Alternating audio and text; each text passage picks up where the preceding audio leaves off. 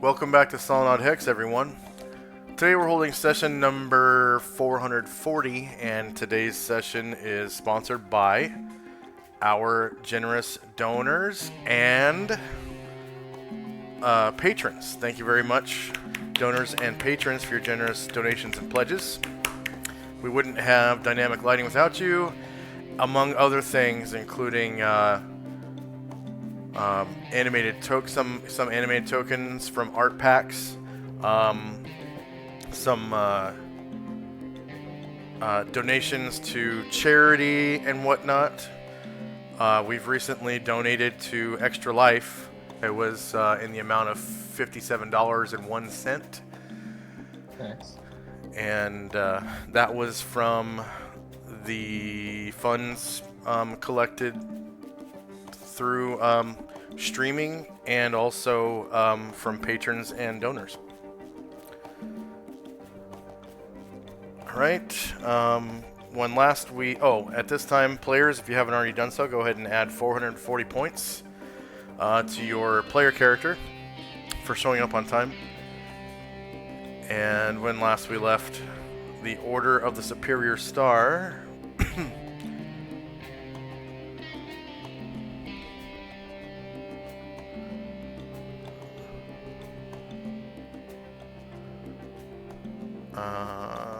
they were in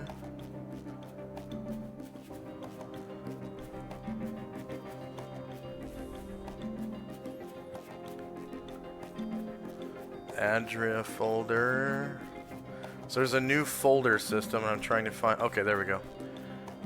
They were in the Yonti Temple in the swamp south of Hang Mai, the old capital. And we were in combat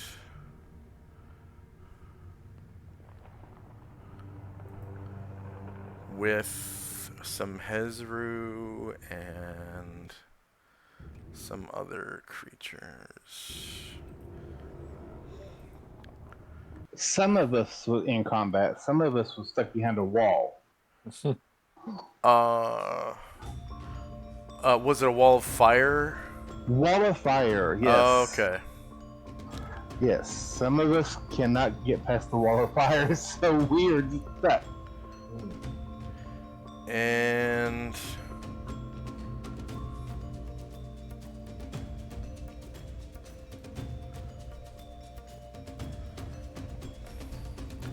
so everyone's right about there. And is there anyone who cannot... Let's see, Dante, your tokens are right down in the other room. Okay, I've found them. So I'm just gonna move them a little closer to where the group is, so you don't have to wander through the halls. Sounds good to me. So you don't have to wander through the halls too far. Alright, so Dante, your tokens are here. And you hear the sound of combat down the hall to the left, this way, and kind of around the corner, like that. Yeah, so I'm just zooming in. Where have I can just pick again where I am? Is that me?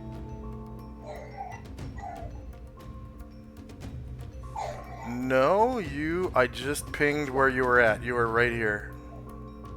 Oh, I gotcha. Sorry, yeah. That's cool. Yeah, cheers. And you can hear the sounds of combat down the hall to the left here, and then up there, around the corner. The safe distance of that. Sounds like a rumbling fire and waves crashing against cliff sides, and your friends shouting to each other like,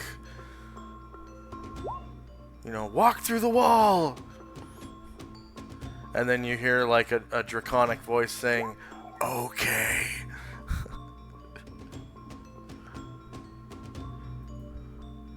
Okay.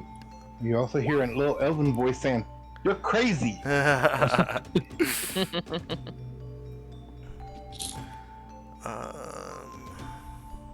So question, Chandrak is bobbing in the water. If I stay where I am I still able to cast from my staff? While in water? Yeah. Absolutely. As long as you are on the surface, because I don't believe you have the power of what's that power that No. Tinsy has? Freedom of movement? Okay. Free action. Yeah, if you Yeah, had no. free action, you'd be able to use it underwater. Okay. And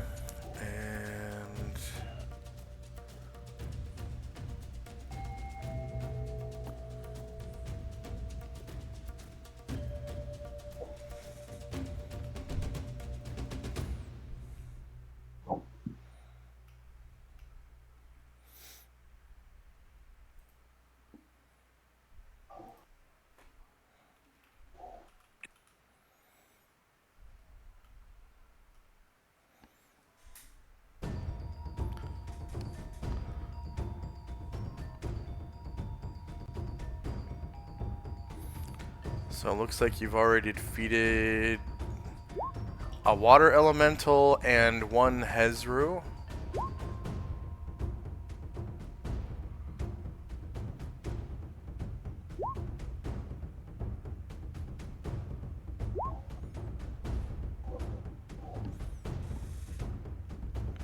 And then who needs I haven't heard from Amber. Amber, you? Come here. Okay, you're mic'd up. All right. Does anyone need multiple attacks? Astral. Ashriel? Anatar and then a second Karen Glor. Anatar.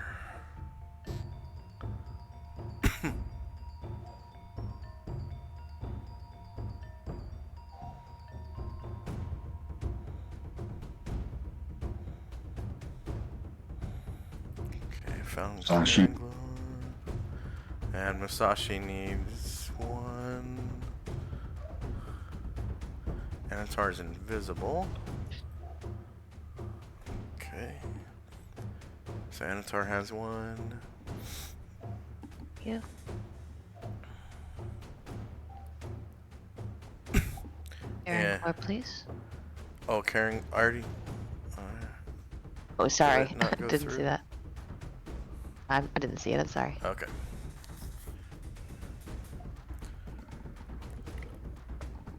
Um, 2 for Varen, please. 2 for Varen.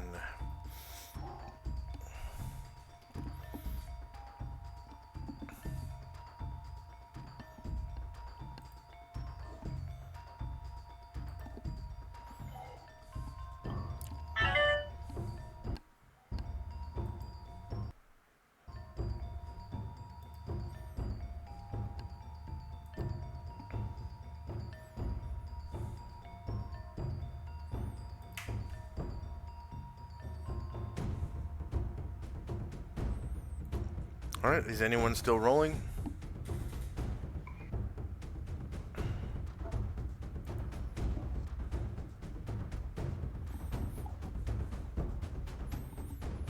Alright, here we go.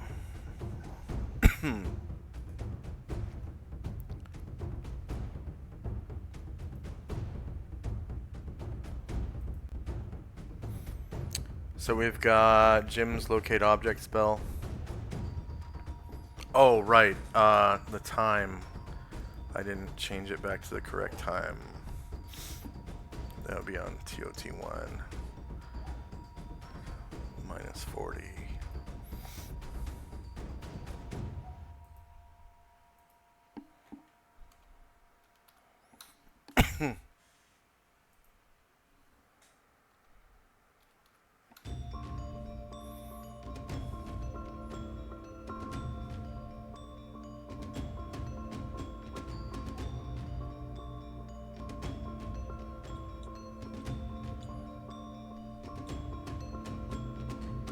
Is that right? Well, on the picture, it was 7 a.m. September 21st, 11 AE5. I think that's an old one. Wow, that is not good. Mm, Let's see. Sort by date modified.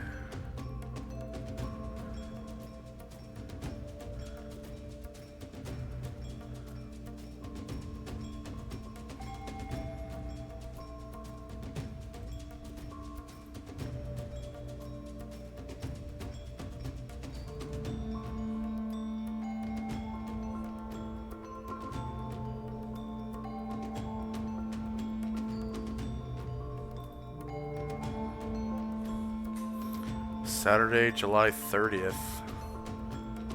That's not good.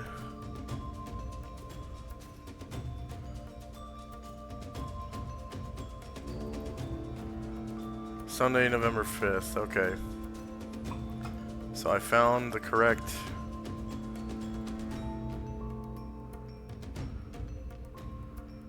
Jeez. Alright. I gotta reconstruct the TOT again. That's not good. Alright. So Jim's relocate object is negative 347.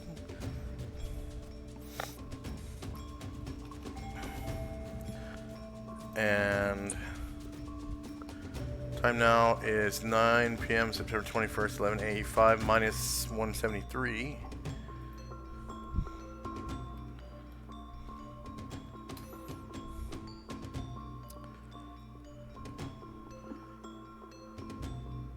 And then there is no control winds. There should be control winds. yeah, Jim just did that. Well, I have to, That's- I basically have to delete everything anyways because then I might have duplicates.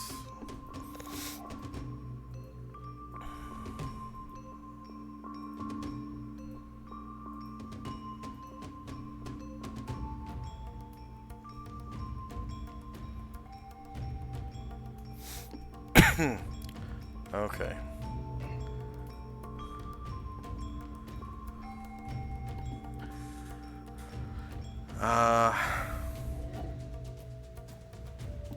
So Ashriel innate protection from normal missiles on Alistair. And then red dot 2 Tenzies Venge. Oh, that's on Gargamon. Why?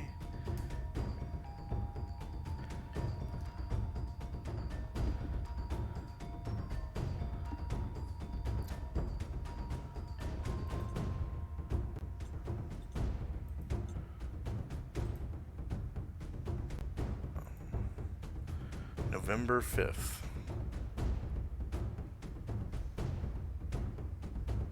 Yeah, that is the correct one.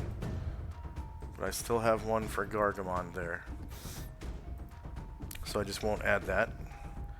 Astral detect snares and pits.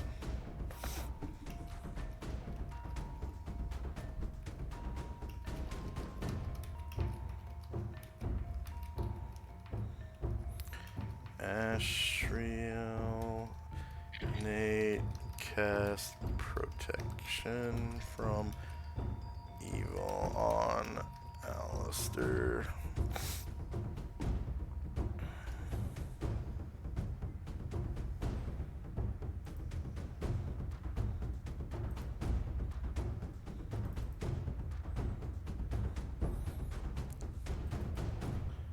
And Anatar's fly on self.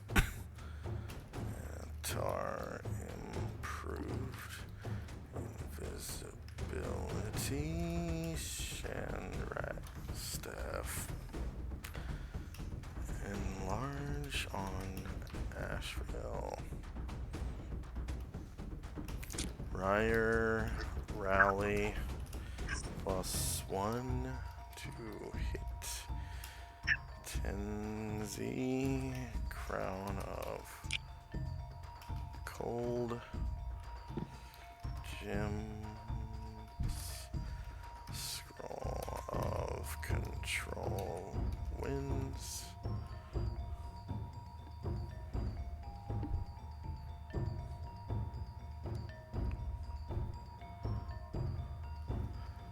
And that,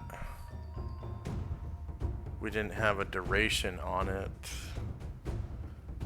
Would you like me to cast it now so you can have a look? Sure. And wind, minimum level for that though. Yeah. Speed. Wind speed was 6 miles an hour, I think. And Maybe then 3. I think he's only done it once. okay.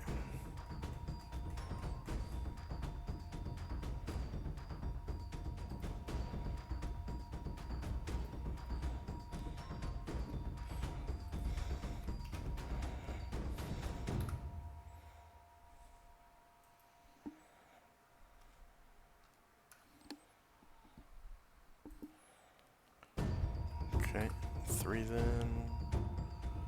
Jim Scroll of Control wins. I guess you can tell me in a second. Tenzi's Crown of Cold still has 13 rounds. I think the minimum level on that is 9. It's level 5 spell. Yeah, 9th level. Ryer's Rally Allies. -4. Shandrak Staff Enlarge on Ashrail. -6. Anatar's Improved Invisibility. -10. Anatar's Fly. -14. Ashrail That was and almost the same thing. cast protection wheel on Alistair. -15. And back to the first one. Astral detects snares and pits, -25. Red Dot 2, Tenzi's Vengeful Strike on guard. Oh, then we don't have that one anymore. Protection from normal missiles on Alistair. -67.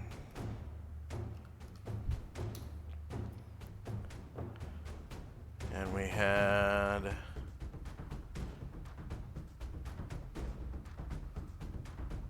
Jim Scroll. What is it? Nine rounds or something, or what? 90, but it's been active for 1. Okay, so -89.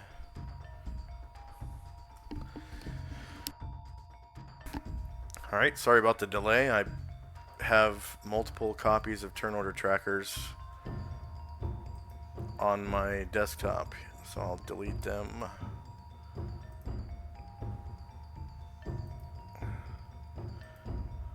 Actually, I want to change my mind about 2 people's initiative, if I may. Yeah, go ahead. Thanks. Go right ahead.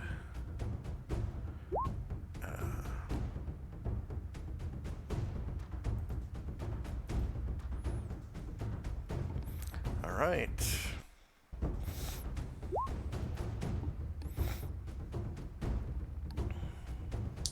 Okay, done. So resorting. There we go. Jim's locate object spell would now be -346. Actually, no, it wouldn't. 347, because we ended on that. All right. So time now is about 6 minutes to midnight. Jim's Scroll of Control wins, has 88 rounds left.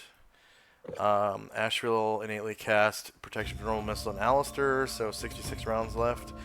Also, Protection from Evil on Alistair, 14 rounds left. Anatar's Flying himself, 13 rounds left. Tenzi's Chronicle, 12 rounds on himself. Anatar's Improved Invisibility on himself, 9 rounds. The Wall of Fire has 8 rounds left because the Hezru is not concentrating anymore.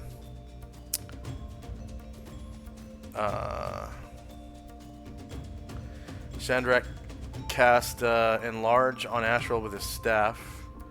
Oh. And then there's Rally to +1 to hit.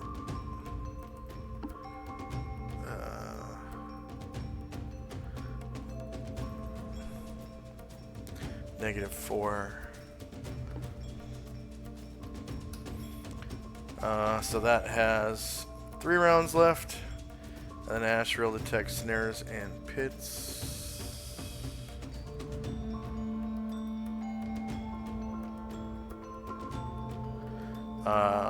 It's -25. So 24 rounds left on that detect snares and pits. And first up is, oh yeah, the wind speed should be at -3 for 3 miles an hour. And first up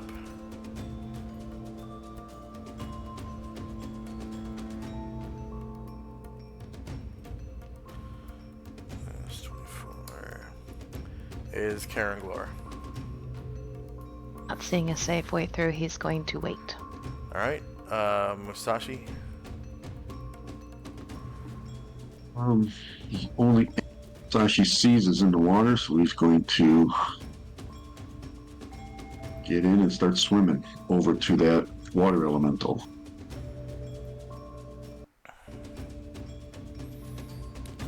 Alright, so he gets in the water.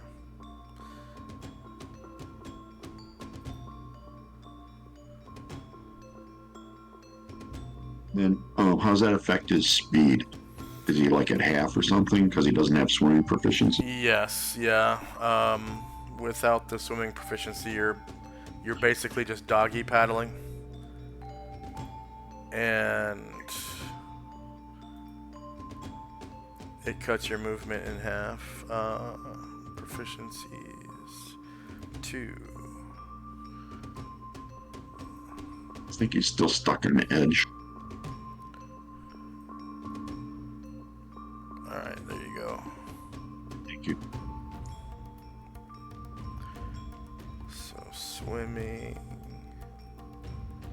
A character with swimming proficiency knows how to swim and can move according to the rules given in the swimming section, chapter 14, time and movement. Those without this proficiency cannot swim. They can hold their breath and float, but they cannot move themselves about in the water, which is bullshit. You can always doggy paddle on the surface at half your move.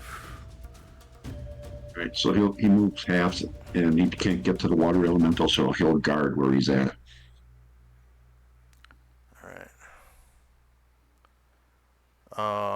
Alistair. As long as he's not encumbered, that is, he can swim.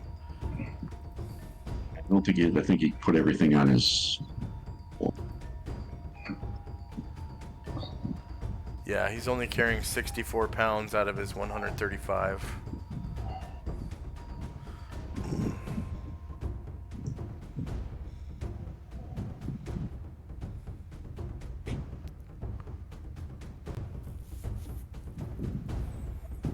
Although it looks like the weight of his armor is not accounted for. The splint mail. Oh, because it is magical splint mail and doesn't count towards encumbrance. Okay, that's fine. Yeah, Alistair, what's Alistair doing? Alistair is looking at that huge wall of fire going, there's no way I'm going through that. So I am holding my ground right here. It can be dispelled, but I don't think you chose to memorize dispel magic. No. Asher. After having lost her backpack in the bottom of the pool, surfaces with a giant gasp and starts like treading water on the top and trying to catch her breath. Oh, that's right. Yeah, you were about to drown, but you dropped your backpack and swam back to the surface. Okay. One of the Hezru.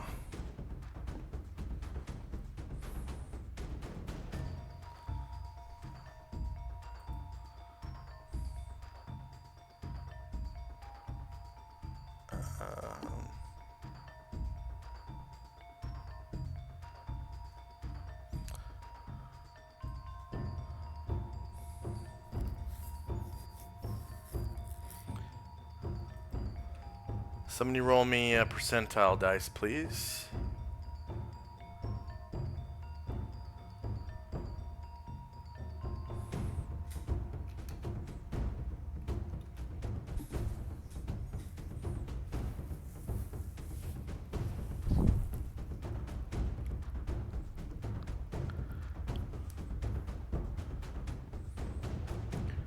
And you have rolled well. Nothing happens.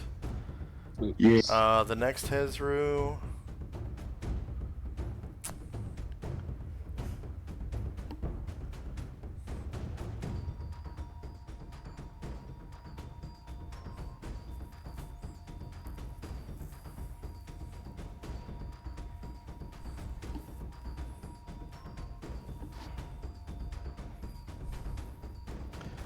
Oh shit. Okay.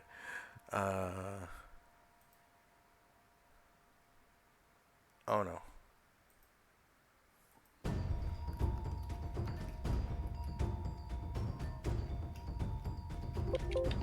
Okay.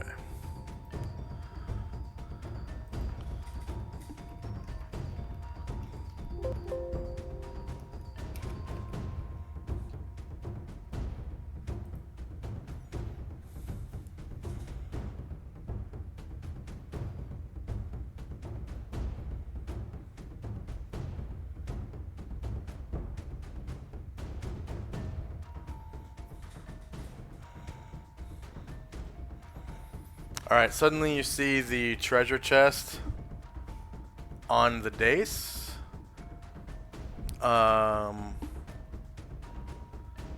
of like grow little feet.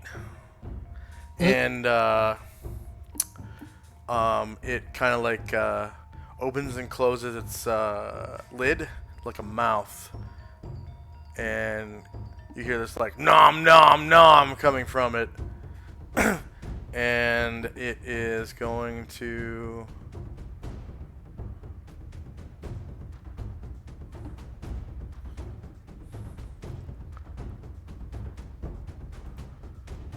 let's see.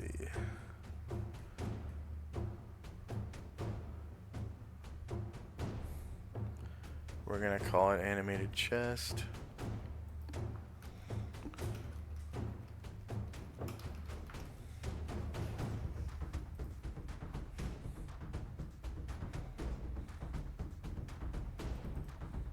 So this is like, it is obviously like a treasure chest up on top of the dais in the center of the room.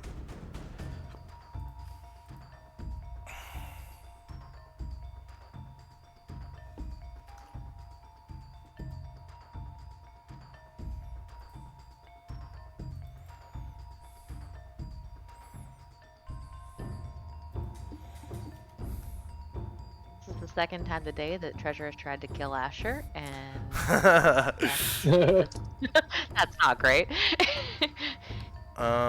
It seems to be moving at 12.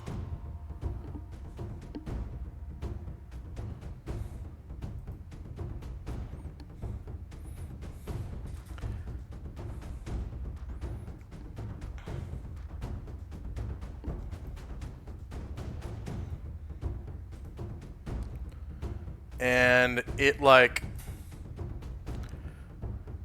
kind of picks up speed and disappears over the backside of the dais. Apparently down some stairs, because you can hear like a like a thud, thud, thud, thud as it like steps down some stairs, and a bunch of jink inside of it shakes. And it seems to be jogging. As well as a chest can jog. As well as a chest could jog.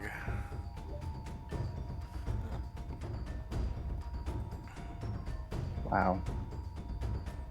This is not Pratchett's luggage, is it?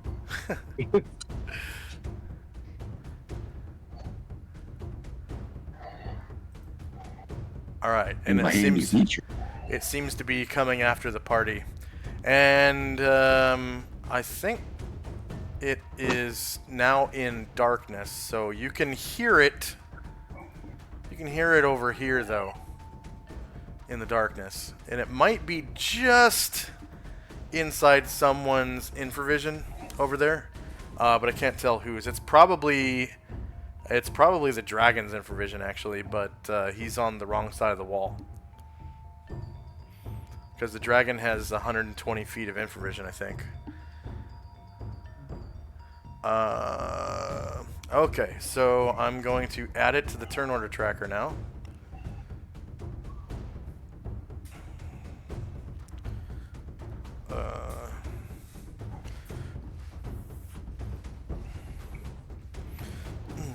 And actually, I need a bathroom break real quick.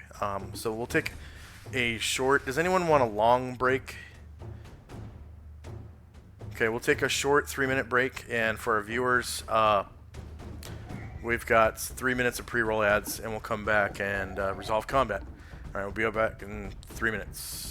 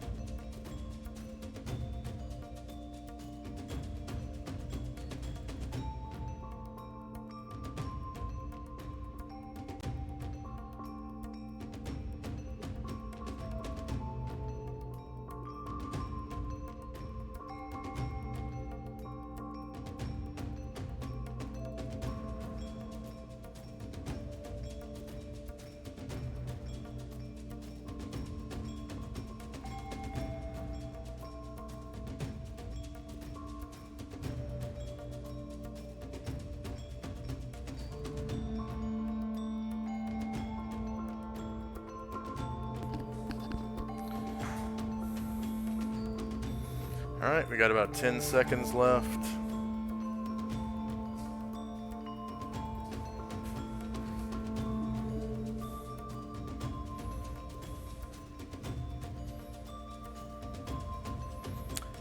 Alright, welcome back from our little bathroom break. We just had one of the Hezru animate the treasure.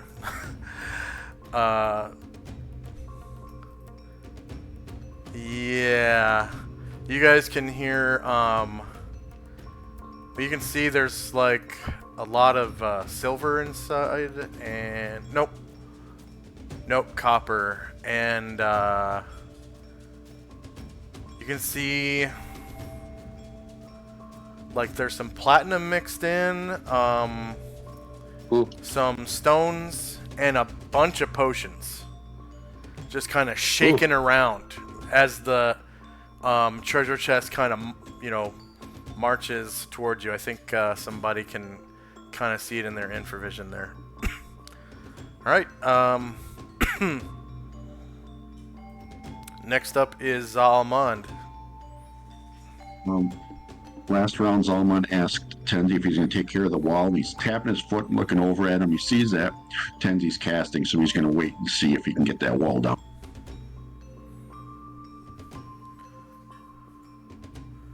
Alright.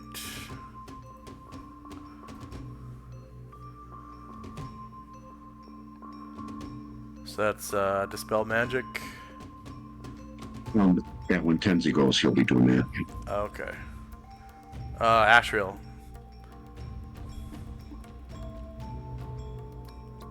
Ashriel will fly towards the elemental. How high would he have to be above it? Above the elemental? Yeah. Let's see, the elemental is 16 feet high, so 20 feet in the air, which is basically right over the top of the wall of fire as well. Okay. He'll go to that height and swing at the.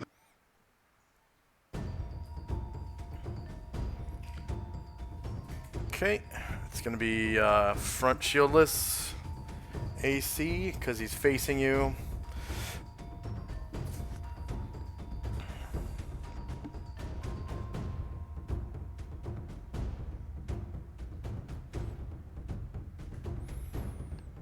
And 5 versus AC2 is a miss.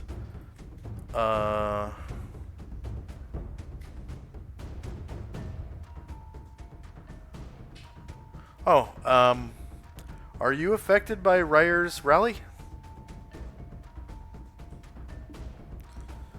I think you should be. Yeah, so let me see. you should have at least +1 to hit on your modifier, and then Oh, I forgot. I'm sorry. Yeah, I didn't know about the rally, and he's not part of the hero's face, so okay. just get the. Yeah. Yeah, he does have a what do they call that? Something clef note. He does have the clef note symbol marker on his token, which means he was part of the rally. So he should get a +1 to hit, in addition to being on higher ground. So you can go ahead and re-roll that attack roll with the Nodachi. Okay, -1 versus AC2 hits, and it's a large creature. So you inflict 30 damage. He's going to follow with the flaming sword, but I believe last time he tried doing it didn't have any effect. So Correct. So it's Yeah, only plus you have to have a minimum like +2 weapon, and versus this type of monster, it functions as a +1. Unfortunately. So yep. Is there anything else you want to attack with your flaming sword? I don't see anything else, so I'll Okay. just swing in. All right. So yeah, it passes through. It makes a little bit of steam, and the wound just sort of disappears as it like heals slowly. Ryer. Ryer is just gonna wait where he is right now.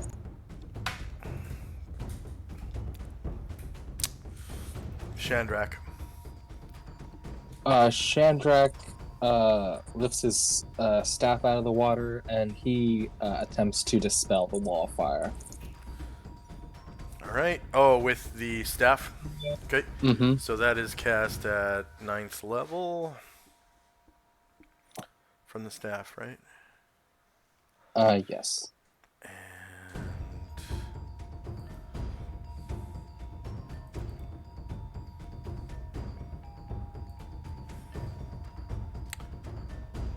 the Hezru also cast at 9th level. So you got about a 50-50 chance. So Rock Wall those odds. of Fire. Level of magic to be dispelled, 9. Level at which dispel is cast, 9.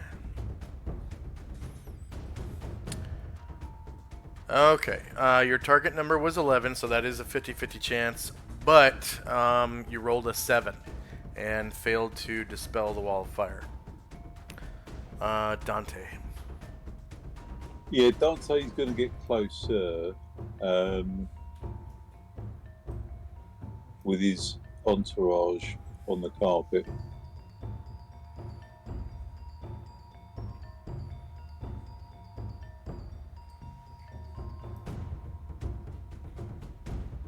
Okay. He'll obviously get a bit closer, but I don't think any closer than that.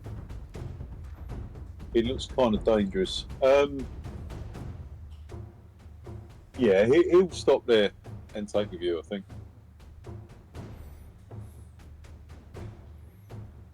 That'll do for Dante. Alright. Anatar. Is going to fly. Oh. It's overland, so I can't. I wanted to fly him here, please.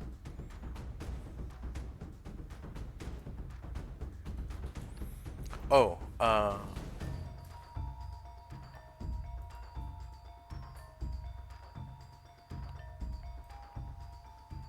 okay, and the elemental will turn to face. And at 20 feet, you do have the higher ground. And don't forget your +1 to hit from being rallied. And it looks like you are part of the Hero's Feast as well. So that should be +2. Yes.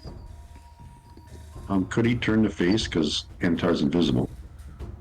Oh, that is true. Water elementals are stupid, so he cannot turn to face. That is a really good point. And Anatar strikes at his shieldless flank. Thank you for that. +1, +1, +4. And naughty. So shieldless flank, you rolled a 1. Okay. Oh! Erdrin.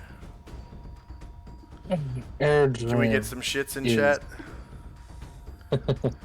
Erdrin will just be reloading his gun and hiding over by the fire over here. Whee!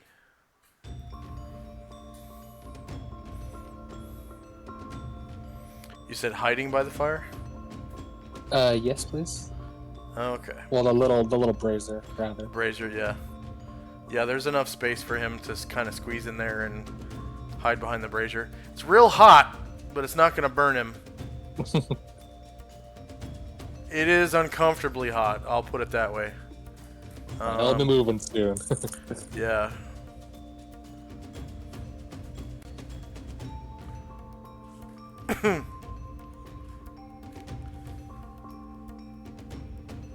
Wow. You rolled a 1 on your D100. Oh, gotta happen Yeah. sometime. There's no such thing as a critical hide, but that's nice to know. Bombosa. He is going to. Obviously, he can't backstab the water elemental because it has no back. But he is going to try to attack it with a +4 from being stealthed. Yes. A +1 from rally. It is blind to your presence from being invisible. And you are in its front, but it is shieldless, so 2 versus AC2 hits. You're using a +2 Darn Den, so the magic takes effect, and it was not a crit, so you do 8 damage as it's a huge creature. Next up is Jim. He's going to concentrate on the control wind spell and increase the wind to 6 miles an hour. Okay.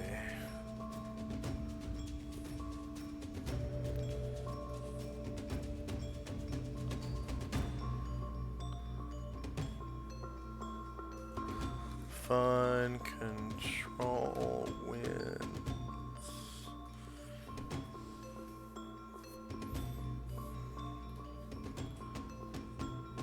Or was it wind speed? Wind speed. There we go. 6 miles an hour, right? Yes. And I think you have to get up to, what, 18 for it to have any effect on anyone? I think, let me journal. I think next round it diminishes their area to half, and then 18 is when it pretty much cancels it out. Look at. Okay.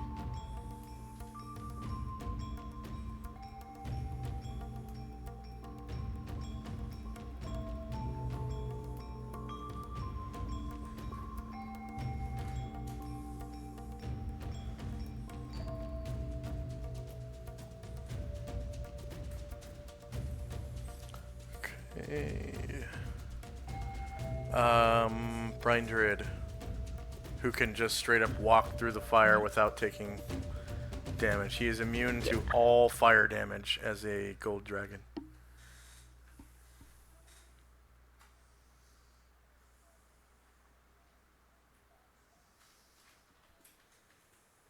Did you want to walk through the fire? Yeah, I want to fly, but Fly through the fire. I want to, yeah, because I want to fight the water elemental on the way. All right, so that's 1, 2, 3. This is so weird. 4. The dragon appears to be under the dead water elemental to me. Oh. And then he went from here, so he would have been able to gain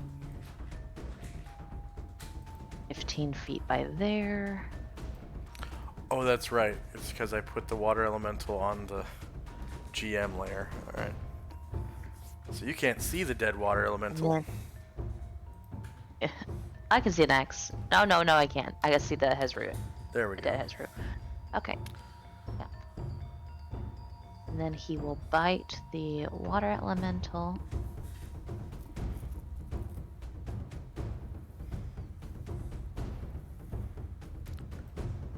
Okay, yeah, you're directly over Shandrak. Yep. Yeah. You're able to bite the water elemental. And because you are a monster, you count as like, I don't know, +3 weapon or something. So in my campaign, I allow dragons to attack as though they were magical weapons because they can never get weapons. And there's rules in the Dungeon Master's Guide that allow monsters to attack as though they were magical weapons. So that's, well, we don't need to get into the rules right now. But I'm pretty sure he counts as like a +3 weapon. So that's going to be front shieldless, which is -6 versus AC2, and you hit... you need to re-roll that. You were part of the Hero's Feast, no? With Brian Druid? Yeah, I thought I put that in there. You only gave I put yourself a that in +1. You're also rallied, aren't you? Oh, yeah, I thought So it does. should Alright, be I'll re-roll. should be +2, and higher ground as well. Oh, okay, that's what I didn't do.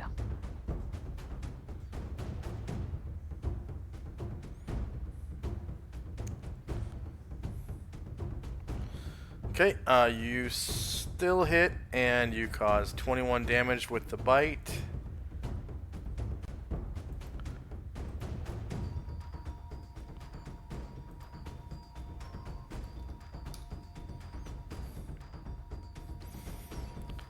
Tenzi. Oh, I do have to. I have to fly him further. Oh, that's right. Yeah, go ahead. Going to land him right here, if I may, please.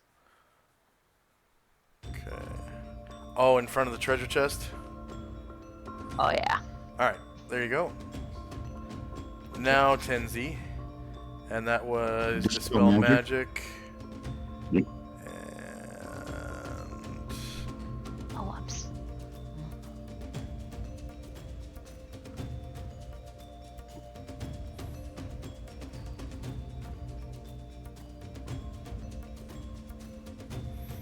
You know what I didn't do was add the Dispel Magic button to the Dispel Magic button.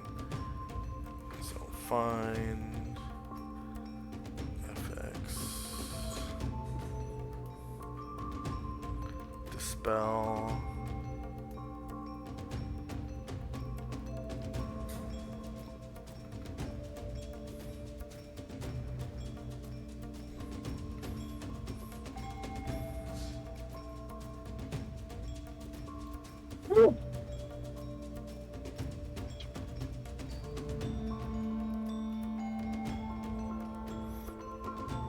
F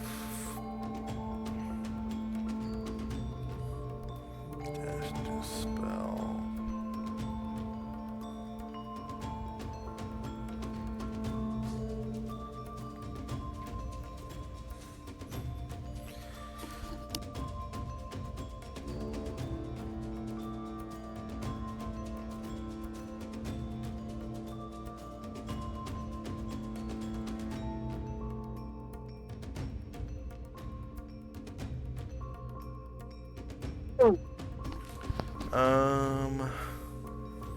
Save changes. Alright, spell. Alright, wall. Oops. Wall of fire. And it is level 9. And then what is your casting level? 13. 13. I think that means your target number is going to be like 7. 7 or higher. Yep, 7 or higher, and you rolled 13.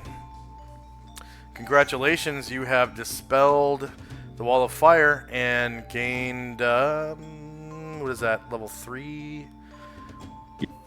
So, 300 experience points. Nice. For dispelling the wall of fire. See, I'm on the map layer. Wall of fire goes away, and so does the blocked light.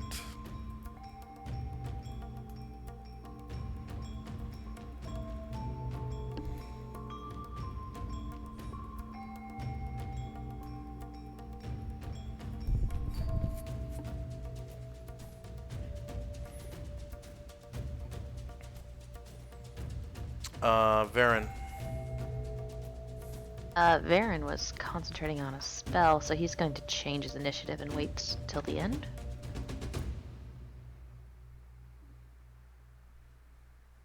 Also, before we proceed, the water elemental should take an attack of opportunity on Brine Druid. That is correct, yeah. Don't remember if he has any stone skins left. I don't think so.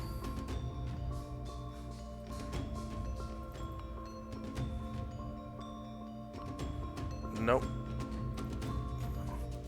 And attacks of opportunity are always at the back. AC. So wave-like arm crashes against him.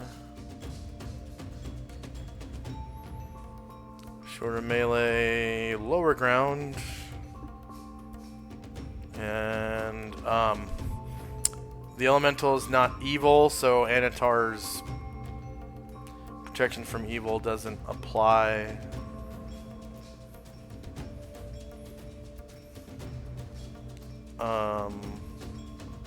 In this instance, and shouldn't be any modifier to damage. Alright, 3 versus -1 is a miss. And then, so Varen was casting a spell? He was also gonna dispel magic, but he's not anymore. Ah, okay. Forgot Tenzi was doing that. Is that one of his slotted spells? Yes. Okay. So it will be lost from his memory unless you use it, and you can use it on like individual targets. Like you don't necessarily have to cast it on a spell effect.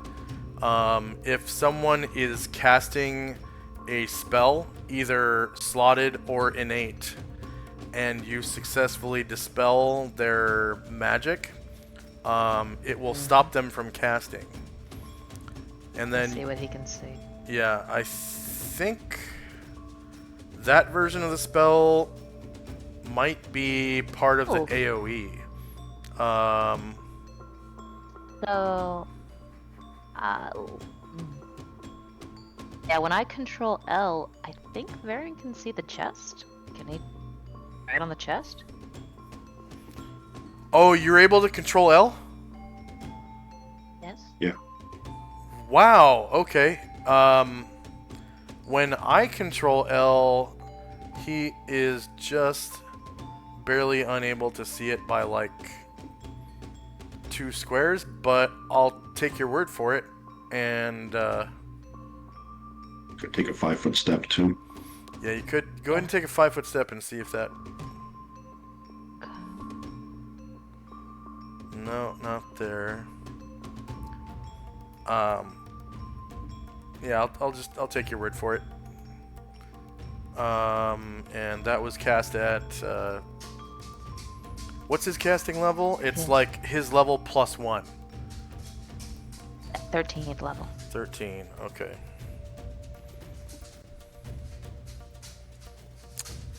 So that is animated chest. Level of magic to be dispelled is 9. Level at which spell is cast, 13.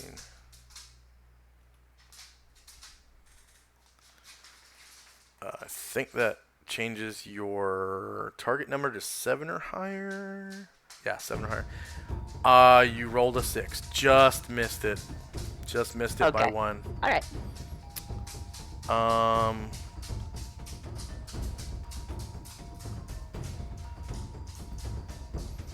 Next up is the water elemental.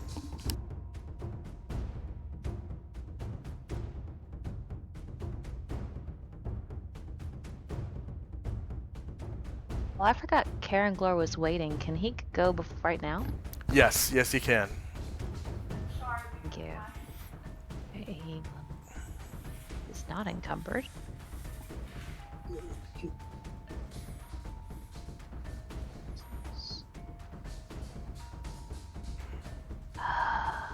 Okay, so Into the at water. 8 he can kind of slide into the water.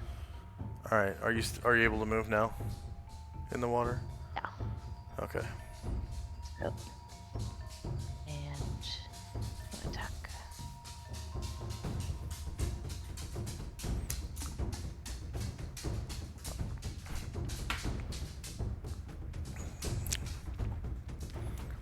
And he is able to see Karanglor, so he will turn, not turning his back to anyone. So it's going to be front shieldless, and oh, you rolled a 1. Okay.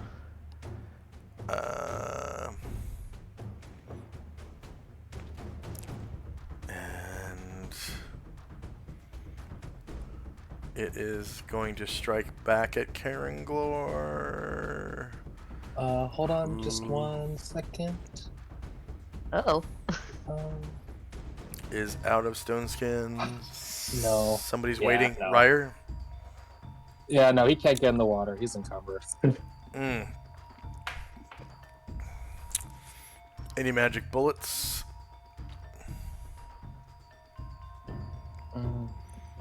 Nope. Alright. Yeah, the water elemental strikes at Karanglor with a wave-like arm at +2 to hit for Karanglor's off balance.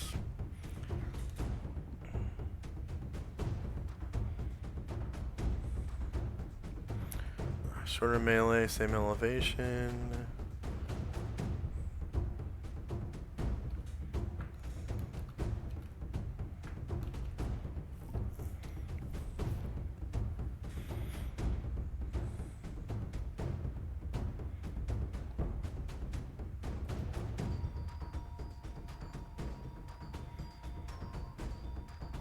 Okay. And that is, he's shieldless. But it shouldn't be his. Yeah, I guess it is. So that's a crit. And he takes 40 damage. He's at -7 now. Alright, so his body goes limp. And he drops his sword.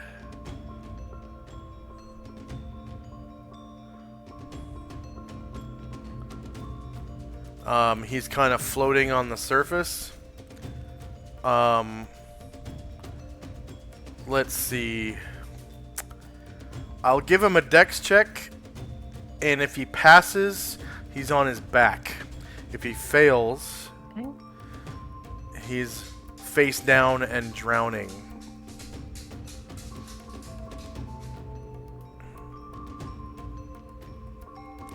Alright, so he's on his back, breathing normally, but bleeding internally from the huge wave-like arm.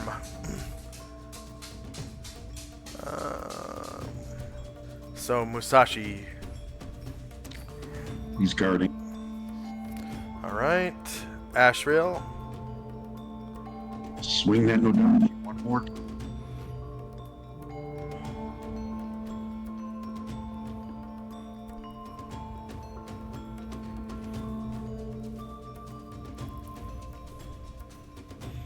And you get front shieldless, because he does turn to face. Whoops. Face Ashrael. Like this. Damn it. Like this. That is a natural 20. And you caused 30 damage to him with your Nodachi. Killing it. So go ahead and describe how you do so. Enraged by seeing what happened to Karanglor, he tries to split the wave in two.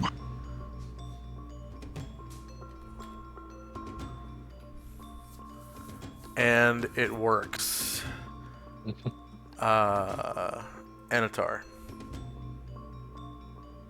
Oh, he's he off was balance only- as well. He's off Oh yeah, balance thanks as for well. reminding me. I forgot. So Yep. that's the end of the round. So you can remove the shits. Zalman was waiting, so I'm just going to move him. Okay. Yeah, so was Yeah, same Ryer. with Ryan. Yeah. Yeah.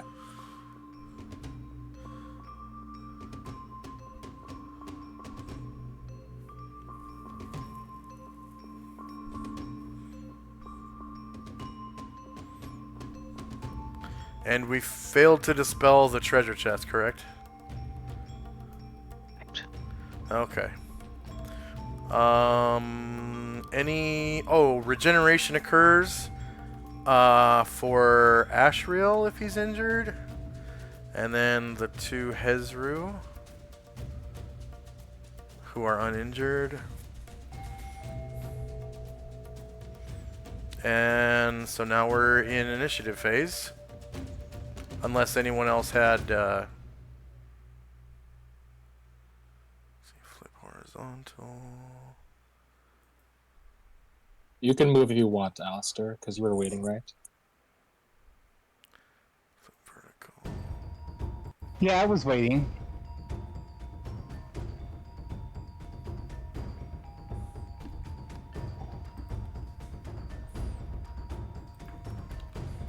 The only thing I would do moving wise would be move up to the edge of the water and look around.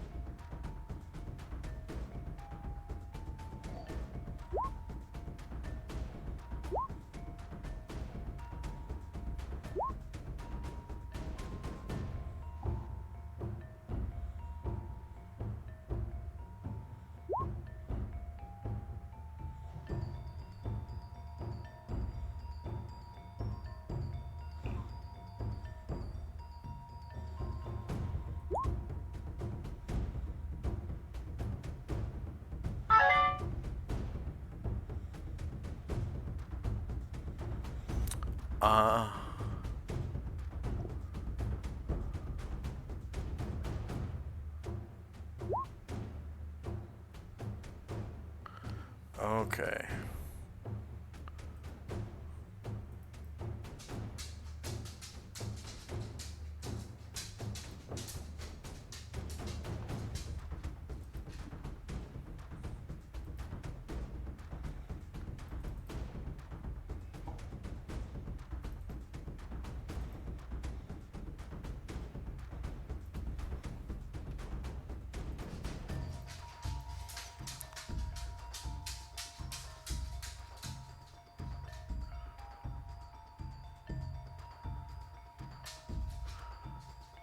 So it doesn't say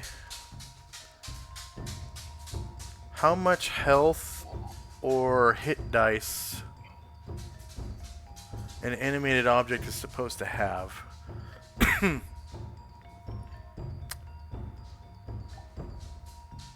Or how it fights, like as a priest who animated it or as a fighter. So I'm going to assume that it would have the same level and class as its animator. So 9, and then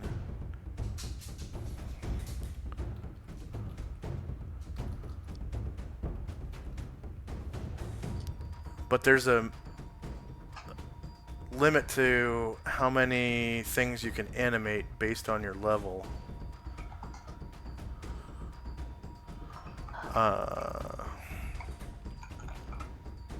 I'm seeing a wiki. I don't know if it's reliable or not, but I'm copying the link in Discord. Actually, no, there isn't. It's your level determines what the volume of the object can be. That's 14th level priest could animate one or more objects whose solid volume did not exceed 14 cubic feet. Okay. Yeah, I'm gonna give it the same level and class as the animator. Bite.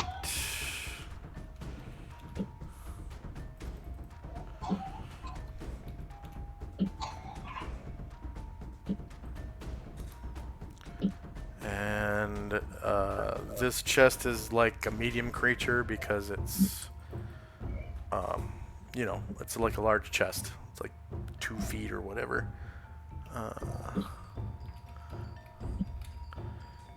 It does bludgeoning damage with its biting lid. It is a medium creature, and thus has a speed of 3. And then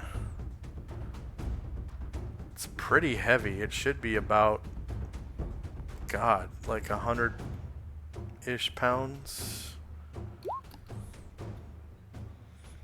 But it only has a bite.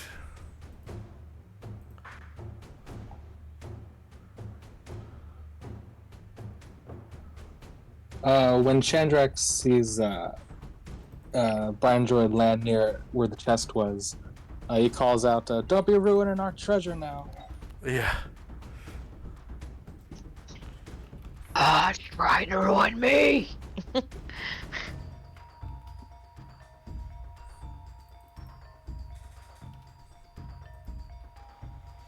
And then I'll roll HP normally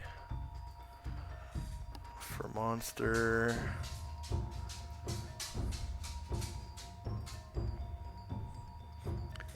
Alright, so I've got its initiative as a...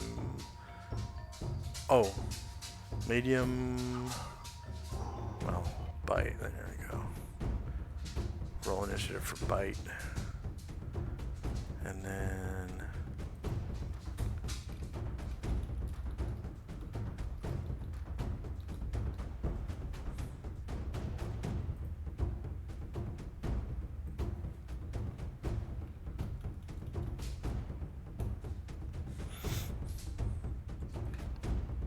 Alright, is anyone still rolling, or does anyone need more multiples or anything like that? Alright, here we go. I'm gonna sort the tracker. Hold on, just 1 second. Sorry, my fault.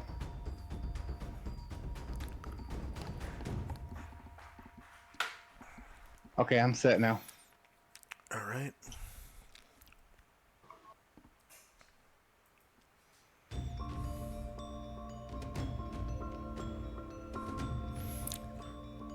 Alright, so we got spells and time.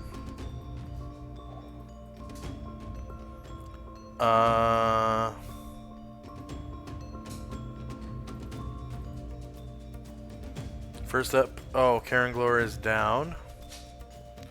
So I'm just going to change his initiative to 0. Asher. Asher is going to swim to the edge and she's going to haul herself up, and she probably doesn't have enough strength to haul Karen Glor up too. She'll try to kind of guide him a little bit closer to the edge if she can. Yeah, at the very least, she can get him to the edge. Go ahead and give Asher a strength check to pull him out. Just a flat strength check.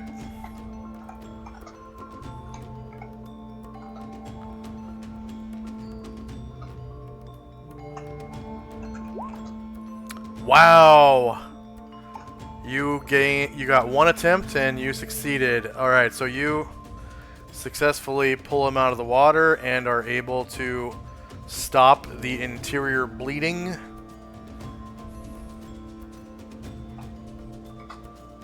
So he is stabilized at -7.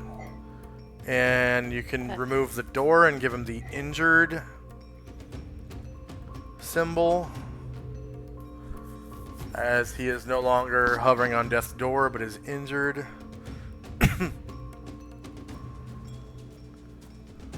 And that'll be good for this turn.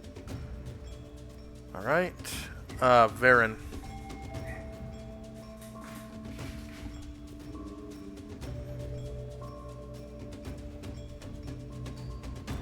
Alright. Aaron is going to fly. So let's do forward and up. And 20 up.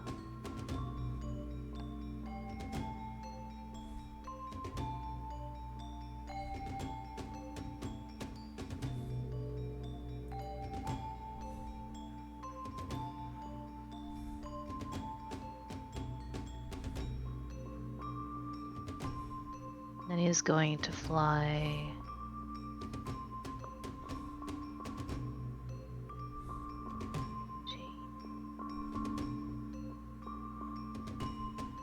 Marketing.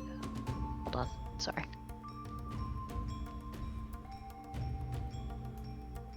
Okay.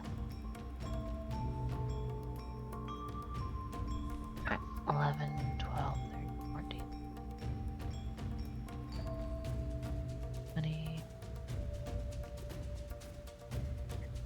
21, 22, 90-degree turn. 24, 25, 26, 27.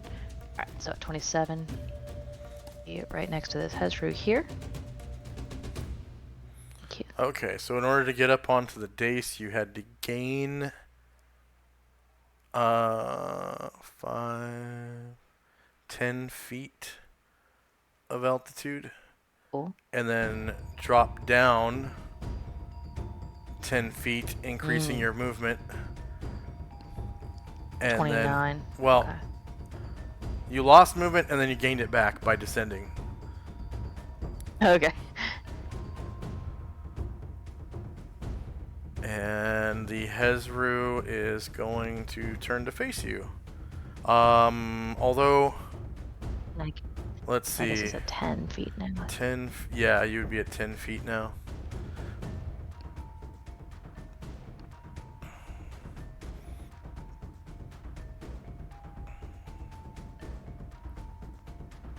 Does he need to make a check for the stench?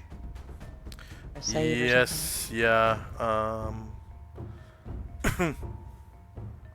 Save versus paralyzation or be overcome by the powerful stench.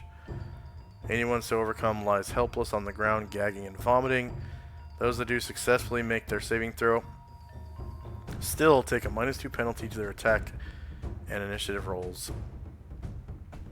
Alright, so while inside the stench AoE, you take a -2 penalty to your attack and initiative rolls. Okay, so that will balance out from the Hero's Feast and Rally. Yeah, Make a straight roll. Higher ground.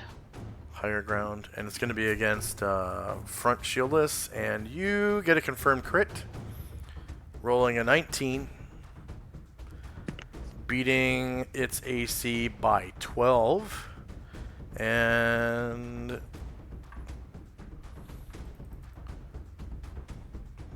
Hezru are large creatures, so you do 27 damage to the Hezru. Okay. Then we'll come in with shield.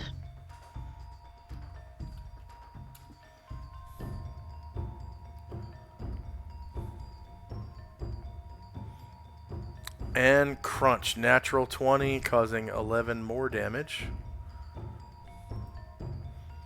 And should I And bother with claws? your claws just scratch it, and they heal right before your eyes. Okay. Shandrak. Okay, so now that Varen's over there, I can see the Hezru to the north. So Shandrak would like to try to cast light into the northern Hezru's eyeballs from my staff. Okay. That's a free one.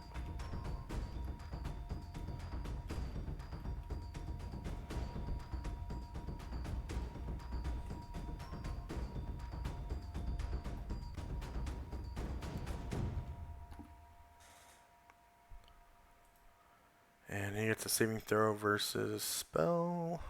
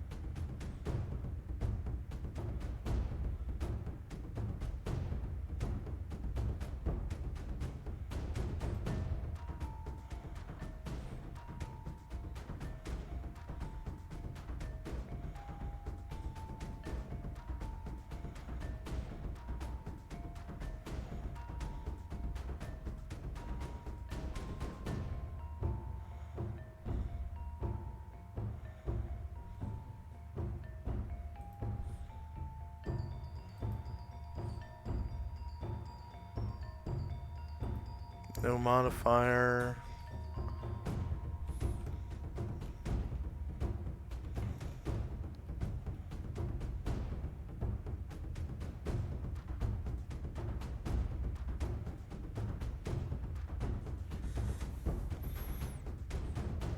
Alright, his target number was 11 or higher, and he rolled a 16, saving against the spell. And I didn't even roll magic resistance. Yeah. Brian Druid. Okay, so if Blind Druid, he'll take an attack of opportunity, obviously. If he lies this way, will he hit that column or clear it? At his current altitude of 10 feet. Oh, sorry, he's actually on the ground. I forgot to take that away. Okay, so he has to gain 10 feet to fly over the dais Sure. in the center. That's fine. Alright, so he'll go 11 squares that way, gain 10 feet, Oh, a just 45-degree turn. just so you know, both Yeah. the ring of columns and the Uh-huh. thing in the middle are the same altitude. They're 10 feet above the Oh, so you can just the floor. fly over them. Yeah. The Oh, reason sweet. why it looks Okay, like it's cool. different is because of the ring of water, Alright, but they Yeah. are the same altitude. okay. That's fine. So yeah, he'll just... it's 11 plus 4, or plus 2 to go up 10 feet, so 13. Then end up here, 19. That's where I would like him to go, please. Okay, so the animated chest was not dispelled, correct? Yep, so he's going to get an attack of opportunity. Yes. So he gets bitten.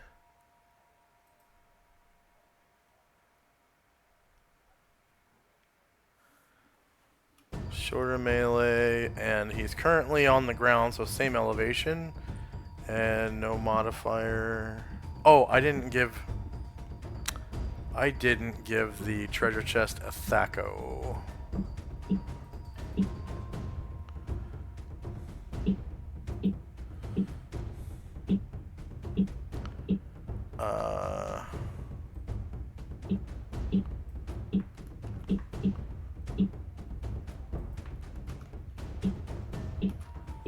There we go.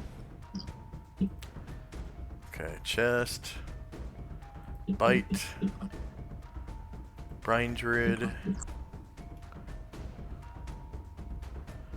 Shorter melee, same elevation, no mod. No mod. Rear AC. 8 versus -1 is a miss.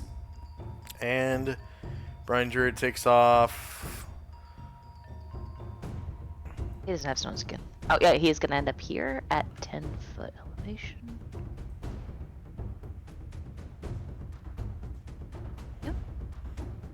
Just gonna... yeah. Thank you.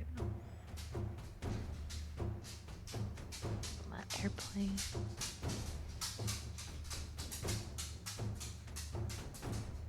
And then make a save versus paralyzation.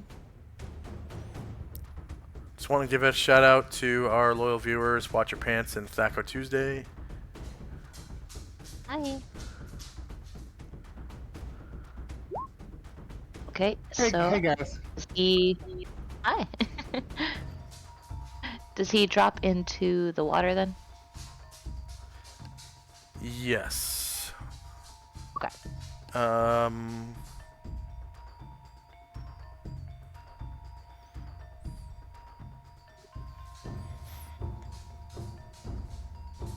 Anyone so overcome lies helpless on the ground, gagging and vomiting. And you have to check every round until you can get out of it or whatever. Because there's no number of rounds that it... yeah, that it works. So every round it changes. It You have to save every round while you're in the stench, and that includes Varen, even though he saved the first round. Rob? Ryer. Come on.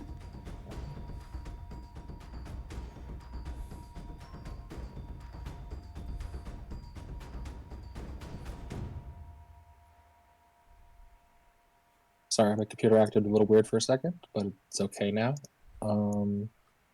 Ryer will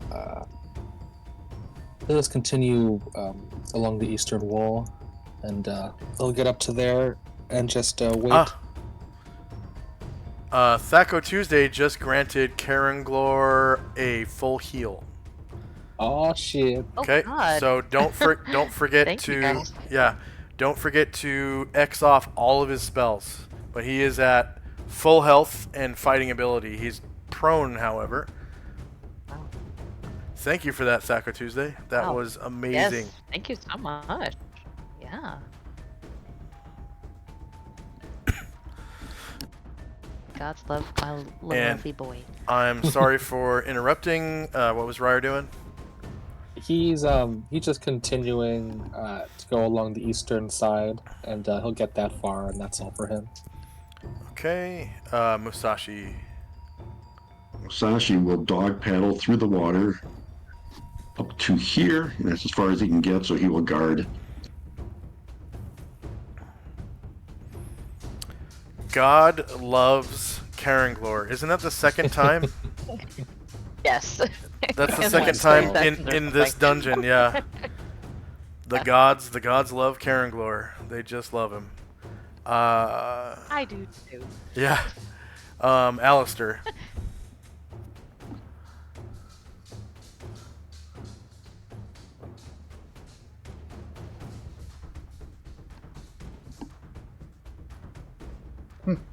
Really, all Alistair's going to do is make his way over. Well, if I can make my way. Come on, make go. Over into this area over here.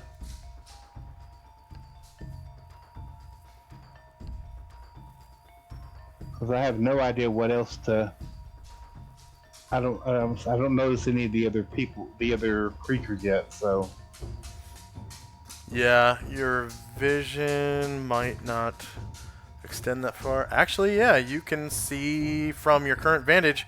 You see both of them. They're right over here on the other side of the room. There's some kind of light. I think Varen's wings are giving off enough light for you to see both of them. So there's one right here, and there's one right here.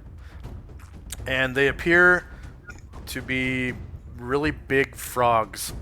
I'll read their description to you, since I don't think your character has actually seen them. They look like large, roughly humanoid toads with arms in place of forelegs. They stand upright on all four limbs by turns. By turns. I don't understand what that means. They have rows of blunt, powerful teeth. Spines run the length of their back. And they're talking to you guys with telepathy. Like, whenever, you hit them, they're just... You can hear this, like, you Burke. You Burke! Ah!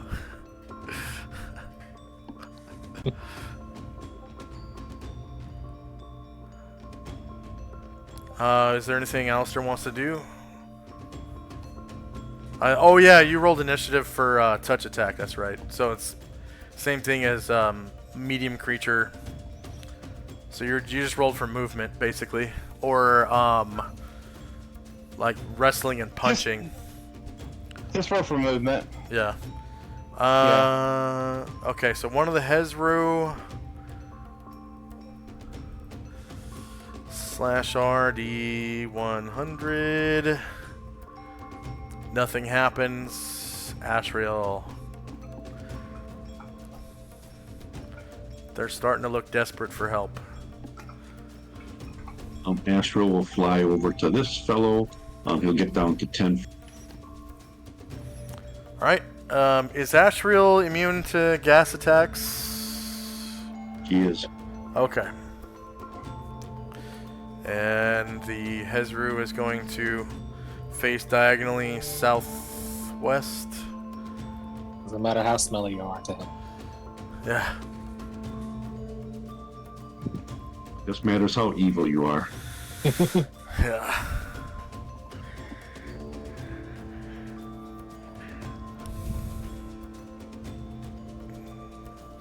So this one I think looks really injured. If you hover over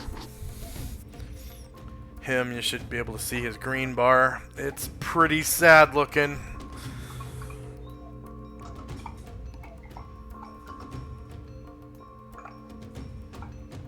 We're going to make it look sad.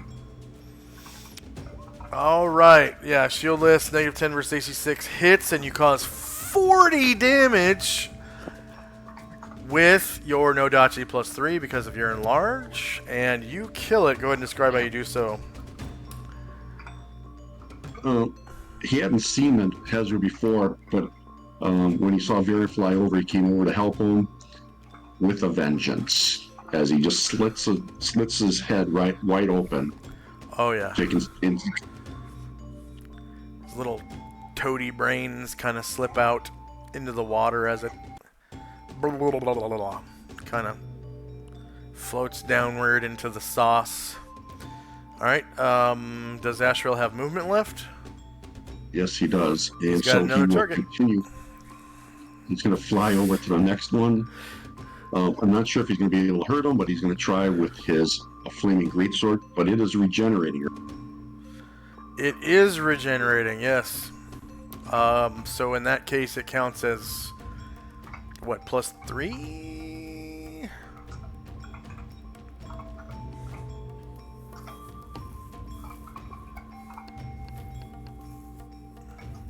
+2.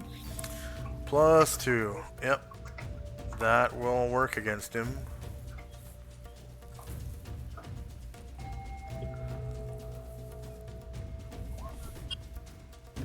Alright. Shieldless, -7 beats -6. You cause 31 damage. Wow. Yeah, you roll. Oh, yeah, it's a two-handed sword. You roll 2 6s and a 2 on the 3d6. Times 1.9. +2 from magic. +3 from strength, I guess? Yeah, strength. Comes out to 31. Minus 31. Enter. And it survives the onslaught. Anatar. Okay. Going to fly here, and he needs to lose 10 feet of altitude. Alright. Do that.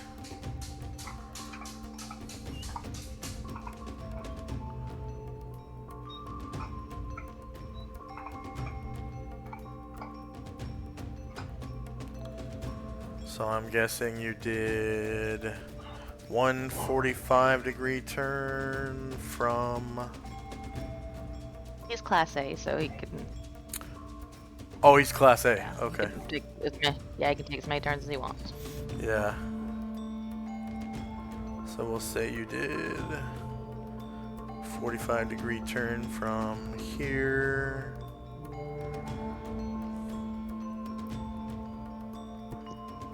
Up to here, and then another 45-degree turn going north.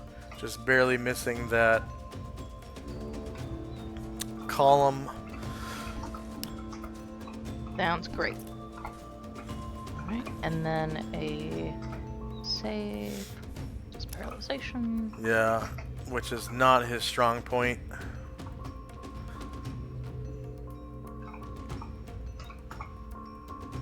Although he is a fighter and a wizard, so I think fighters have a better paralyzation save than wizards.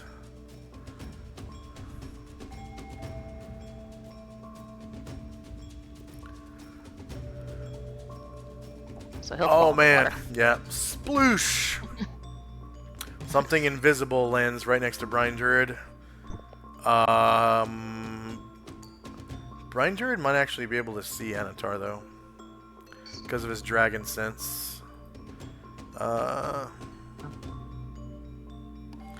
And he does have observation.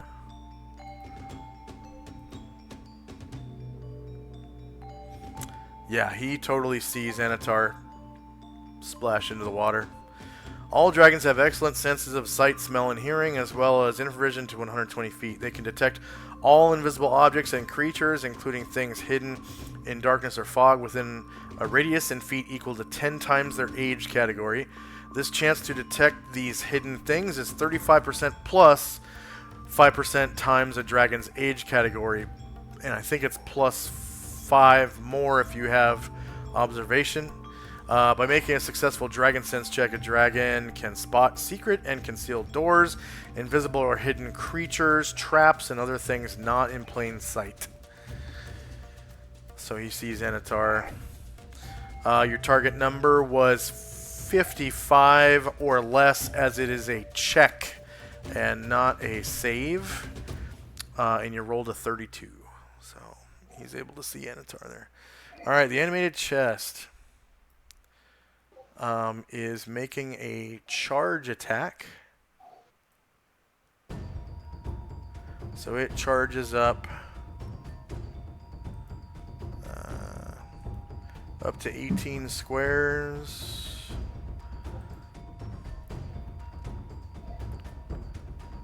And it is going to attack Caranglor, who is prone. Prone status gives the animated chest plus 4, yeah, plus 4 to hit. It's plus 2 if seated, plus 4 if prone. And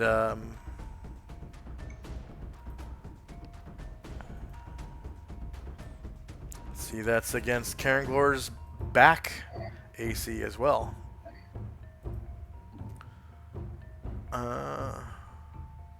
So bite, Caranglor,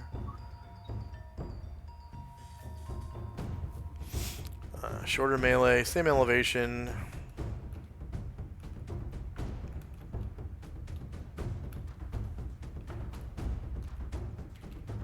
Plus 4 to hit, no modifier to damage.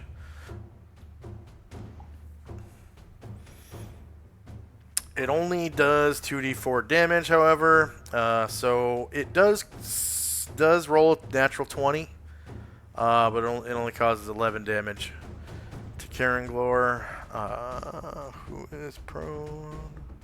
So he's Sorry, that was an accident. he's at 33 minus 11. There we go. And Zalmond. Zalmond is very confused. First, he sees Caranglor look like he's dead. Then he floats over and gets up onto the side of this ground. Yeah. Now he looks alive, and the chest comes over and bites him. Bites so, like, him, what yes. the hell is going And you can fully see now what is in the chest. It has... Whoops. I opened the character sheet rather than the token. So inside, you can see 3 potions of one sort, 9 potions of another sort, a whole bunch of copper, a bunch of platinum, and there are 4 transparent, like, golden stones inside, mixed in with the potions and coins. I'm not really sure what else to do. He's going to try to bash the chest to stop it from biting Caranglor. Alright, and it is going to turn to face both you, Caranglor, and Alistair. So it is shieldless, and you'll attack its front. It appears to be made of wood, so yeah.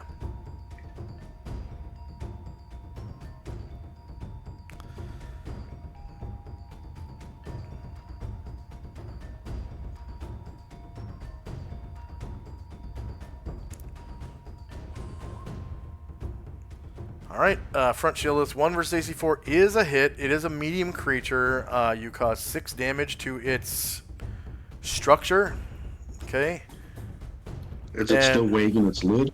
Yes, it is. It's still like moving around on its little feet, and its lid is still going nom nom nom nom like that. Now he's gonna try punching it with his shield. All right.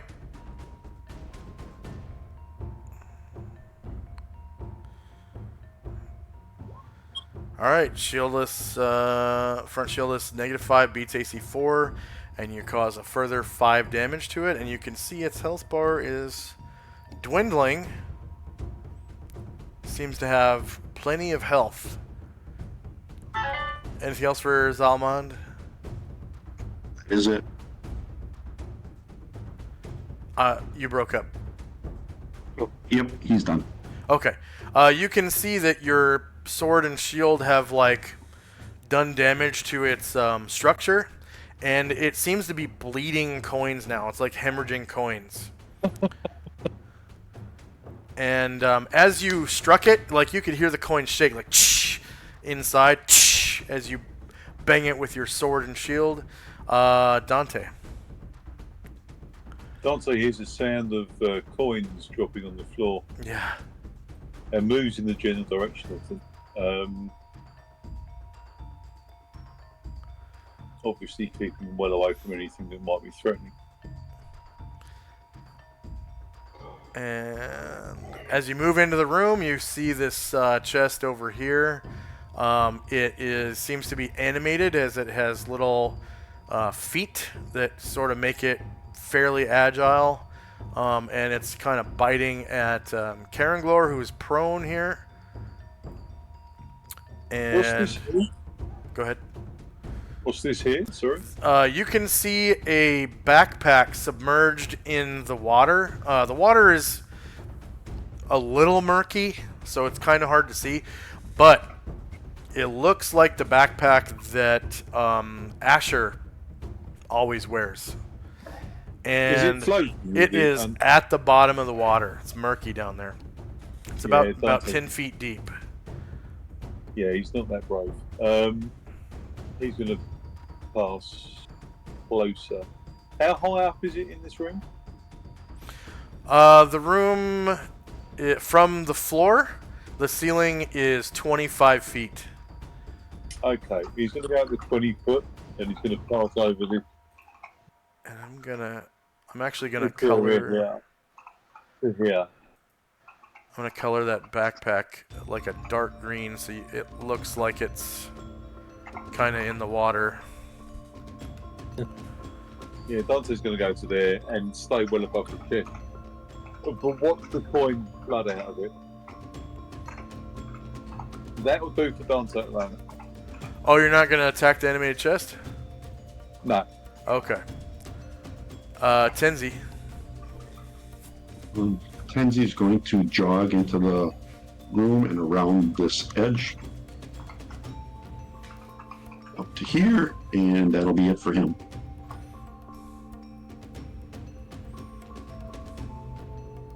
If there was any invisible evil creatures, they would have taken damage. Oh, as you pass by? Yep. There were none. There were none. Jim. Concentrates again on the control wind spell, bringing the wind speed up to 9. He actually, not knowing what's going on with Karanglor, is going to move into the room because he does that innately. And heads over to Yeah. over to have a look at him. It and takes sees that- it takes concentration, so his movement is cut in half.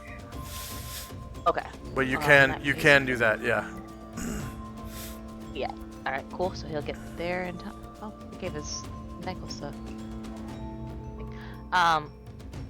Yeah. So he'll get there and get ready to help Karanglor, and then also very confused. like he heard Karanglor's like cry, like cut off, but now he seems mostly fine. Yeah. You do see Brine Druid kind of hacking and vomiting while floating in the water, kind of, or hear it at least. And you could tell it's Brine Druid because you know he's like, "Ah!" You know, his weird draconic voice. Yeah, the wind speed is mainly what he's gonna do that. All right. And then at 9, does that do anything to their thing? I don't remember how I did it last time. At next, wind effects. There it is. Okay. So last time what we did was that at moderate breeze, which starts at 8, so we are in that their AOE for that went from 10 feet out to 5 feet out. Okay.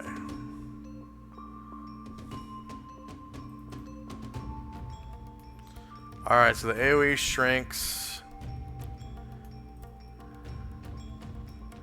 And unfortunately, Anatar and Brine Druid are still within 5 feet.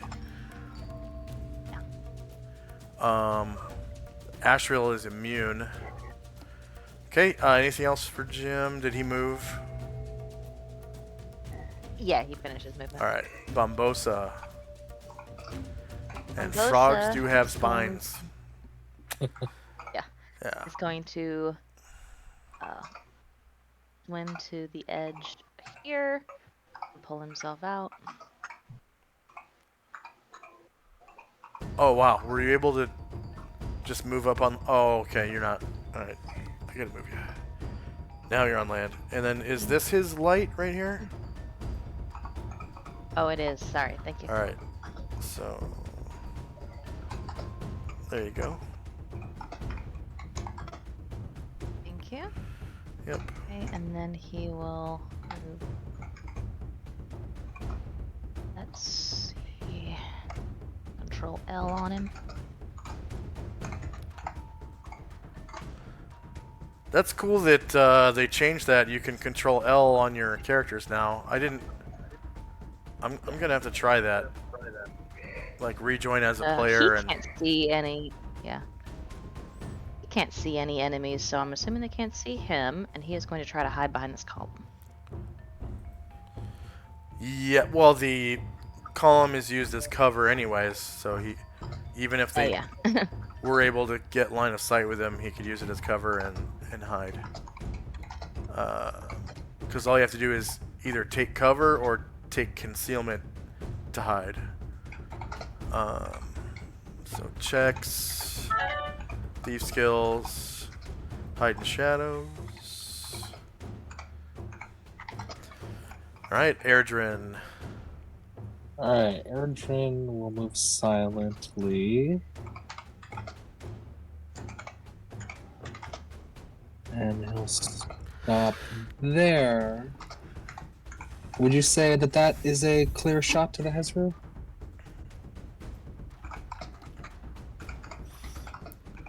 No, there's a Dace in the way. Okay, that's too high. Okay. No problem then. Yep, we'll just be waiting there. Okay.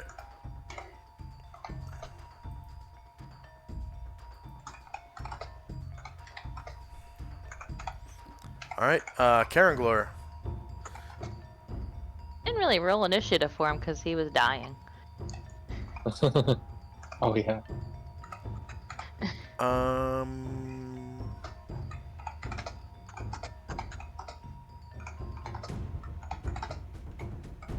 If he can take his movement, he'll get up. He can actually take his 2 attacks right now. Yeah, he can take his Cool. move. Because right now would be his, would have been his 2 attacks. Alright, cool.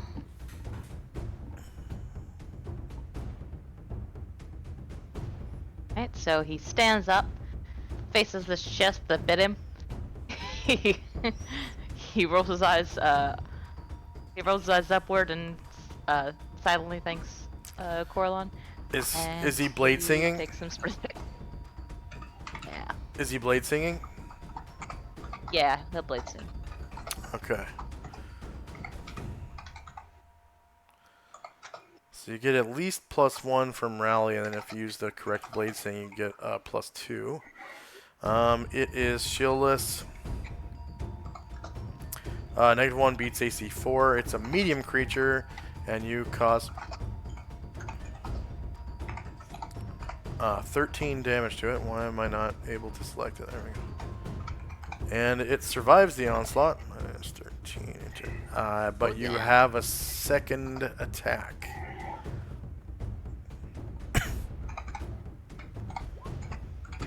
-1 beats AC 4. 12 more damage.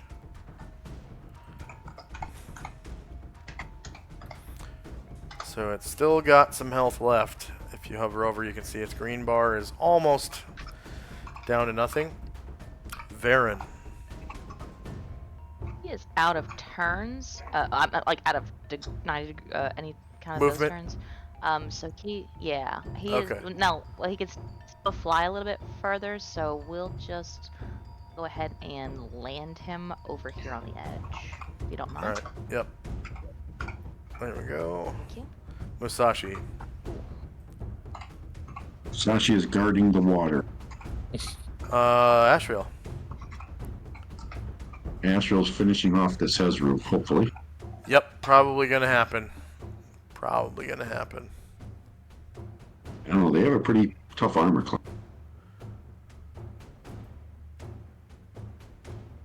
Yeah, they do.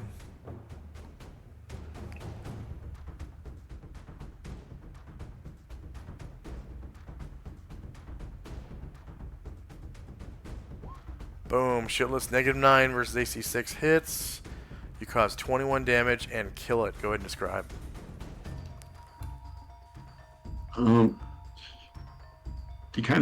They got these little froggy heads, and he tries to stick the Nodachi in the ear, but the Nodachi is pretty big, and it ends up splitting the head a little bit. And then, do you have any movement left with Ashriel? Did you want to move him or anything? Let me see. No, I don't have any more moves. Alright, Anatar. Oh, Anatar was choking. Oh yeah, he's in the water. Varen's out of movement now. End of round, regeneration occurs, and anyone who is waiting can go now. Looks like Ashriel is still uninjured. And the Hezru are dead. All that's left is that chest. Does he stay animated after its creator is destroyed? Or Yeah, it doesn't take concentration. So it just has a duration.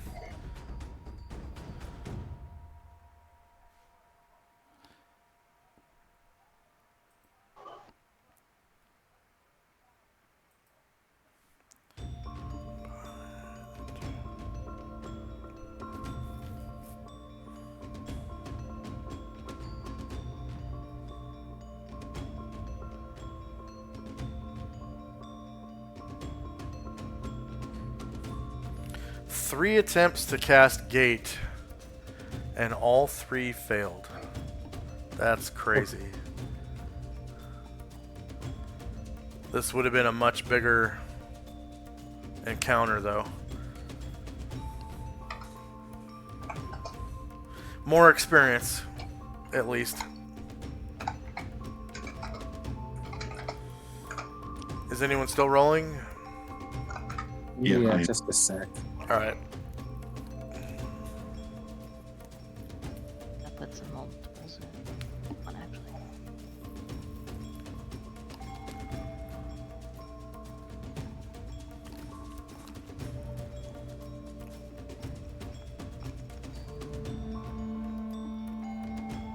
actually, Zalman will get a second attack this round. Alright.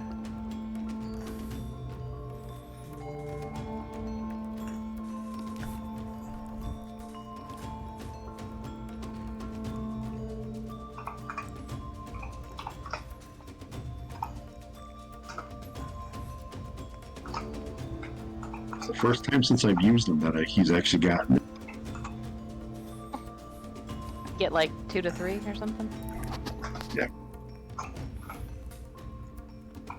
3 per 2. So I don't think he's quite level 7, right? He's still level 6. I think so. No, he's 7. So he But should have he's 2 per. not he's not like a specialist or anything because he's paladin. He is a expert. So he has. Oh, he does have it. two- Okay. So then Yeah. he should have 2-1, right? Or just 2.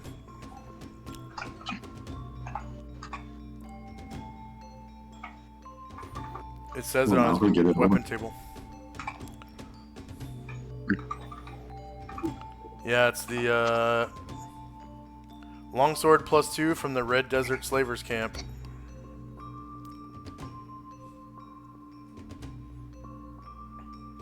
And he has a medium shield +1. Alright, is anyone still rolling? Alright, sorting yeah, the yeah, track. one more second. Alright. Sorry.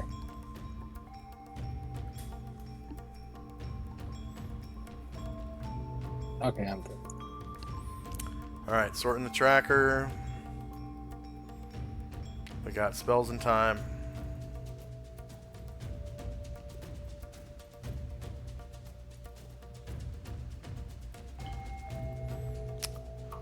Karen Glor.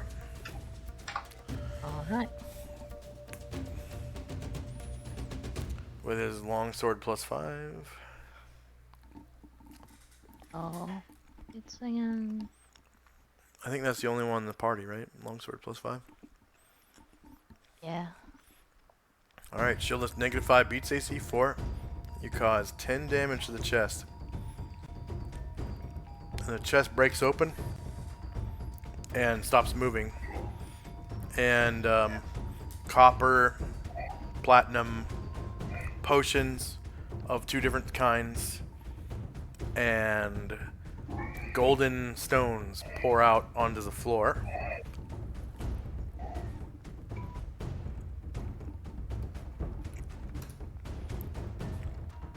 Been a while since I got some platinum. Yeah, platinum.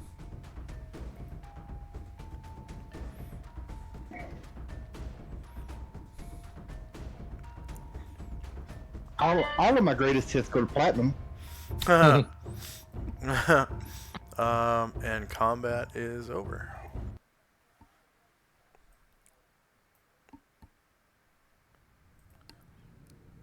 Alright. First up is Asher and Company. Okay, so Asher is going to drop her invisibility.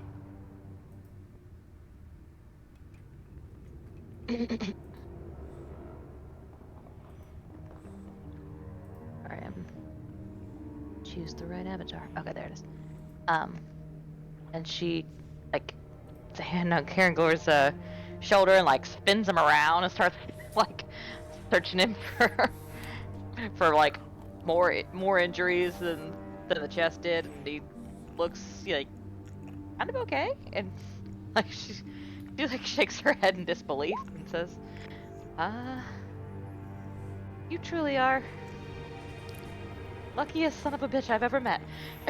Karen Gore says, I have been greatly blessed by the Coralong. And Asher says, "Yep. Well, I guess who am I to disagree with that?" And she just kind of shrugs. And she looks around and kind of sees where everybody is, assesses the situation, and says, well, guess we'll start counting this treasure and keep moving on. And she just looks back at him and just like shakes her head again. And Anatar and Brine Druid like finish retching and come over here and pull themselves out of the water. Alright.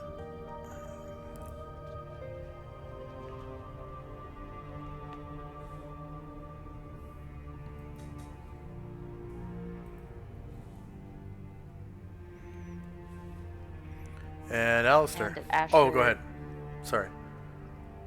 When Asher says that we'll start counting this treasure, then Jim and I was kind of distracted with Asher, but Jim will come over and start doing it. And sorry, I'm about this. Oh, that's not my necklace.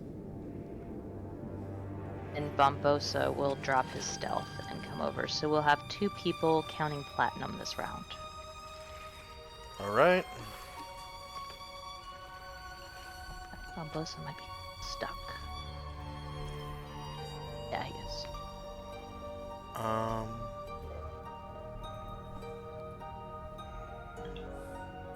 Thank you. All right. So you count out 200 platinum. So, is this chest underwater? No, Okay. it's right on the edge, It's right on the edge. and it's Okay, cracked. I wanna- It's cracked the fuck open, like cleaved. Yeah. Yeah. Chest is destroyed. Yeah. I just didn't know if I need to go into the water to help out or. If you want to get the backpack out, you do. It's all the way at the bottom. Oh, that's Lady Asher's backpack, right? Yeah. Okay, that's what I'm looking at. Okay. Well, for right now, I'm just going to help out with the count. Of platinum. Yeah, let's start with platinum. All right, 300 platinum so far. And Chandrak and Company. Okay. Let's see. Chandrak will come up here and get out of the water near Asher.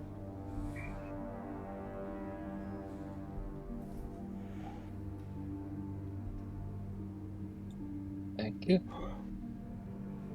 And then Chandrak will say, "Hey, Erdrin, do you think you might help get that backpack out?" And he appears from out of hiding and starts swimming towards the backpack to go get it.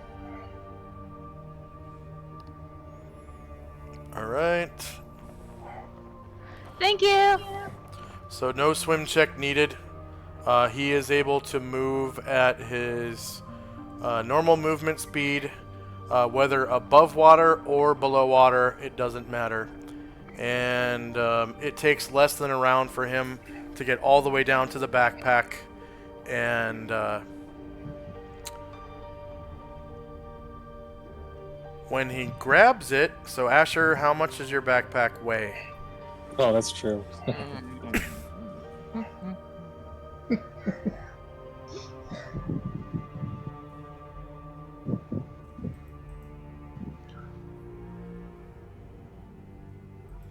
Be a whole lot. She'll only carry 35 pounds. Let's see. 11. All you have to do is change your armor and weapons and coin, unless you're carrying coin in the backpack. Yeah, she's carrying quite a backpack. Okay. So just change Looks your like armor and just weapons to 0. 11. 11 plus 2 for the backpack's weight, so 13 pounds. And Erdrin,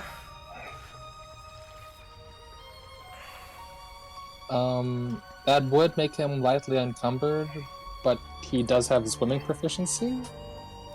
that does not matter. Okay. So he's at 45 of 45, so he is right at the edge, even without carrying the 11-pound backpack. That would bring him, you are correct, to light encumbrance, and he is unable to pull it up, so has to abandon it and swim back up for air. So I threw him a rope. It's heavy. It's heavy. Okay. I think Erdrin will get ready to take his backpack off next round, and Chandrak and Ryer will count some platinum this round. Okay. See, that's the reason why you leave your backpacks on solid ground. Yes. All right. You get to 500 platinum pieces because there were 2 more people counting, right? Right. All right. So 500 platinum, and that's all the platinum. Cool. Right.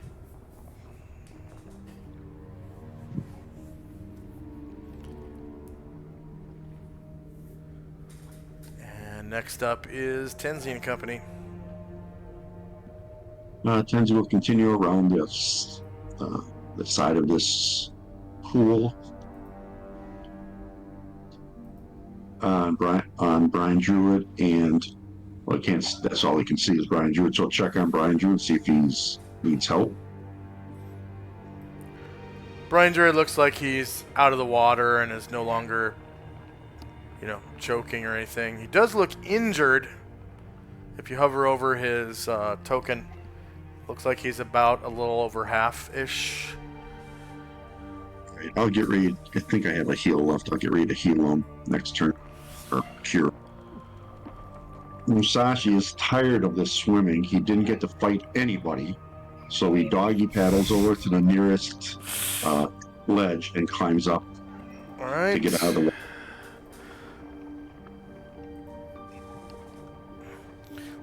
And no strength check needed. He just gets out of the pool, basically. Right.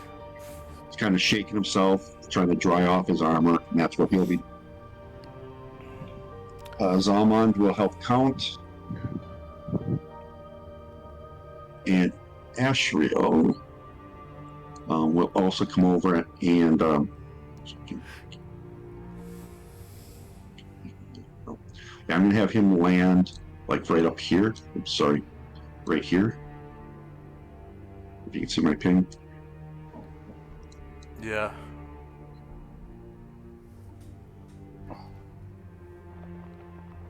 Thank you. I'll land him. And he's just kind of looking around, making sure nothing else comes out. And that'll be it for us. He doesn't see any doors or anything like that. Yeah. And then, so I'm on a count if there's gold or silver or whatever's next in line. Alright, so Zalman sees a bunch of copper. He sees some golden transparent stones. And he sees 3 potions of one type and 9 potions of another type.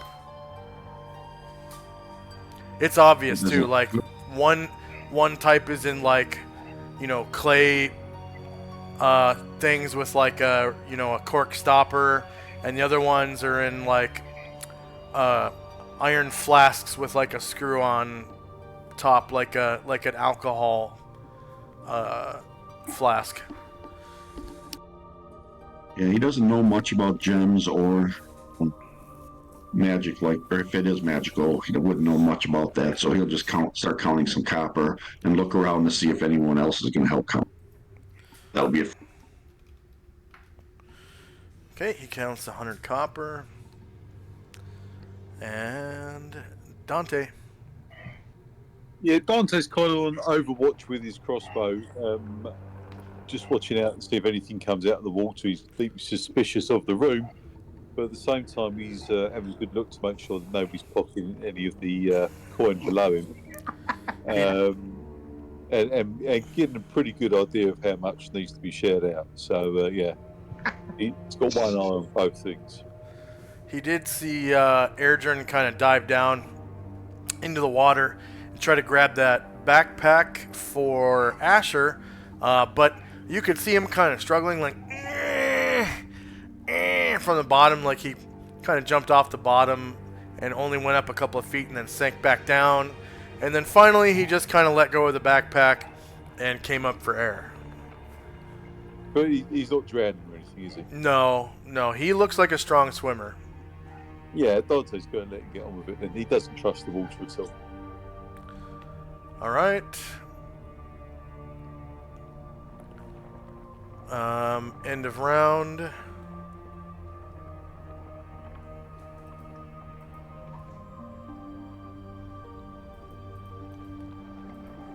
Spells in time. And first up is...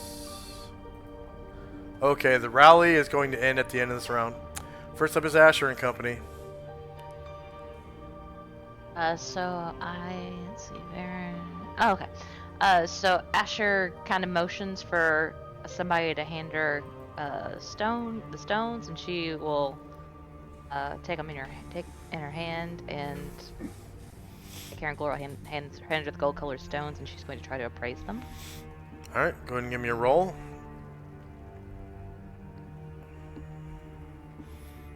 All right, they're 100 GP amber stones. How many are there? 4. And thank you, Watch Your Pants, for cheering one bit. Is that that's a bit? Thank you very much.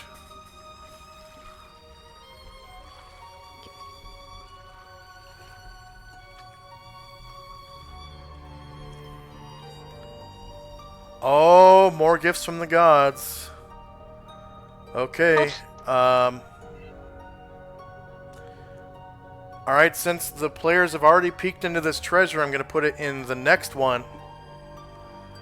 Watch your pants.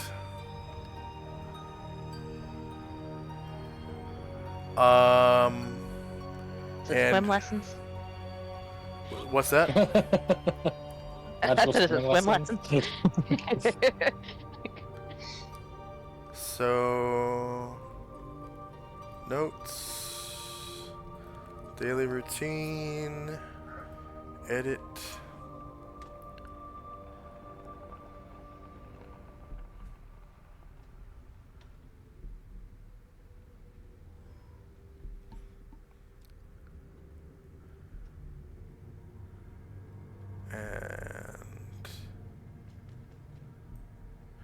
And this is one of the ones where you don't get to,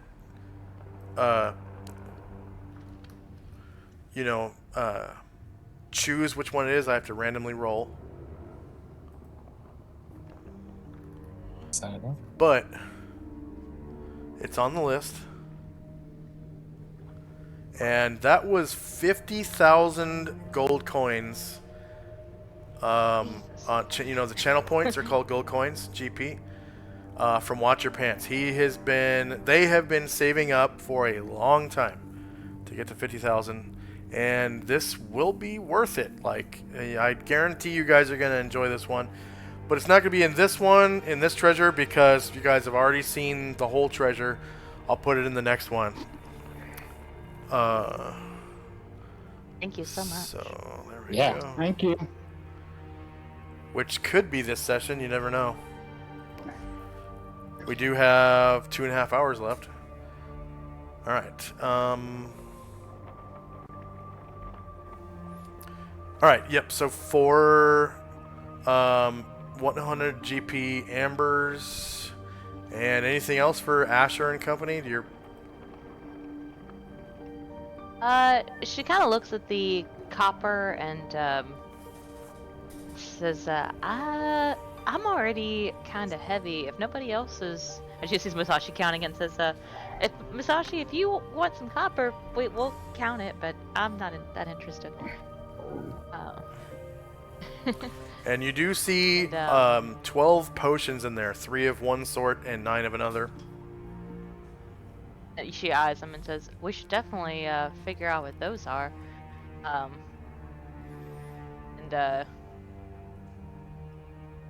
Karen Glor says, I have no ability to identify them tonight, but perhaps one of my counterparts might.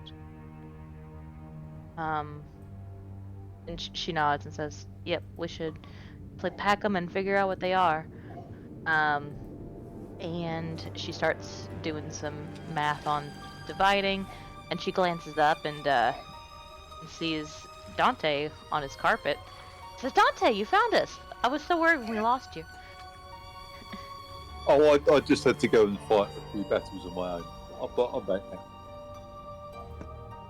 She kind of arches an eyebrow, but then shrugs her shoulders and says, "Oh, I'm glad you're back because we've suffered a great loss." And she nods at Shandrak and lets him take it from there. That'll be good. Just doing some math.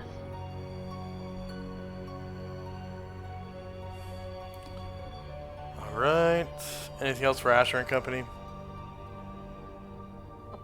All right, Alistair. Now, I want to make sure we heard this right. Did we pick up the 12 potions? No one has really touched the potions yet. I'm surprised. Then I will get them. All right. Yeah, you're able to, kind of sort out the potions, and you can tell that 3 of them are from a completely different batch than the other 9. Right. So they could be the same potion. You don't know. They're definitely from a different batch because the containers are different. Right. And there's a total of 12. There's a group of 3 and a group of 9. And they're not necessarily healing potions. They're Right. probably potions of some kind, though, because they're in, like, potion flasks. It's really obvious that they're in, like, these are potion flasks.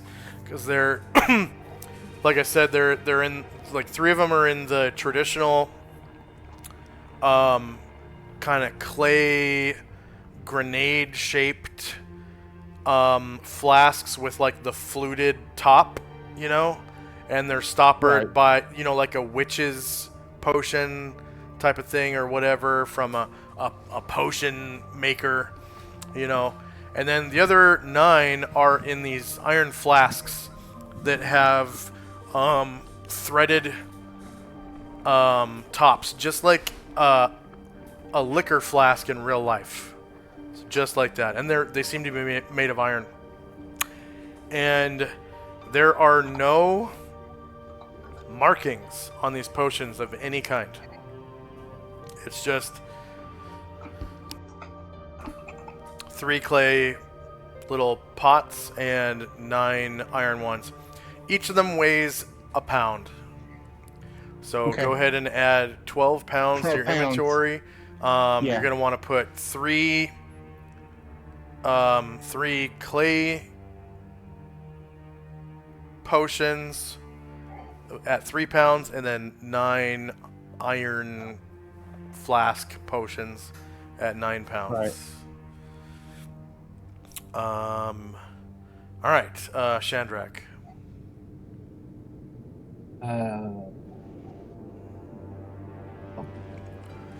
Wait, what the?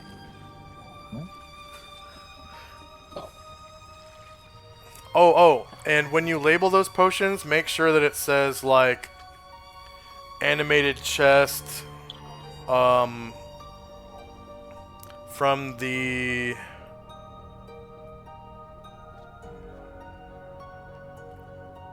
like, animated chest, northwest, Dace room. And I'll know. Thank you. I will do that.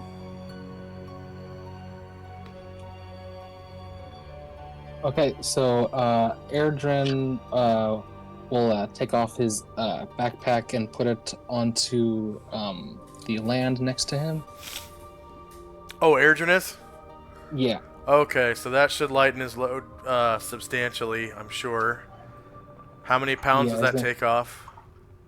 Yeah, that should take off 9 pounds. He's also leaving his rifle, so that's another 12. So now he's 21 pounds lighter. Ah.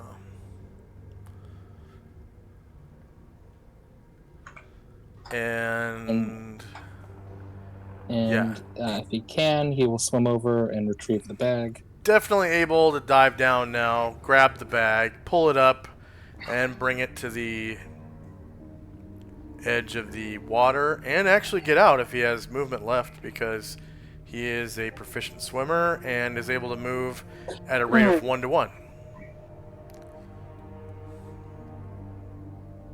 Oh, it took 6 yes. squares. Well, it 1, looks 2, like 3, 4. Oh, I guess. Oh, since you're taking that route, he would have what? 2 squares left. Yeah, I think he does. Okay. All right. And he'll drop the bag there, and he'll move over to the square next to him where he dropped his bag. And the bag is covered in like this green kind of film of, you know, nasty, Mm-hmm. watery yuck, like swamp water. Mm-hmm. Asher kind of pokes it and tries to like wring out some of the edges and says, "Thank you." Yeah. About as fast as I could when Chief asked me. So I'll see if you had any items that need saving throws versus water. I don't think so, thank goodness. Asher can't carry much, so I never really gave her a lot. Just have other people carry her shit. Yeah. Armor, ammunition, signet ring, silver pin, ring of invisibility, silver razor ring, glass cutter ring, quiver of arrows, 12 flight arrows, quarrels, long sword of the false scabbard, dagger, false scabbard, 2 wrist sheaths, 2 daggers.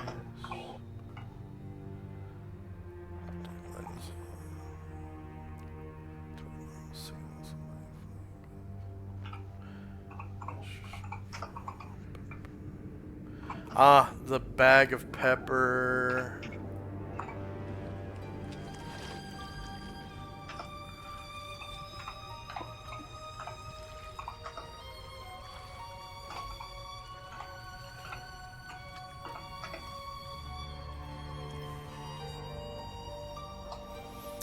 Um...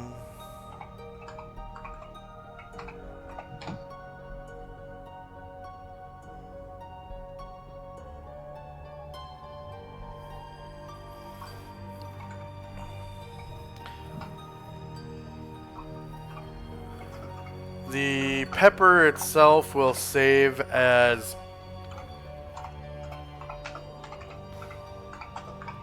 I guess paper. And it's bag pepper. And it will save versus acid, crushing blow, disintegration, fall, magic fire, normal fire, cold, lightning, or electricity.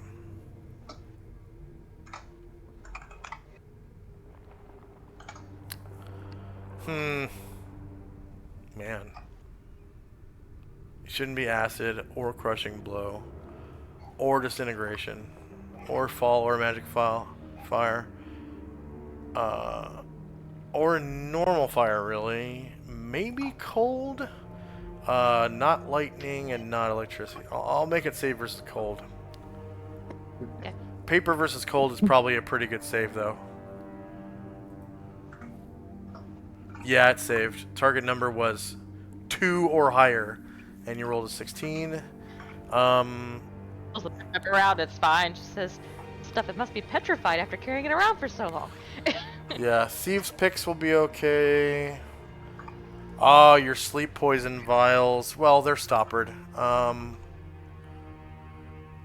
You still got Linda's longsword and a medium shield in there. Short bow, wire cutters, flint steel, small belt pouch.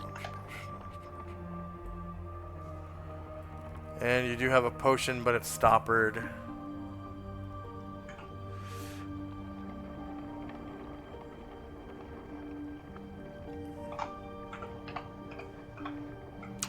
And no scrolls. Okay, that should be everything. Your pepper is still usable somehow. Like it just kind of dries out normally and still tastes peppery.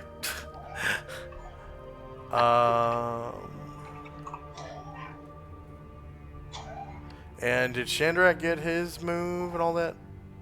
Oh, yeah. Yeah, so I was just doing an Airdrin's thing, and then Chandrak, yeah, he looks over to Adante and says, uh,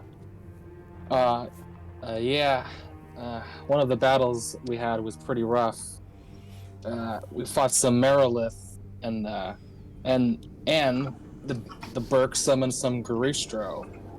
One of them got a lucky shot in, and well, he kicked Gargamon into a wall and killed him. So we need to. We left him in the tower for safekeeping. Uh, can you I need your help. Can you use that rod of yours to bring him back? Yeah, for you I will do. Dante was always a bit nervous of the big beast, but yeah, for you he will do. Anytime you want me to do that, I will. But you got to summon the tower first, yeah? Sorry, can you say that again? You got to summon the tower first? He already did in another spot. Yeah, we had near the spot where the battle was, we had laid the tower, so we have to backtrack a little bit, but it's not far. Yeah, that's fine. And it looked like there's no rooms in this place, so we'll have to leave this here anyway.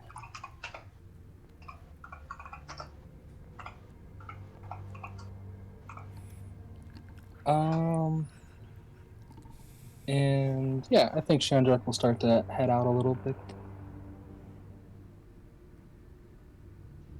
And as you guys leave, Asher will. She's kind of divided everything into little piles and what I put in chat.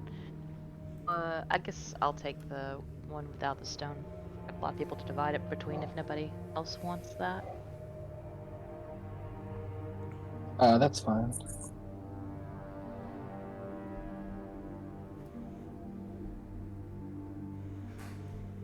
Okay, the thieves get 2 experience points per GP value of treasure obtained.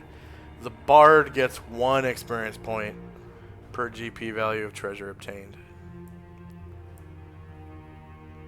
And that should be Ryer. Mm-hmm.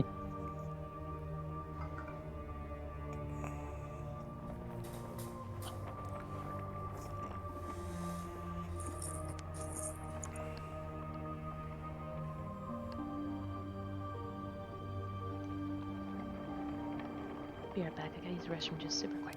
Alright, let's take this as an opportunity to take a full 5-minute break.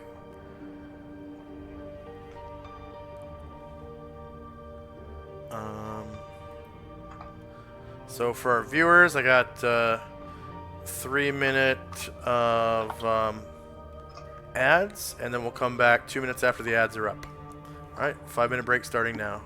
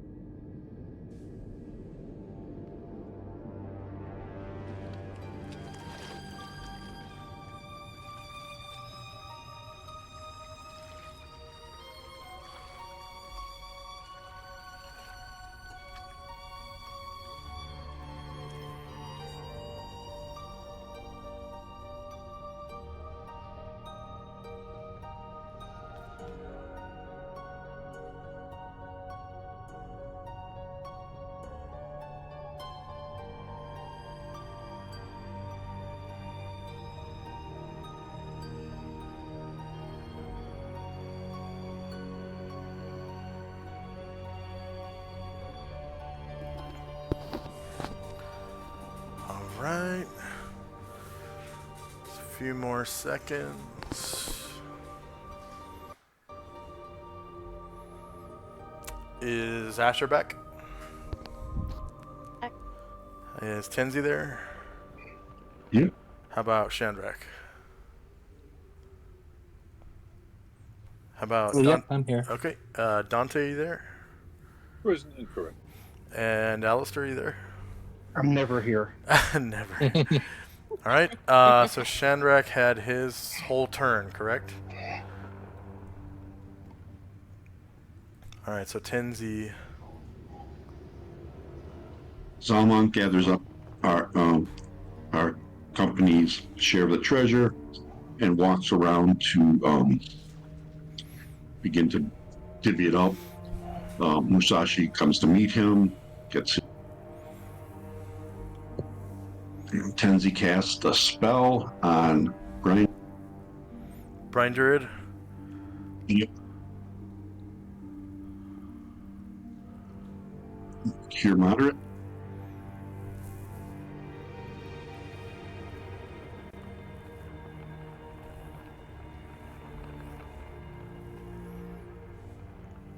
Fortunately, Ushas does not find favor with Brian Druid and only heals 3 points. 3 points to Brian Druid. Thank you. You see like a little scrape on his knee go away. Asher flies around and gets his share of the treasure from Zalman, and that'll be it for us.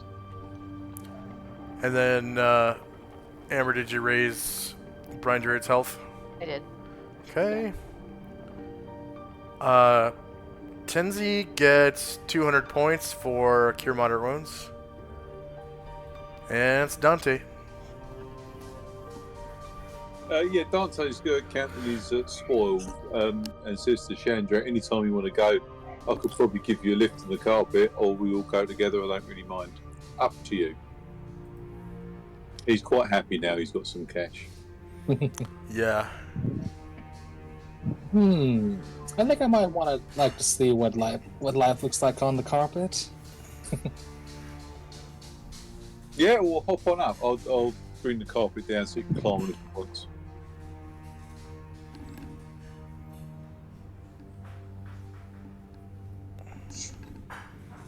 Alright.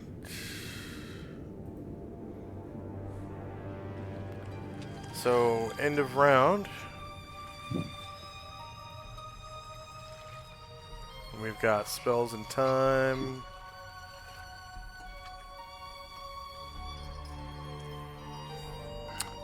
And Ryer's rally is gone, so you can take all the clef notes off of everybody. And Asher and company is first. My club notes in a second. So yeah, everybody's going to start heading south, and Asher is going to jog. They said they were going to go help Gargamond, and she needs to gather up the tower after they're done.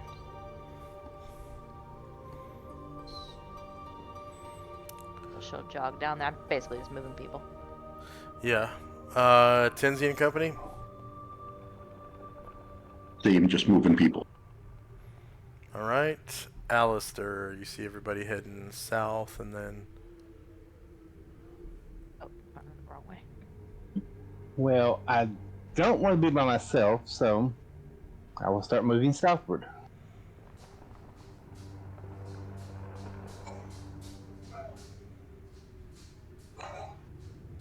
I'll get to right there, then I'll stop. Alright. Shandrak. Shandrak will come over and take Dante up on his offer and come up on his magic carpet. Okay. The smell in the little anteroom is different. You no longer smell stagnant water, of course. It's just kind of smoky from the braziers. And you might be able to smell a little bit of that roasting flesh that you guys encountered last time we played the main story. And Dante and Company. Yeah, Dante's got Shandrak now on his carpet, yeah? And he will head off. Actually, I think I'm stuck in the wall there. Alright, I'm afraid, but he'll head off with the others, leading from the back of the unit.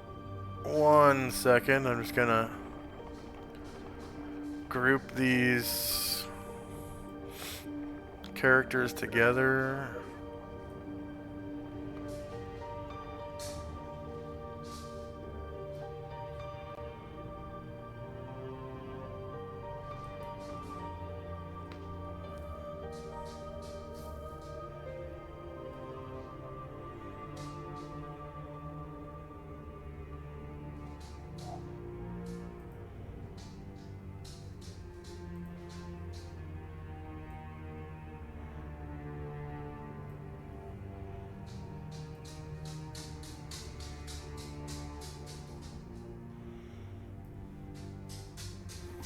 Alright, should be out of the wall now.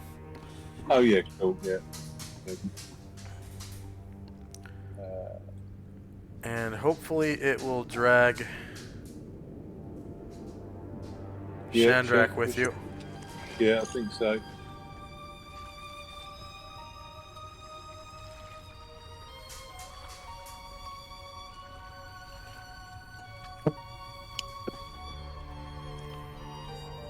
Oh, gosh.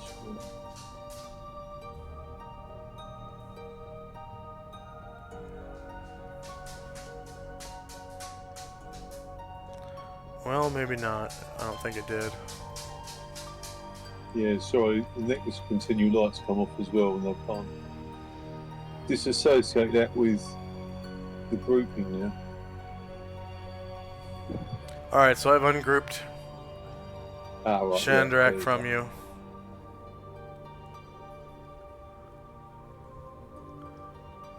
And if you wait, I will regroup your tokens.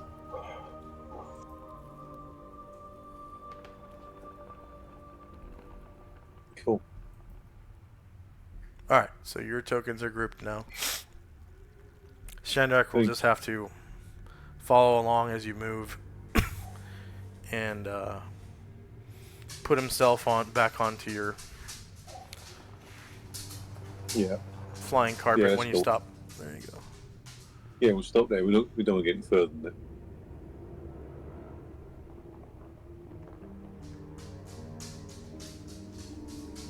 That'll do for Dante. Alright. Secretly, he's not very happy about bringing the Minotaur back from the dead. He didn't really care for the Minotaur very much. Haha. Alright, end of round. Spells in time.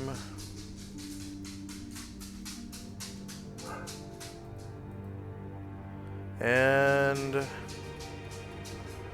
at the end of the round, Shenrek's staff enlarge on Ashrila will run out. And first up is Asher and Company. Just moving people some more. And it looks like Caranglor is stuck on a line, maybe. Okay. There you go. Thank you. Mm-hmm. Alright, yeah, so Asher's gonna keep jogging toward that tower, and everybody else is gonna head back to the last unopened door that we saw and wait there. Yeah, so that's all I'm doing is moving. And doors are still not working on this map. And I think it's because the map has so many doors. Like after a certain amount, the doors just break. Oh, Well, that sucks. Yeah. Okay, Tenzi. Just moving people. Alright, Alistair. Same thing, just moving. Shandrak. Yep. My people are jogging, and I'm taking my ride on the carpet. And Dante. Yeah, Dante's moving forward and just wondering if he could use the rod ineffectively and bring the Minotaur not back.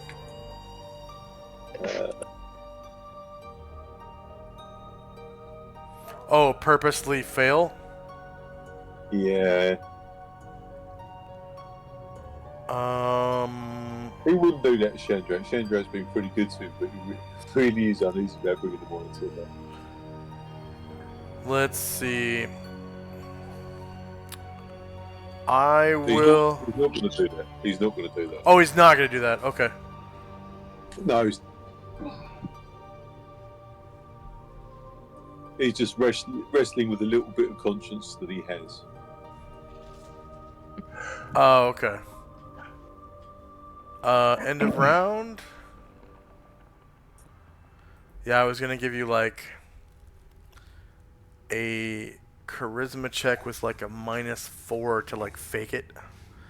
Oh no, oh. it didn't work. Oh man, Yeah. it must be Oh. must need too many charges, and there just aren't enough charges. We're gonna have to recharge it. Yeah, but Dante's more likely to say because you're still ugly or something. It just wouldn't work. Yeah. So spells in time. Oh.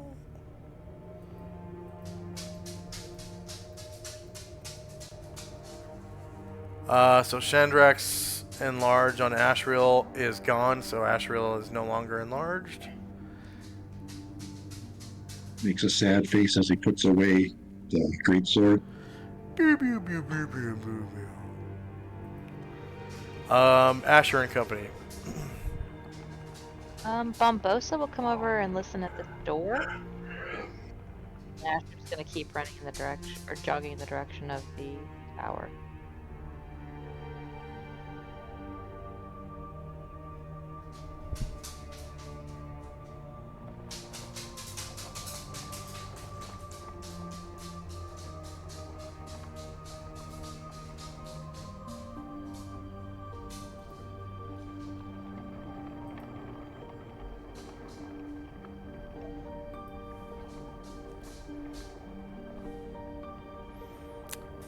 He hears the beating of his own heart. He shrugs and steps away.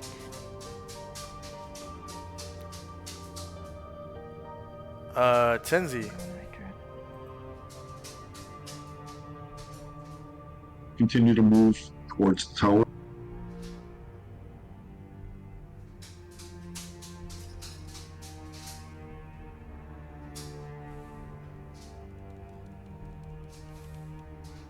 At least where we think the tower is. It's to the south, right? Yeah, once you get to the room with the T-Rex, it is directly west from the T-Rex.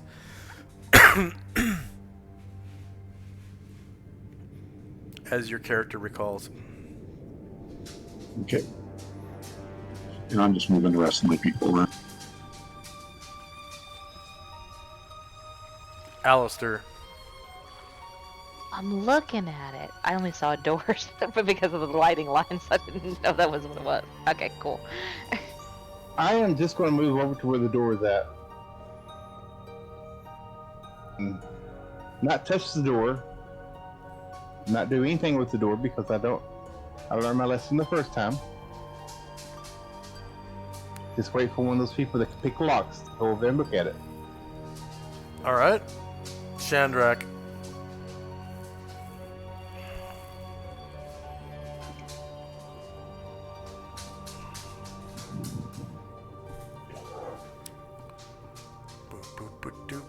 Chandrak, you there? Hello.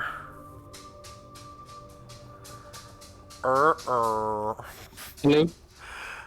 Are you there? You're good. Hello? Testing? Hello? Yeah, you're good.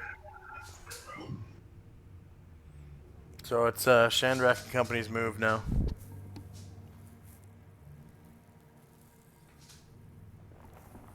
You hear me, Chandrak? Yes. Hello? Can you hear me? Yeah, I hear you. Can you hear me? Yeah, I can hear you. Alright. Yeah. So your just, company's move. Yeah. Ryer and Erdrin are just jogging, and I'm chilling on the carpet.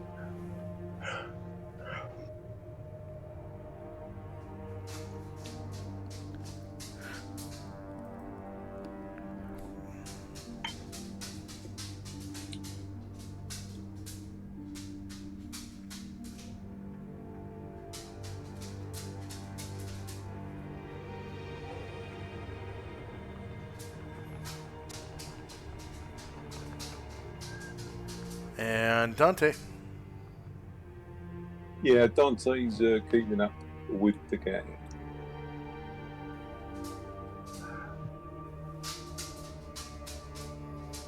If you can.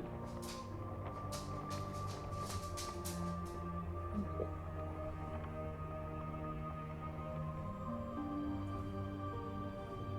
So are we gone down this corridor or are we going through this door? Heading south. Oh, down here? Yeah. Oh, my bad.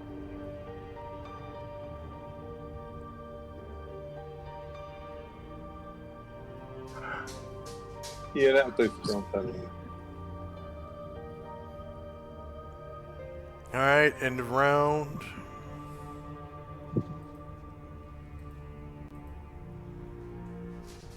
Oh, that's right.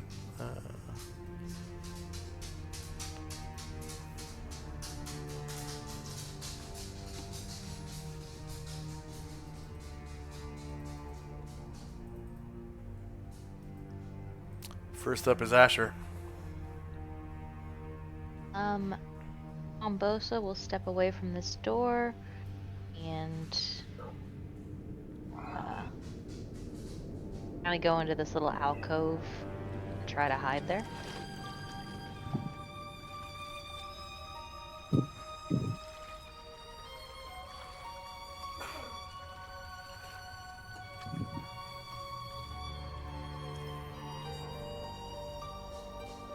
And Asher is going to say the word to open the door on the tower. Avaldu. Yep, that one.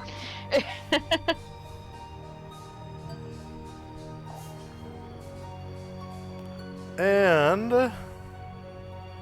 the doors unlock and open.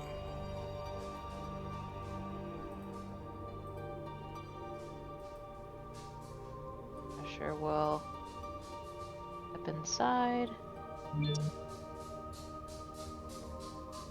and give to the ninja who are in there, and just wait for her companions to finish their business. Right, Tenzi.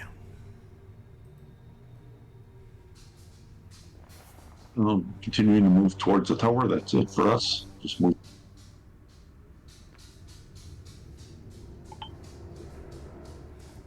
And Alistair.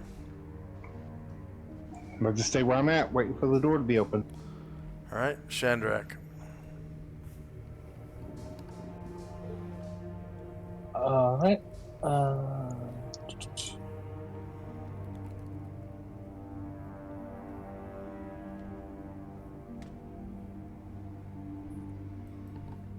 Chandra, I will say, "Is this as fast as your carpet goes?"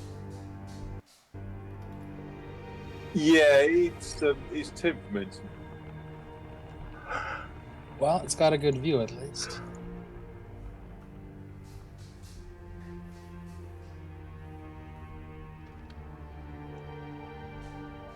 And Ryer and Erdrin will make it to the tower, and that's all. And Dante. Dante, looking like he's going as fast as he possibly can, moves slowly forward.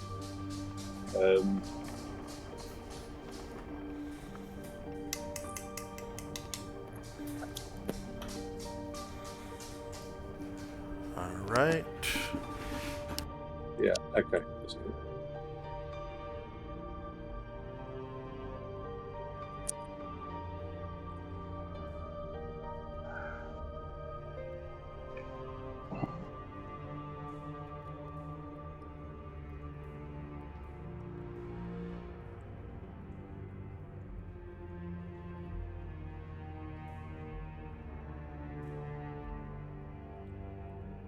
So anything else for Dante? No, sorry, that's the lot for Dante as well. All right, end of round. Spells and time. So Anatar's improved invisibility is almost run out. It's got like 2 rounds, or 1 round left at the end of this round. Asher. She's waiting and making like really uncomfortable conversation with the ninja. She's like, "So, how long have you been doing this?" And the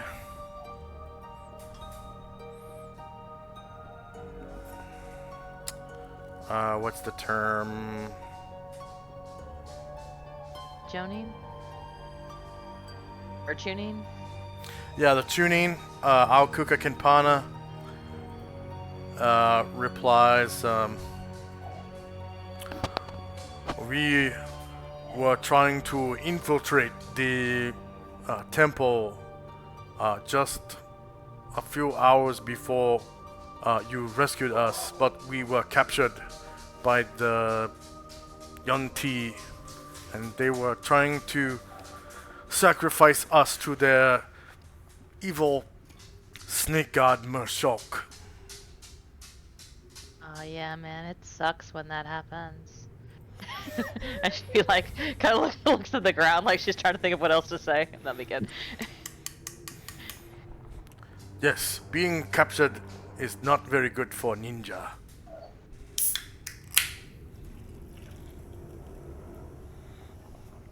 Let's go for my turn. Alright. And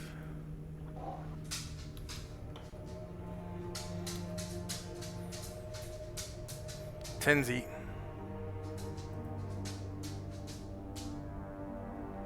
We are just going to move. That'll be it. Alright. Alistair.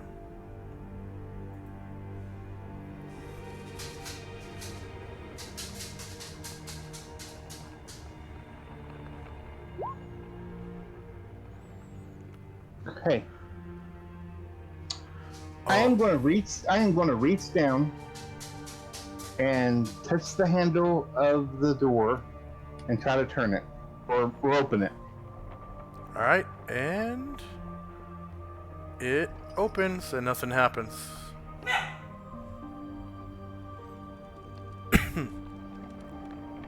Okay. I look down the hallway. What do I see? Alright, so you can see that it is 10 feet wide, approximately 5, 10, 15, 20, 25, 30, 35, 40 feet long, and it splits off into like a T intersection. And it looks like most of it is lit because of the people behind you with their like necklaces of continual light Right. and stuff like that. Right. You can see that around the corner to the right there is light coming from something. And you can hear Okay. crackling fires coming from somewhere inside the hallway. I am going to make my way down to the T intersection and try to look around the corners. Alright, to the north you can see an unlocked door. And to Okay. the south you can see that the T intersection turns to the east. And from your current vantage you can see a fire right here. It's a brazier Yeah. about the Yeah. size of a campfire. Do I hear any other sounds or anything like that? Just the crackling of the fire. Crackling? Yeah. Okay. And it's a little smoky in here, like up near the ceiling you can see like black smoke kind of rolling across the ceiling slowly, and you can see the ceiling is covered with soot, and it's not hard to breathe at your level, but like above you it might be Harder to kind of breathe. tough. Yeah. Yeah. All right, Just- I'm just gonna wait right here for right now. Okay. See what anybody else does. Shandrak. Yeah, just enjoy my ride, and Erdrin and Ryer will enter the tower and join Asher.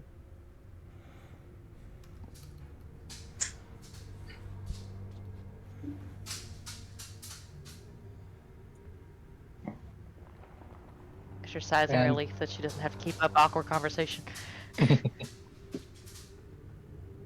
Yeah, oh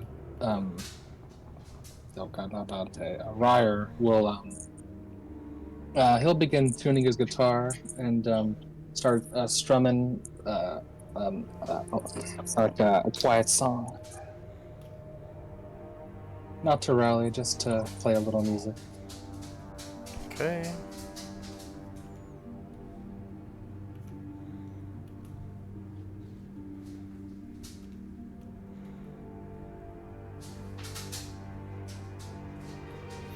Incoming experience points.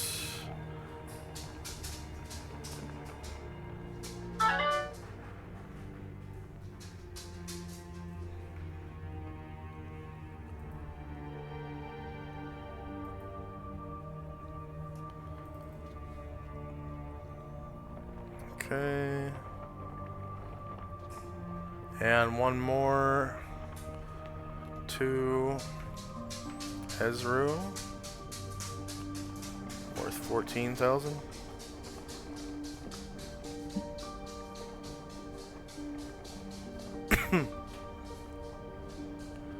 Five PCs, 10 NPCs.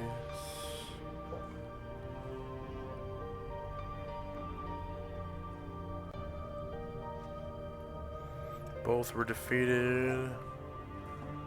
They had 9 hit dice and 7 warriors and bards.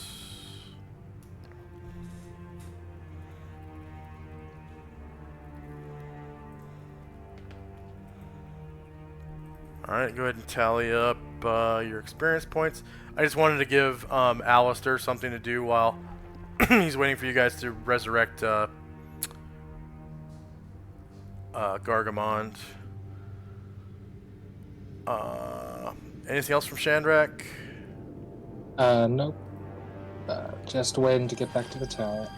Alright, Dante. Dante's gonna continue towards the tower as planned.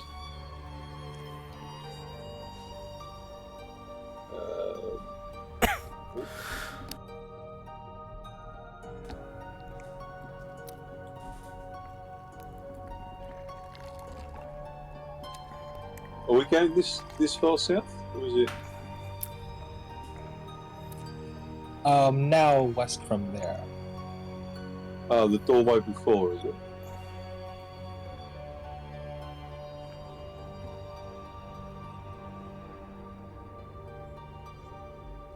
T-Rex.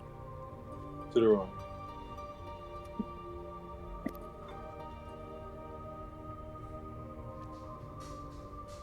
I'm totally lost. So you take a west turn at the T-Rex.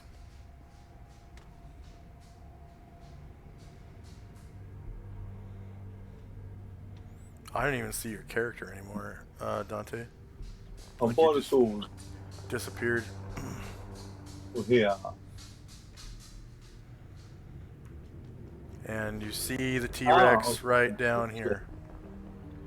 Okay, so.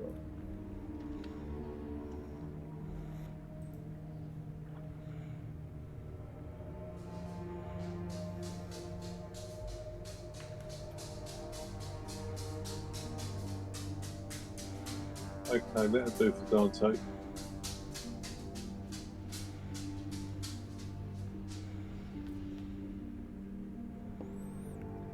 That's it. So outside of combat, your flying carpet moves 72 squares.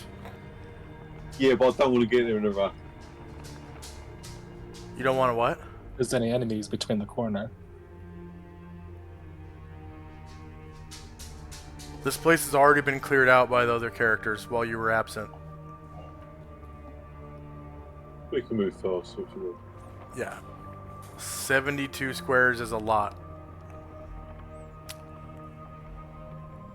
So it's down here now.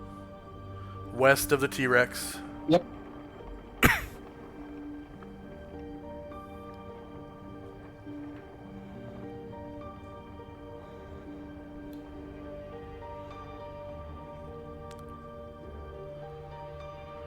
Alright, so now in the middle of this room, there is one of...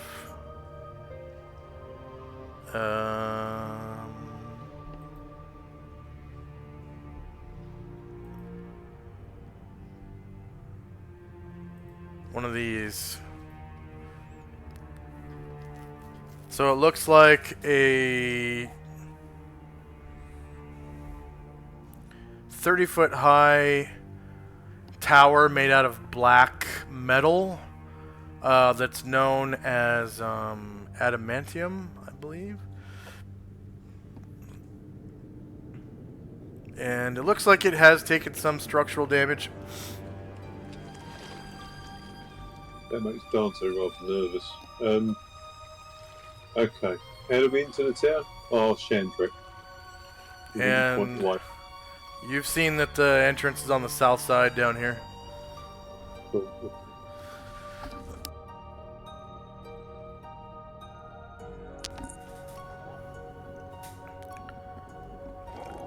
Okay. I don't think I can get the carpet through there. It's a 10-foot wide door, and the carpet is less than 10 foot long. It's actually a double door. Oh, sorry, yeah. Okay. There you go. Alright, and inside you see a dead Minotaur over here. Some ninjas in the corners, and your friends, Asher and Ryer and Erdrin. Okay. And the Minotaur looks like this.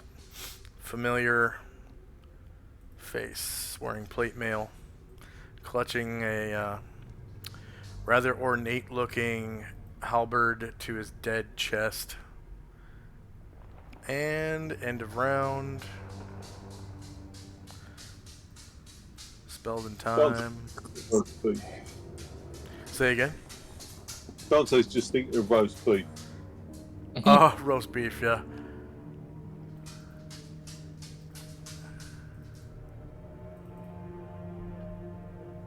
Okay, Anatar's improved invisibility will end at the end of this round. Asher and company. Asher looks at her newly arrived companions and says, "Oh, good, you're here. I got to catch up with all these lovely ninja here." And she waves at him again and like smiles awkwardly. And then her henchman and follower back up north all kind of look at each other as the only present full member of the order heads down the hallway, and they start following behind him. Okay.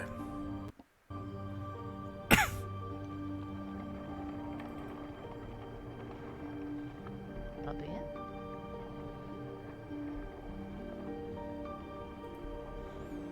And you can see it splits off in a T intersection. And the south way turns towards the east. And you can see at least one brazier. And it's starting to get a little smoky along the ceiling, which is like covered in soot. And you can smell the smokiness coming from the braziers, but it's not like a choking, smoky smell.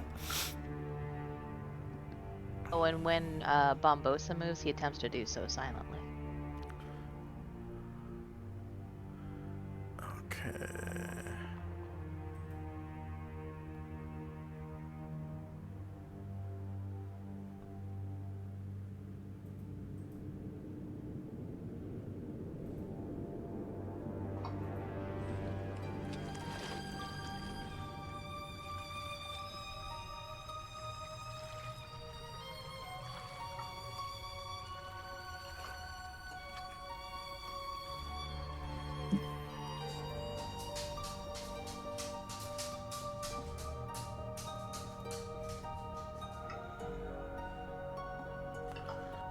And Tenzi. Tenzi's group is going to stay right where they're at for now.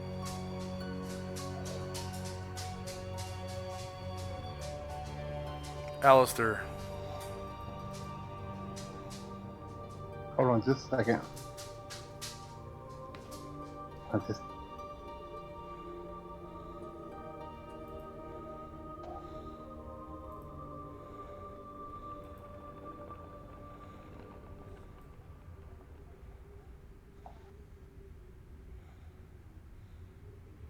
I'm just going to stay where I'm at for right now.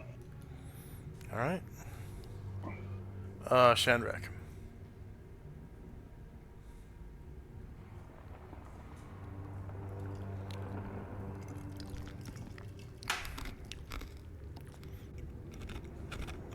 And he'll stand over by Gargamond. Like, don't worry, buddy. We're here for you.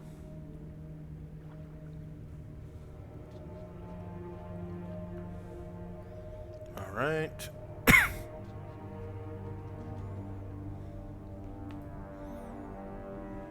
Anything else from Shandrak? Put up with that Dante the Golden Bard. All right, Dante. Okay, realising for once he's the centre of attention, Dante takes this really quite seriously. With every ounce of pomposity he can muster, he goes over and with a certain theatrical bent and solemnness attempts to resurrect Gargamond. Okay.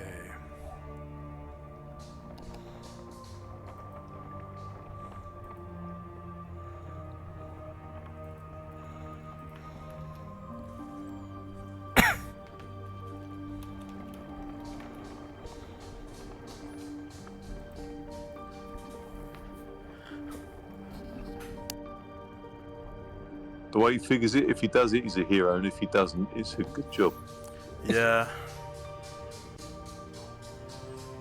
All right. So he's a fighter. And resurrection is supposed to work on any PC race. But because Minotaur isn't listed, he will count as an elf, which is the highest cost. So fighters take 2 charges and elves take 4. Taking off 6 charges from what you had left, which will remain a secret.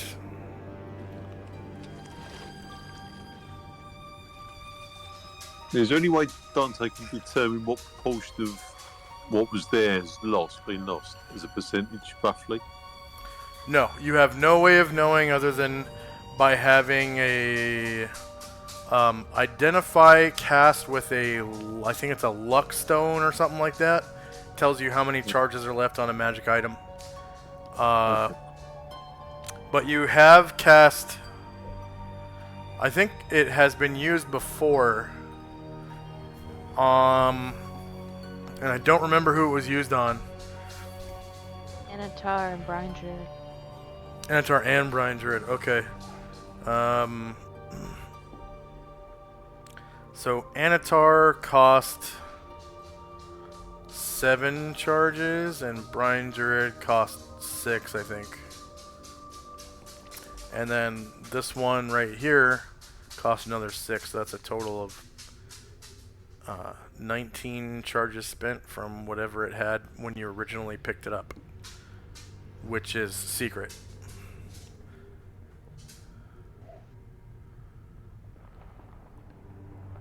The only thing that's not secret is that it can have a total, like a maximum of 50 charges, but you don't know how many you started with, so.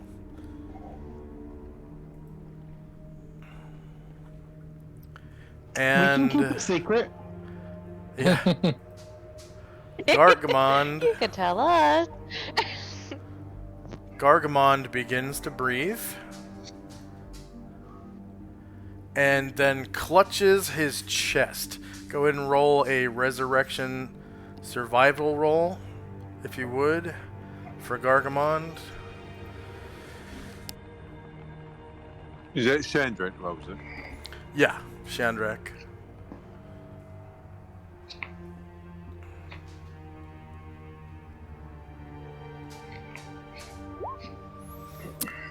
Luckily, he has really high Constitution score, and it granted him 4 attempts, and all 4 of them were successes. So, Yay. Gargamond is now at full strength and ready to fight. However, he is prone. Dante makes it very clear to Gargamon that he owes him one.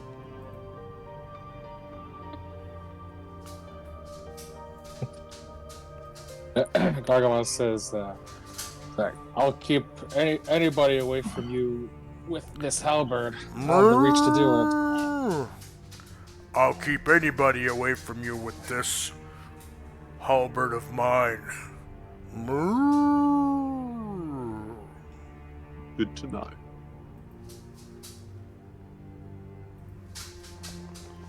And he is prone.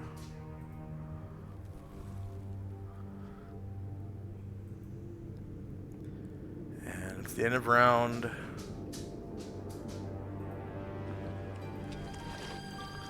And there are spells in time.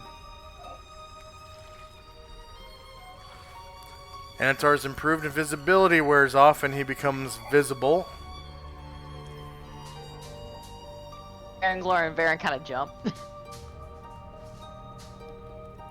First up is Asher and Company.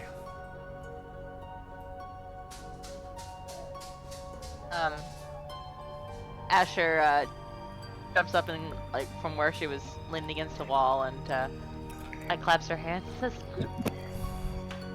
Says, "Welcome back, Gargamon. Good job, Dante." I know.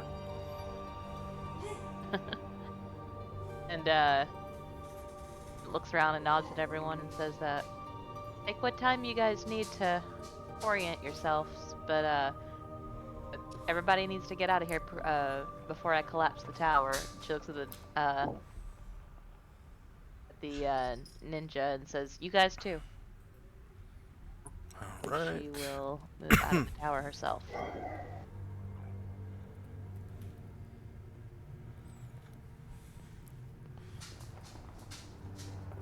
You didn't take this for it, Tenzi. We're gonna hold right where we're at.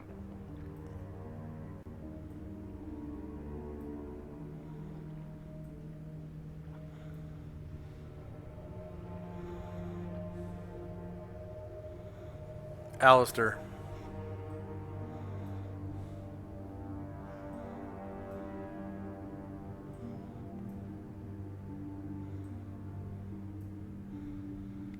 Oh, by the way, Alistair has to leave in about 20 minutes. He has a meeting today. But we'll continue. I wanted to get that experience point award out before he left, with plenty of time for him to add it up. All right. I get this burst of courage, and I move up towards the door. Alright, you can see that the door is not locked. It is closed.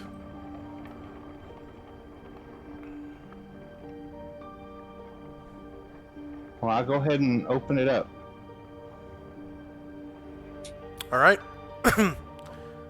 Inside is, you can see that it is a room with 2 staircases, one on either side of the room, that lead up to platforms that go into what appear to be like maybe apartments or something. And the room is guarded by dun dun dun A friendly frog. This is the reason why Alistair doesn't need to get courage.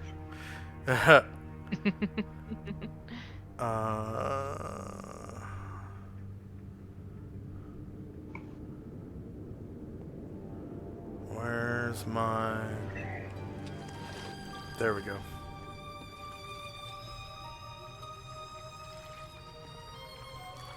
It is guarded by... one...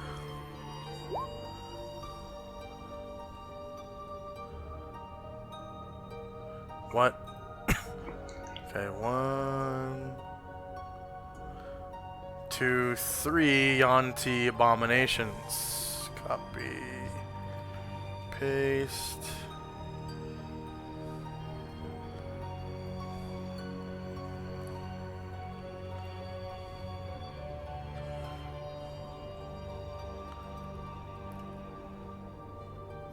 And they seem to be on the platforms that lead to the apartments or whatnot.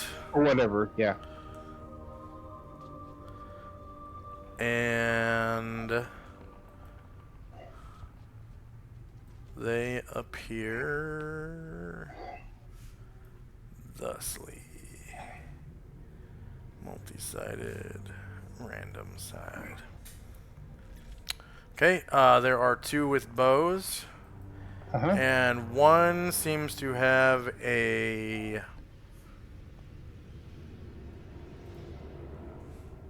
polearm called a Naginata. They all 3 have are armed with katana, but 2 of them have daikyu, and one has a polearm called a Naginata. And it is initiative phase. Bow, bow, bow. Yay! As we begin combat.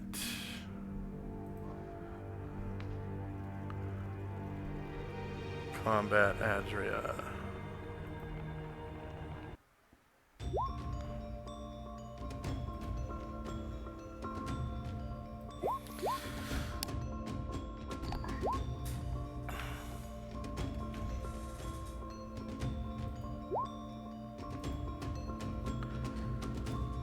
So all 3 of them see you, and they begin touching their temples with their fingers. Yay! They got headaches.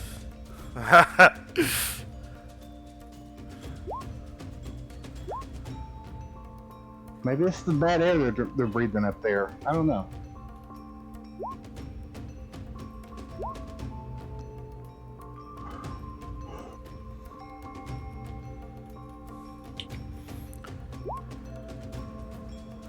And you can hear them hissing to each other in some foreign language. Yep.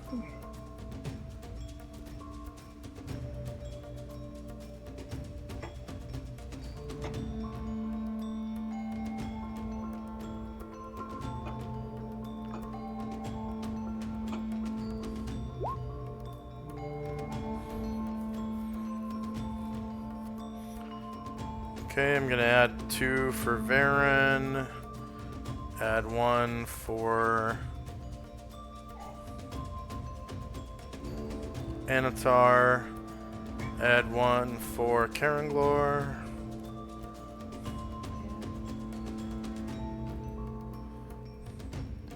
Oh, I forgot to roll it. Earthquakeness. I'll do that now. And the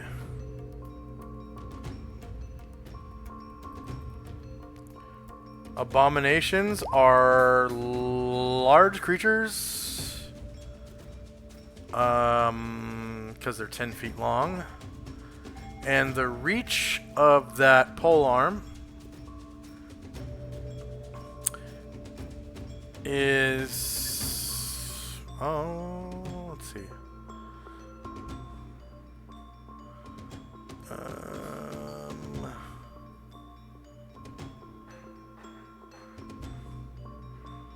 rules, gear and equipment, weapon armor data.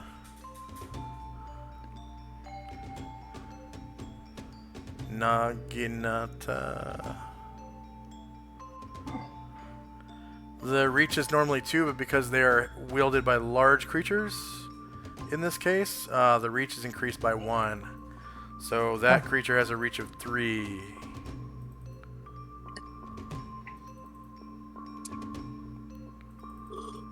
To know.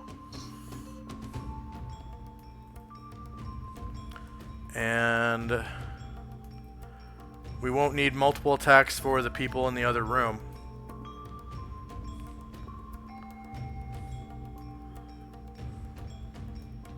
Okay, is anyone still rolling? Alright, here we go.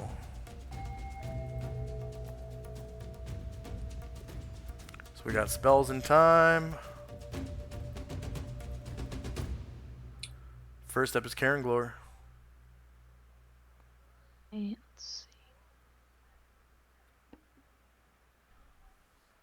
I was on a different part of the map when Alistair moved. Did we see him head northward or southward? Northward. Sorry, I'm sorry, east. Okay, northward. Okay. Through that door. Gotcha. Yeah.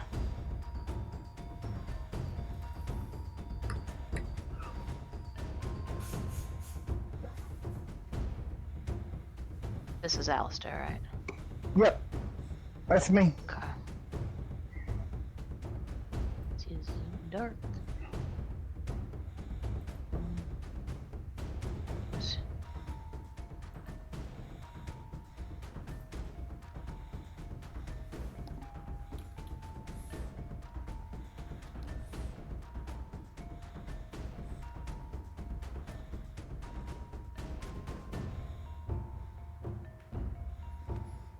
And you can see the 3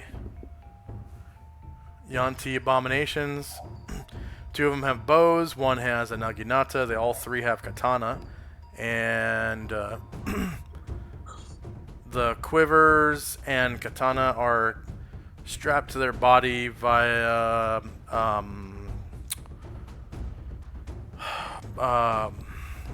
what are they called? The straps that pirates wear. Aldrich. Baldric, yeah. This ledge right here, is that 10 feet? Yes, it is. Okay. He only has 4 squares of movement remaining. Oh shoot! I didn't even So put he is- dynamic lighting on those. He has 4 squares of movement remaining, so he is going to step in front of Alistair and 8 to see if something comes within his reach. Okay. Well, there goes my idea. And I'm sorry, do you need now that you're My idea was just to shut the door and walk away. Oh. You could tell him so, I guess. No, it's alright. It's alright. I'm just telling you, that was my thought process was, whoops, wrong door. Maybe nobody will notice. Sure. Yep.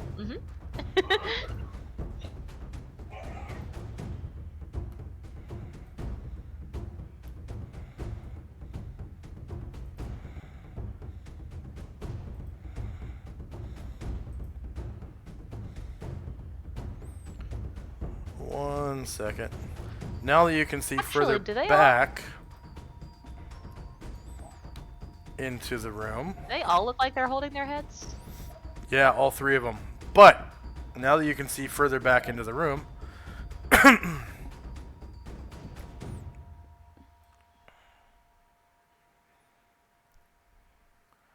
you see one of these.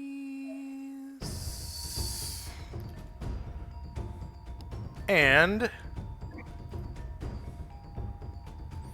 up on the dais, you can see Whatever you're putting there is too far back. I can't see any of these.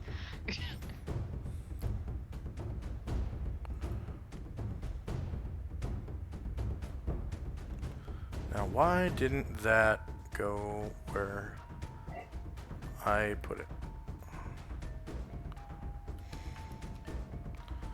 Because it's telling you Lord. it doesn't go there. Yeah. Karen Glort is smart enough, has enough experience with these things to know that whatever they're about to do, they probably need to see people to do it. So he will step back and close the door. It's not a bad idea.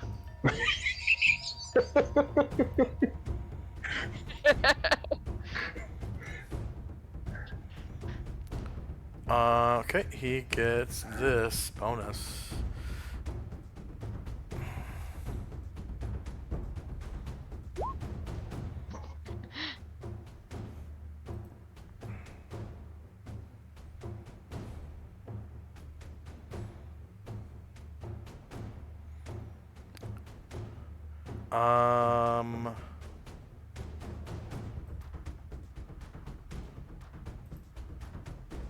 And I guess it's... That's weird. I don't see who's... You guys can just see red in this room, right? Yeah. Yeah. It's weird. And you can see through the doors. Yes.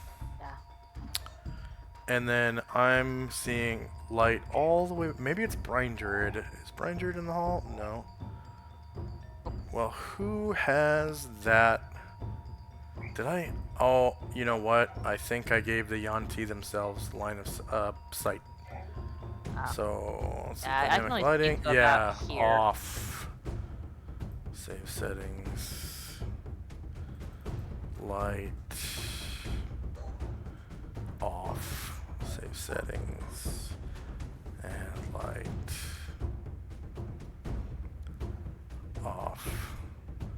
Save settings. And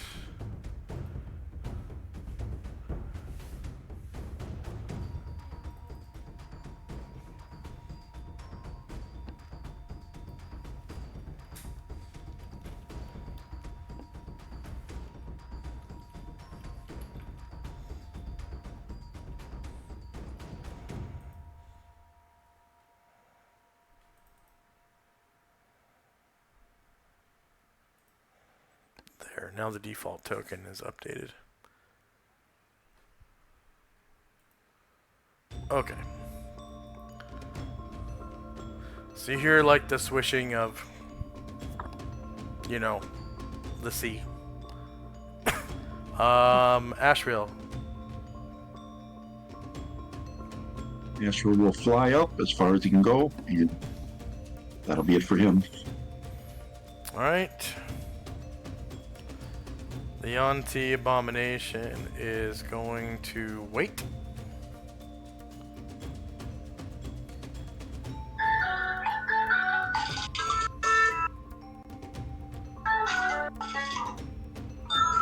Somebody's phone's ringing, I think. That's fine. Sorry, guys.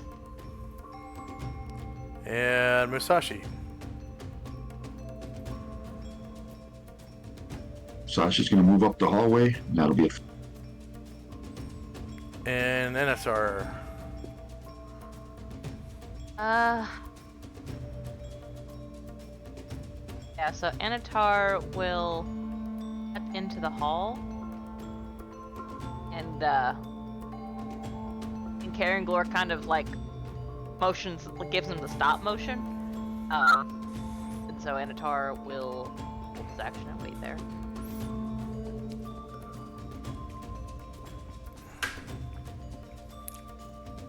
The next Yanti will wait.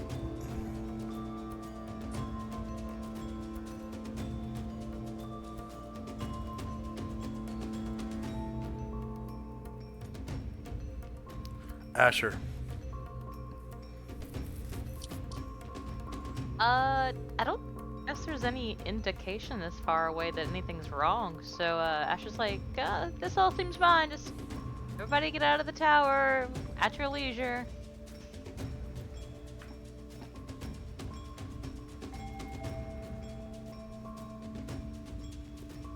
Anyone still in the Yeah. There are. Okay. Yep, she'll just wait. Seems fine.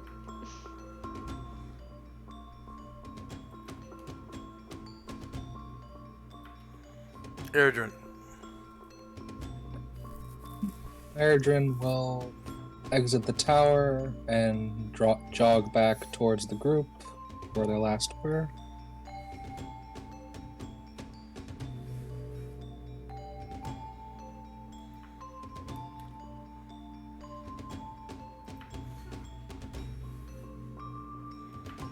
Dante. I think Erdrin is stuck. He got on the water some. Just delete his token and drop a new one.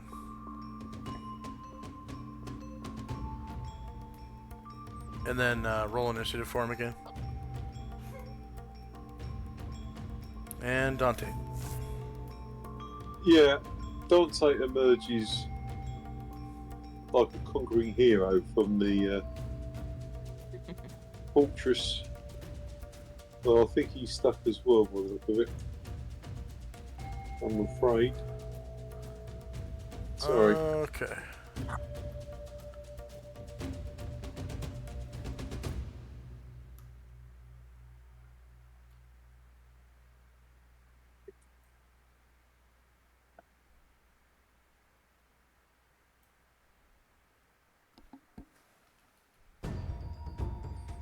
Great, I think. Are we heading north? Sorry, is that the... Is there where else has gone? Back out towards the dinosaur and then north. Right. All right. Josh, Hell of a Yeah. landmark. I am gonna go ahead and cut on out. Alright. I appreciate it, guys. Sorry that I started something I can't finish at this point, but yeah, It'll sorry definitely about be that. more exciting this way. Definitely. Be But that I way will. I will see you guys again next week. Alright, I'll Okay, put well. your token Yeah, on good the GM layer and have Okay. a good week. See you next Alright, weekend. Thank you, guys. See you guys next weekend. Yeah. Good. Yeah.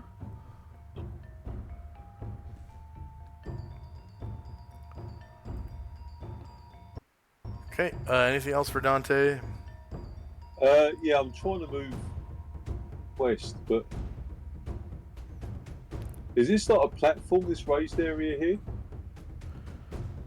Definitely don't want to go west. You want to go east, back towards the dinosaur. Yeah, I just can't... Oh, yeah, I did put you on a raised platform, didn't I? There you go. think.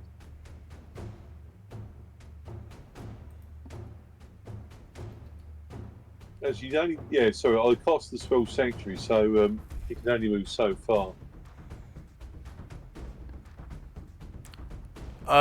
You're tied to your Yeah. carpet, so you Alright. can full move and cast Alright. Sanctuary. So Dante, what's the how long is that Sanctuary gonna last? 9 rounds.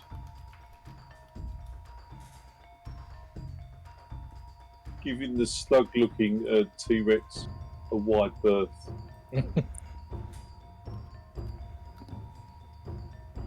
Dante dislikes that even more than the Minotaur.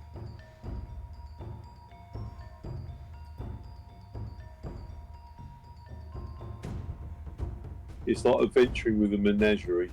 I think that would probably do for Dante. Yeah, that looks like it's about 36 squares. All right, Yeah, it's getting the worried. Kitate Ninja are gonna be jogging after Dante.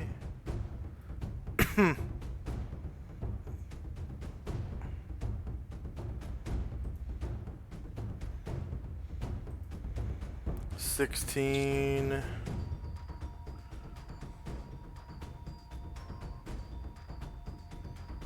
22, right about there. And Ryer. I'm sorry, my computer was acting up, so I had to reload the page. It's still waiting. Did your screen go black? Actually, like the whole thing was just like everything was kind of frozen for a second. It was weird. So like eventually it flashed back, but then it was weird. So, but Yeah. Ryer will be just he'll be jogging when he gets the time to going back east. All right, Varen. Alright, so Varen's gonna come into the hall. And see that Anatar and Karanglor are frozen and or not frozen, they're waiting, and Karanglor still holds out that like stop sign with his hand. And Aaron is nonplussed by this. He definitely wants to go kill some evil stuff, but I don't think he's stupid. So I think he's gonna stand next to Karanglor and wait for something to come through the door. All right, Jim. Yeah. Jim will, let's see. Yeah. He'll come here and wait there. And Bombosa. Bombosa is going to try to move silently a little closer.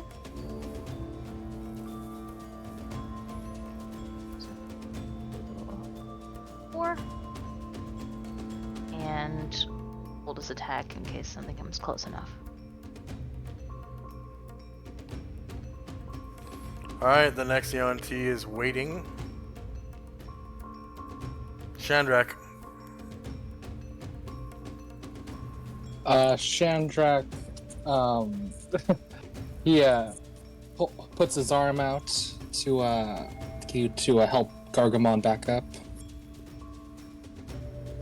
And he'll just wait for Gargamon to help him up. Okay. And Gargamon, since he had assistance, it will not take a half move for Gargamon to stand up. Alright. Because that Shandrak. counts as Shandrak's action. He sacrificed an action for that.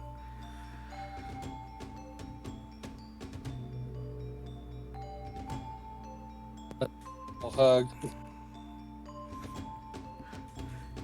You can smell Gargamon's like hairy, musky armpits as you hug him, and it feels like you're hugging hairy man back because like his chest hair gets all up in your face and stuff. Like you partially breathe it in, and This was exactly Dante's point.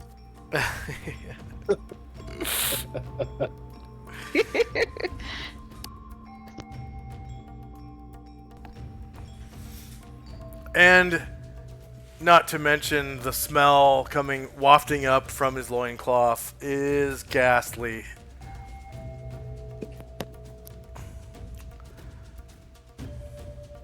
Jog back towards the group, and when he leaves Gargamon's sight, he'll try to slyly. Oh, I forgot he's wearing plate mail. Never mind. Yeah, you get a big whiff of his pits, but it feels like, solid steel. It's kind of squishing you a little bit. Like, all right, buddy, come on, follow me. And him and Shandrak jog to the east. Zalmad.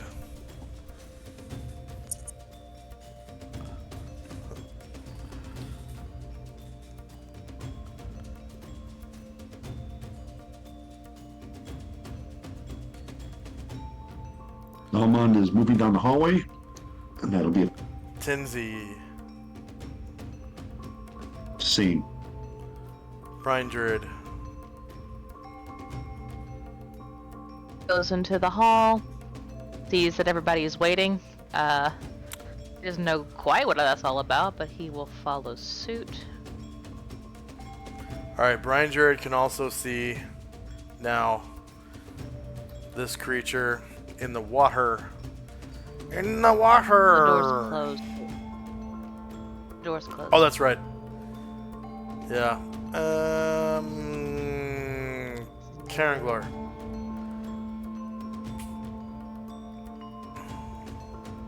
Hmm.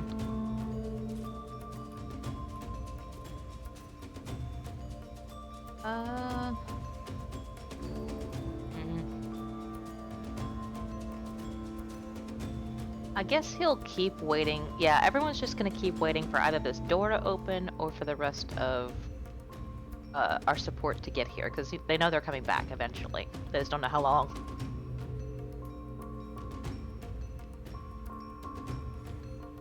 Alright, Anatar. So we're waiting. Oh, Wait. Yep. Also waiting. Varen's waiting as well. Yep. And again. Yep. Alright, so end of round. Does anyone do anything?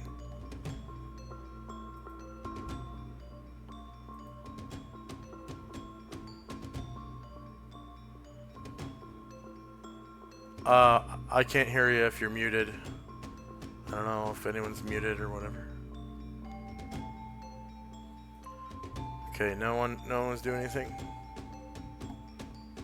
No. Alright.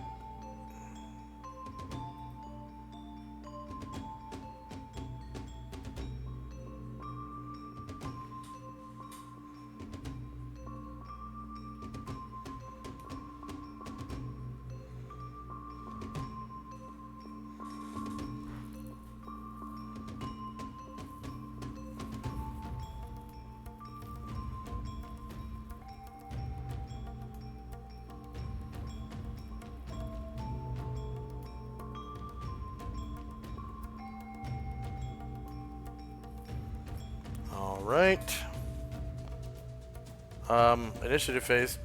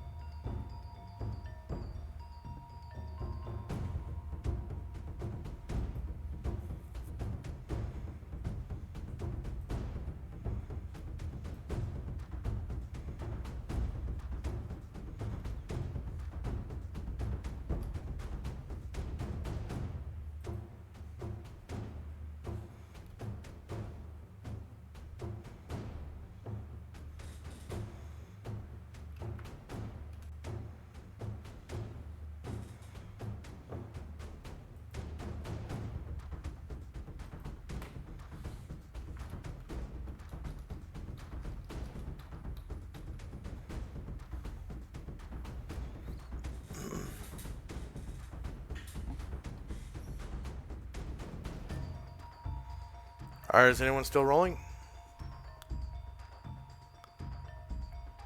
Okay, here we go. Spells in time.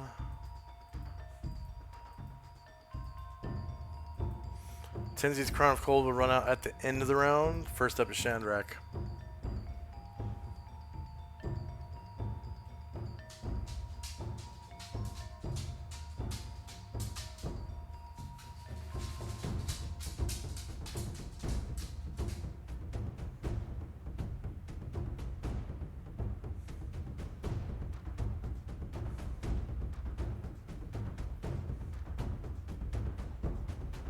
Shandrak, are you muted or?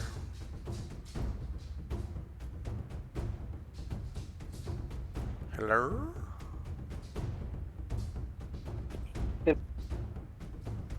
Hello? I hear you now. Okay, sorry. Yeah, I need to get new headphones. Yeah, just jogging towards the group, thinking we're about to continue exploring. All right. Anatar. Is Shandrak close enough we can hear his footsteps or no? I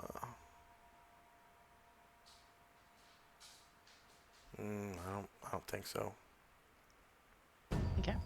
So he'll move a little bit forward to cover everybody better by his aura, but otherwise we are waiting either for friends to get back or something to come through that door.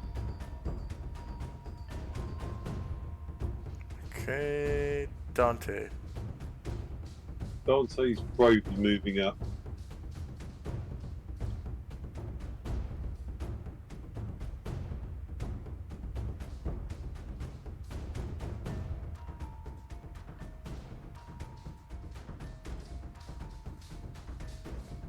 He's just going straight up always to the top.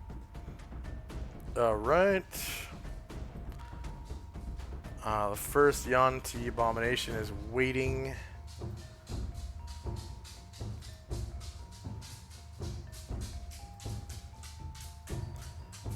All three Kirite are going to jog in unison. And actually, they jogged last round, so they're going to start sprinting. So jog and run. 0 round spent running.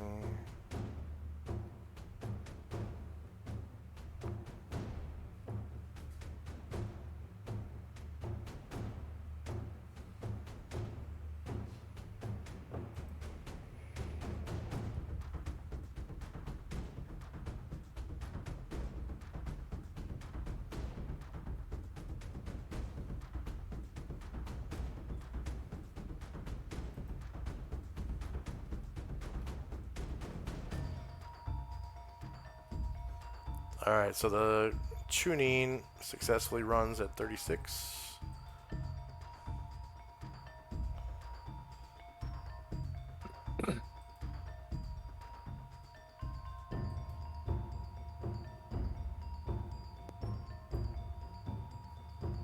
Oh, shit.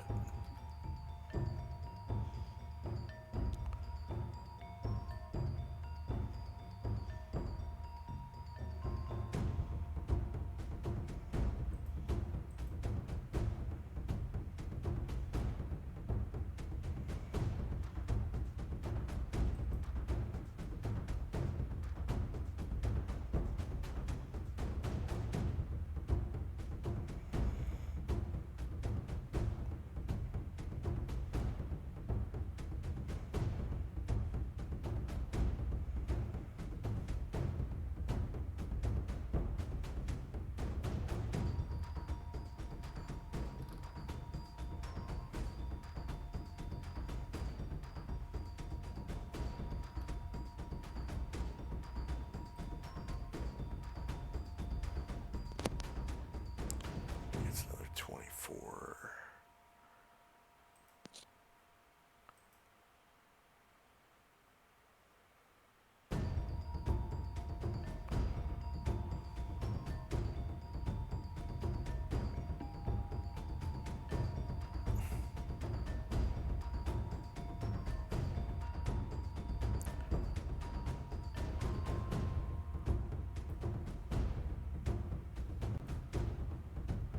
It's really hard to move the screen and the ninja at the same time.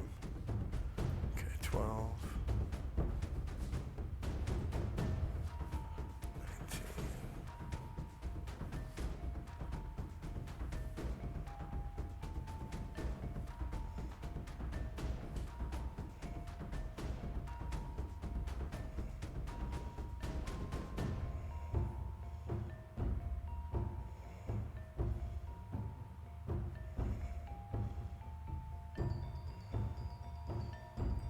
There we go.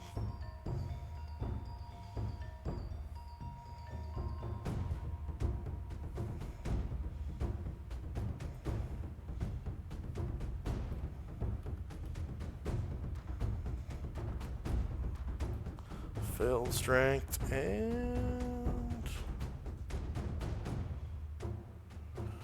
passed.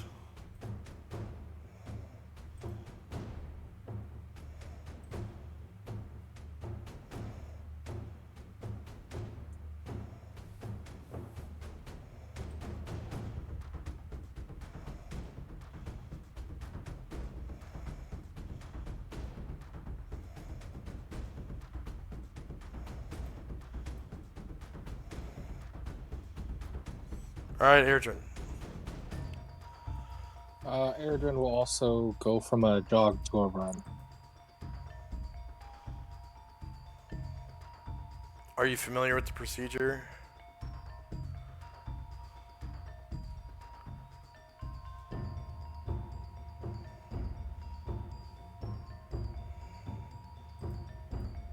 You click on jog and run. Enter 0 rounds spent running because you only jogged before.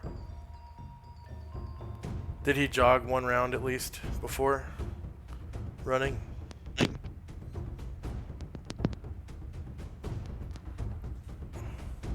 Yeah, your mic is really crunchy.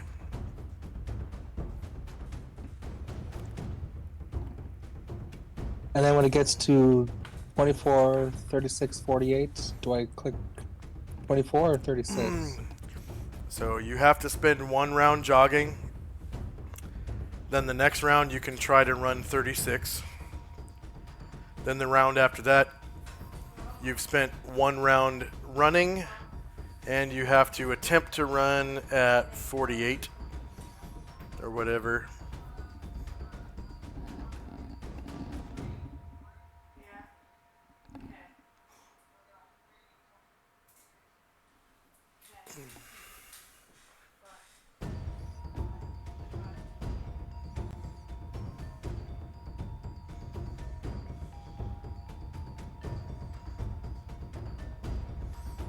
So you can run 36, and then Brian Druid. Waiting. Tenzi.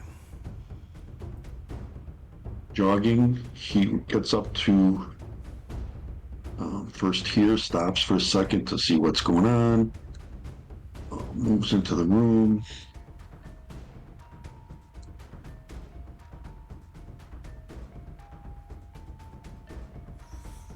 Looks like a bunch of people waiting in front of a closed door. So he'll stop there. Okay. Varen. Varen looks back at Tenzi and then at Karen Galore like with an "Are you happy?" look, and yeah, he will open the door and try to go kill some stuff. Alright, Who so does? from Varen? there- Yep. Okay. Where is Varen's token? Here. Okay, so as soon as he opens the door, this abomination is going to attempt to open his mind with what do they use? They use Dominate? mindfuck and Mind id thrust. insinuation. So he's gonna use mindfuck.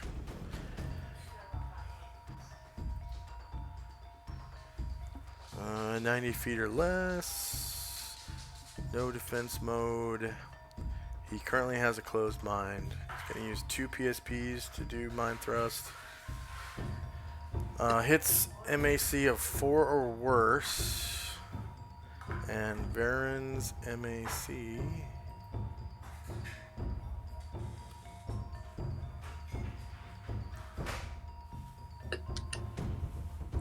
is 4. So Varen's mind is opened, and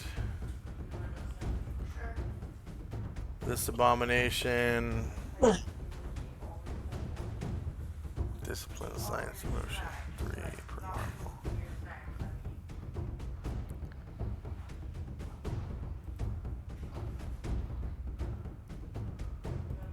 Yeah, he's gonna use dominate. So spells and powers, psionics. That is telepathy. It's a science. Domination. No adjustment. Is he above level 10? Yep. Above level 15? Okay. Success takes 22 PSPs.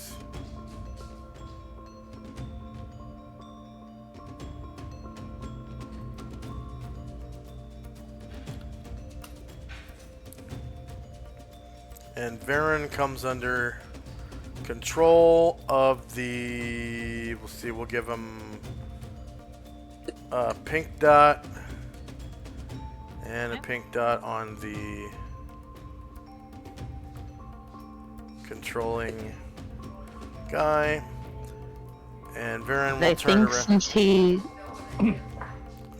I think since he's within a protection from evil, that he That's can't right. do anything under his own power, but it can be controlled. Yeah, he gets a saving throw versus spell. If successful, the target isn't dominated. And you get your wisdom defense bonus.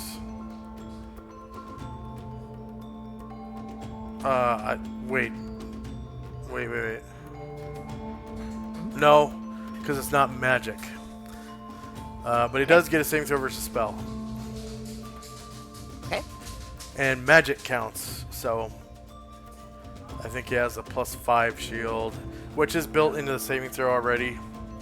Right. I'm pretty sure. Yeah, he's got +5 to all his saves. Okay, so he's not dominated. All right. So you can take off the pink dot. Okay.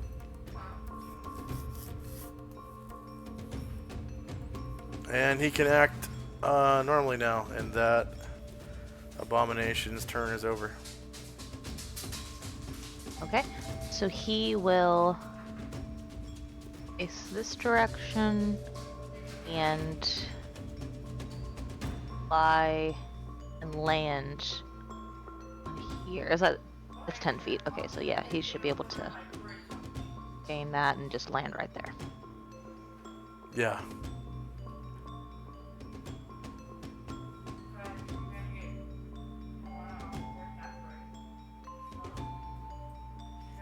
Can you please move him up one more square for me? Thank you. Oh, and another friend. Just see it. Alright. We are going to attack.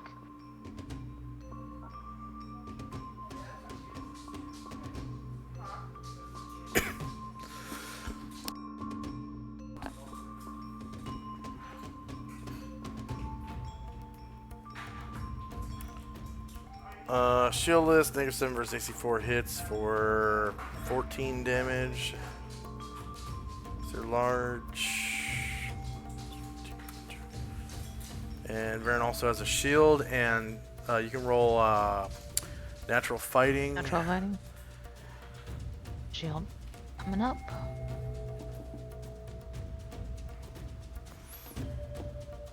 You hit for 10 more damage.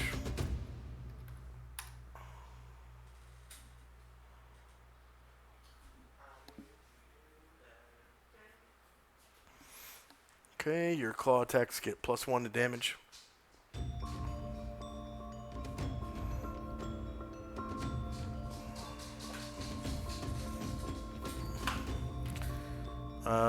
You hit for another 8.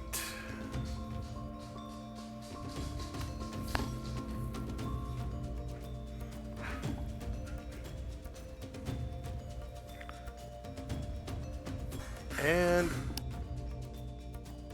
Again for another 11. And Anatar was waiting. So as he sees Varen rush into the room, he will fly. Sorry. He will fly up, basically straight up 10 feet. This is Class A.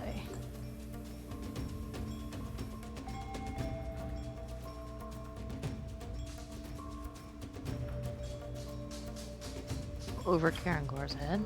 Oh, that is the wrong person.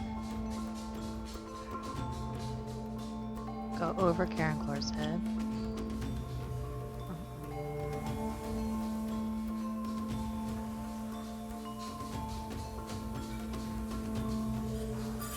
Then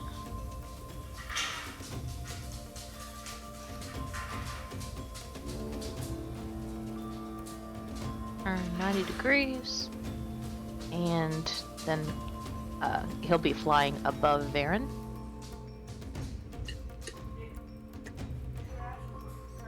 Alright.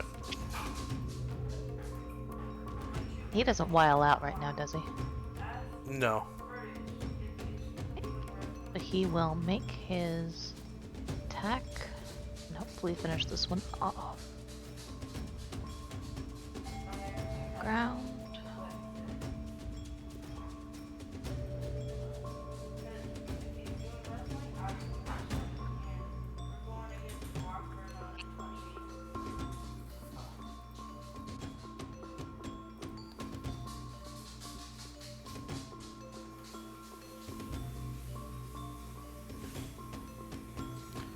That's a crit for 12 damage. Go ahead and describe how you kill him. Cuts his head clean off his little snaky body.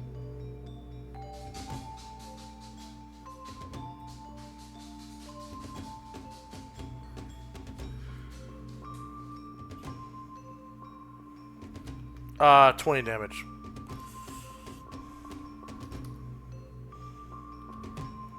Okay.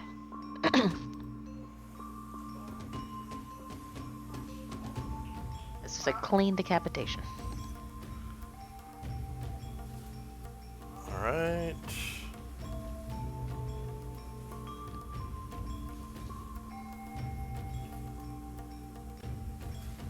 Musashi. Sashi jogs up the hallway.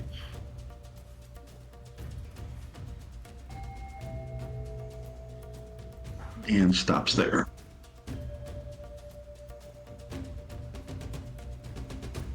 Bombosa. He is going to attempt to move silently.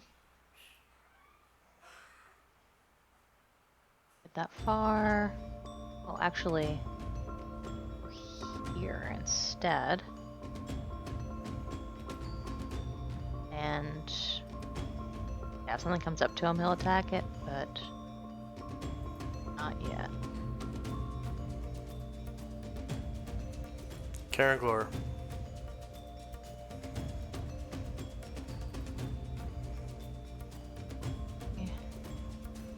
Glor will enter the room.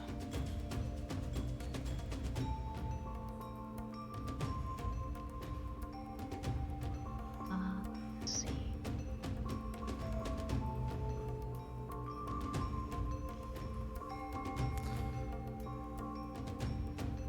I guess he's gonna try to climb this ledge. Karanglor is? Yeah. Alright. Let's see what armor he's wearing.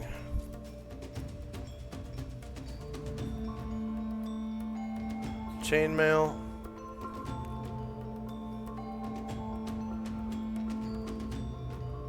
So checks.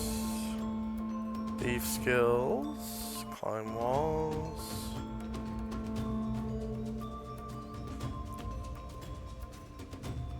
It's a vertical wall.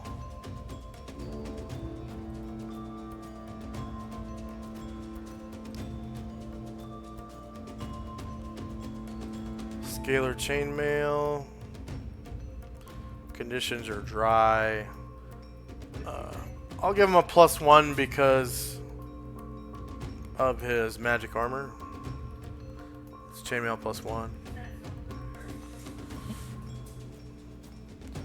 Alright, his target number was less than 36. And he rolled a 14, so he successfully climbed up 10 feet. Oh, damn. Okay, I think that's 8 squares altogether. We'll turn and try to attack this person. Yeah, the climb counts as 4 squares of movement. And this, oh, actually, he had to take an attack of opportunity to do that. Because this Yanti is facing outward. Okay. So, attack. Naginata. Karanglor.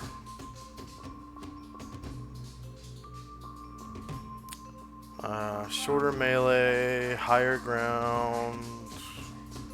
But Anatar is there, so it's -4.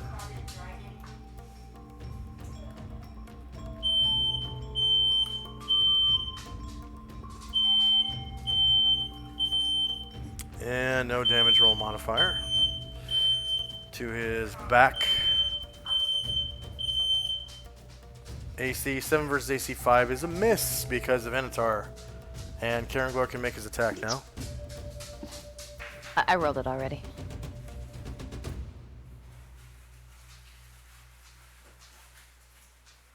Oh, okay.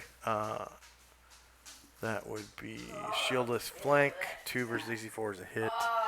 18 damage.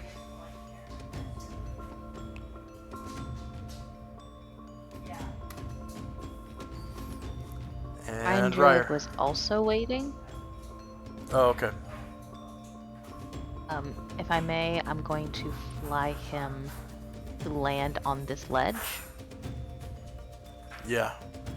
He will also take an attack of opportunity from this guy. I figured. Naginata.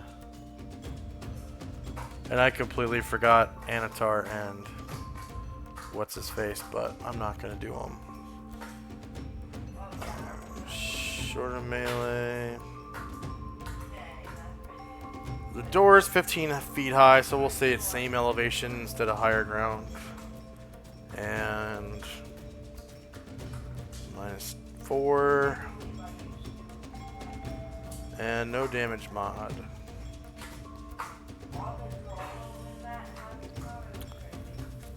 Two versus AC -1 is a miss, and you're able to land up here. Yeah. Cool. Take that soon.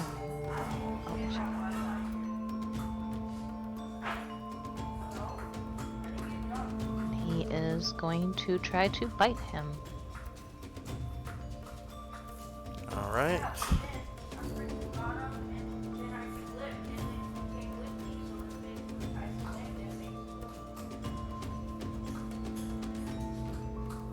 All right, front shield is 3 versus AC 4 is a hit, causing 18 damage.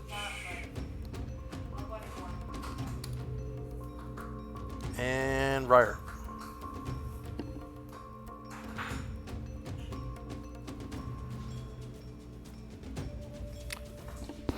Ryer would jog at, okay, run times 3, successive run. 24. Oh, because he's encumbered. That's why. I gotcha. His movement rate is 8 right now. So he can move, he can only jog. He failed his strength check.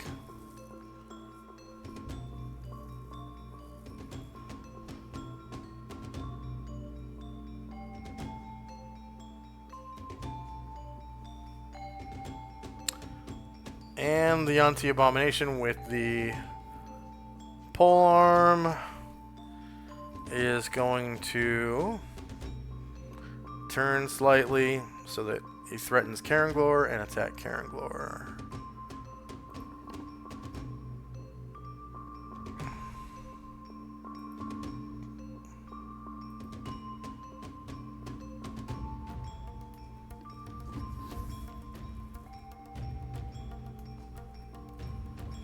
Same elevation, but -4 from the aura of protection.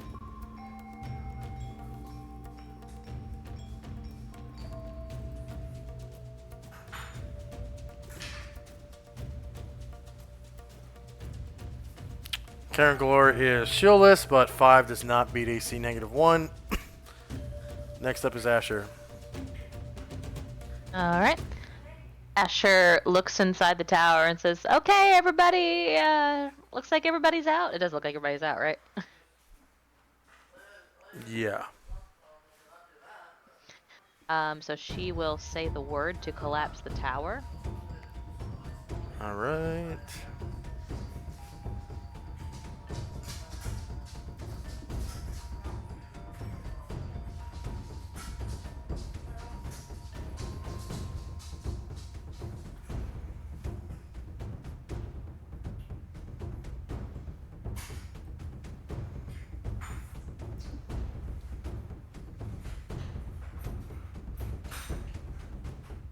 She'll put that in her backpack and start walking back toward the group.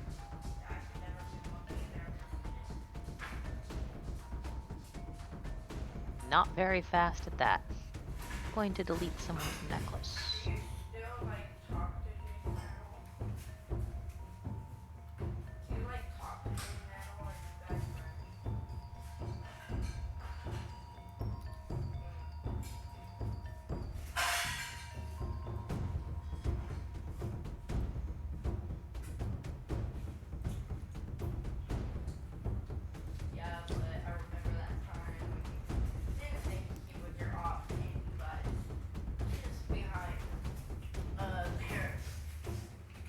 And where the tower was, there is just a big gaping hole that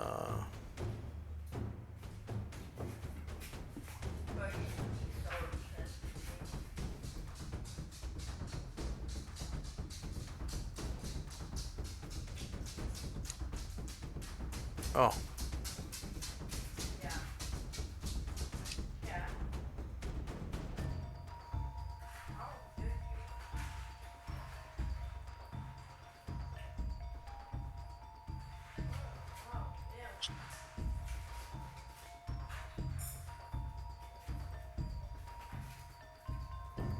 And that'll be it for Asher this round. And where there was water, it all goes into the hole. We made a deep end of the pool.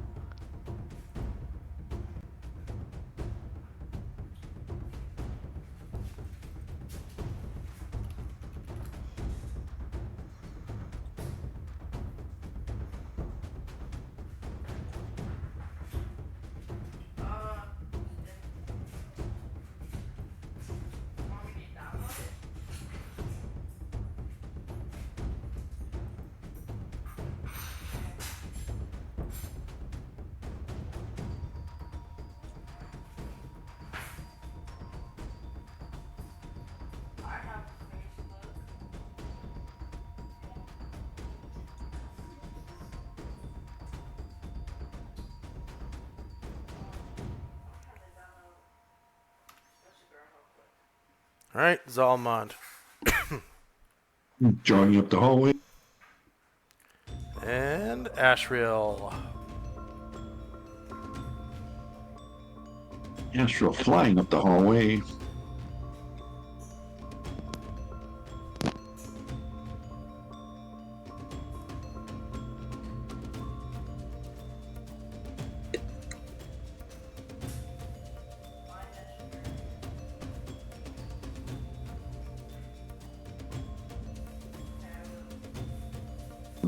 He's going to stop there and hold his action. He rolled for movement, and he sees that there's a target, so he's going to attack at the end of the round. And Gargamond, who is at full fighting strength once again.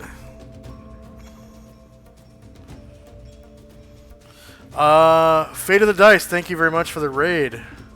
For the party of 4 viewers. Thank you very much. We appreciate that.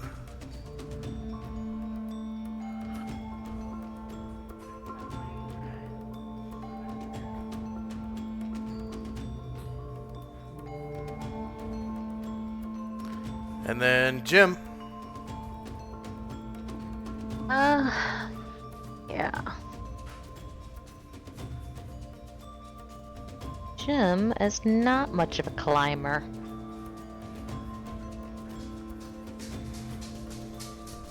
But he's just gonna come on in and start looking for some stairs.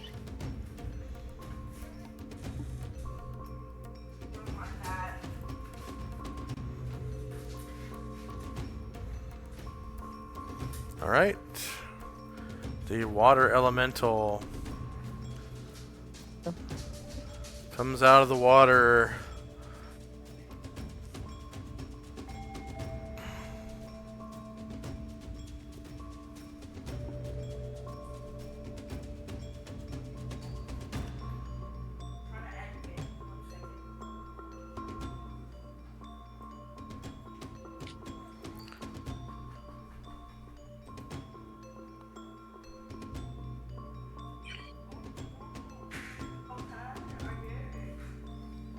Up to Jim.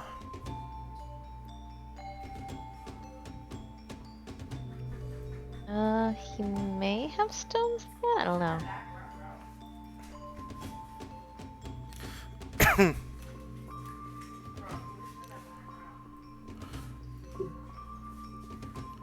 Okay. Today's his lucky day. Oh. Alright, so the water elemental smashes down with this, what's it called? A out of water wave-like arm.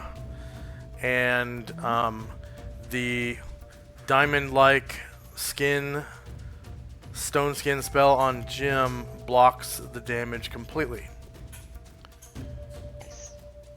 And Anatar. Okay. He will turn around and fly over Caranglor now. And attack that Yonti.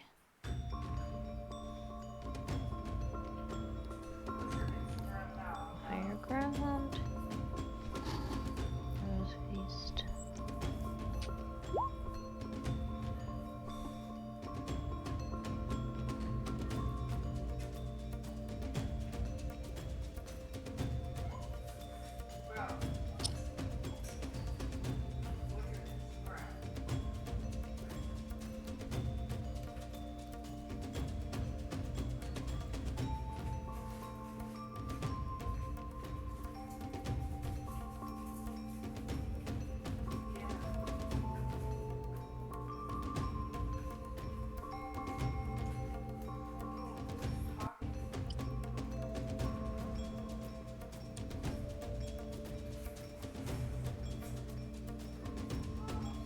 Alright, Anatar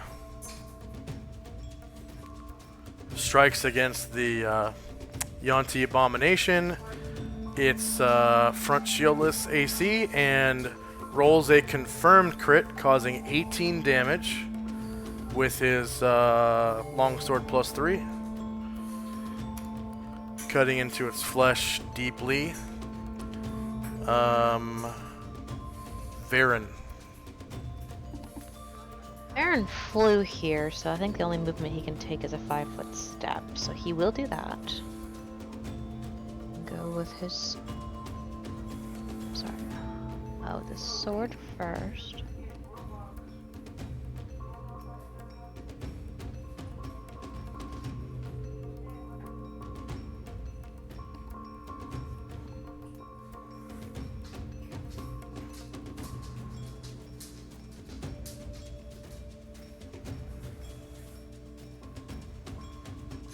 All right. So Varen, the High Master of the Longsword, wielding his Longsword +4, strikes against the abomination, hitting AC -9, which beating its armor class of 4, causing 18 damage to it. Killing it. Go ahead and describe how you do so. Brings it down at an angle such that it gets like a hip and kind of like mostly bisects him from like diagonally across the abdomen. All right. He's got to step back. The characters next to each other.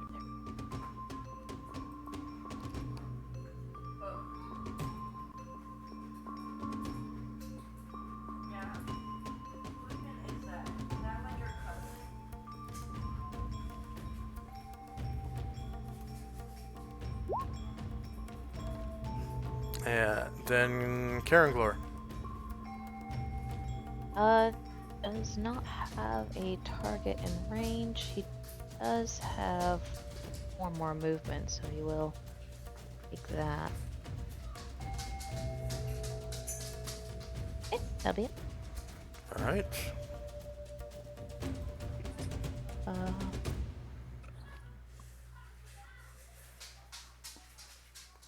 And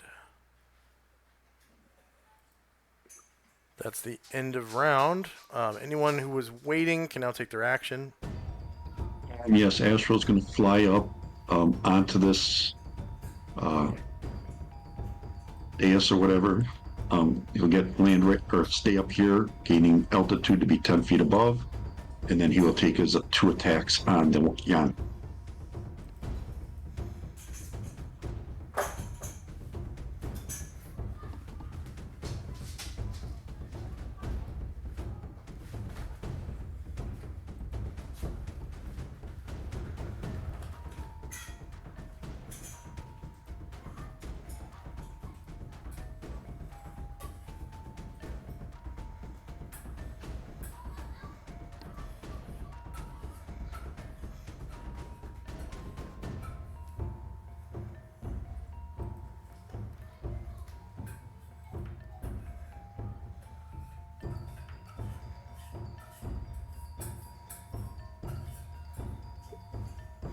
All right, Ashriel striking against the Yonti Abomination. His shieldless AC being 4. Gets a confirmed crit. And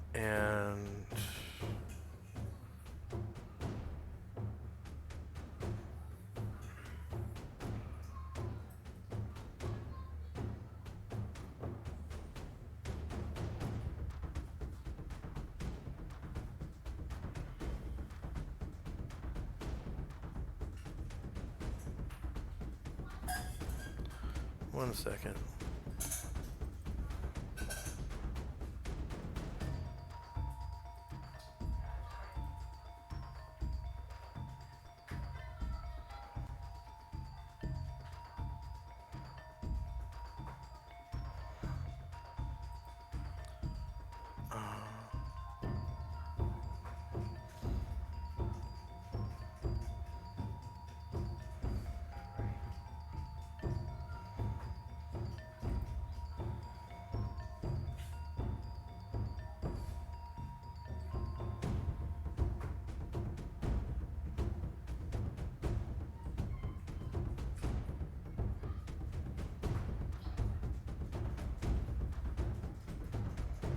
Okay, you rolled full damage,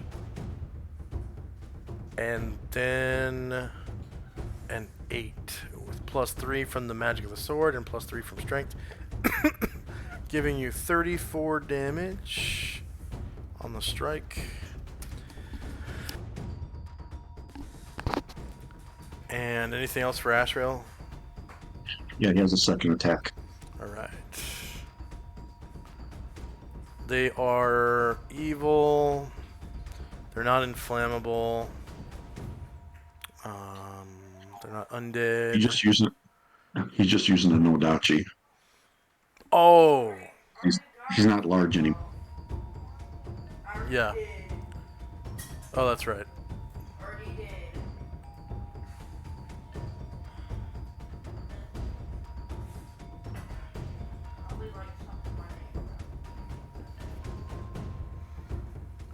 Okay. Shieldless again from the front.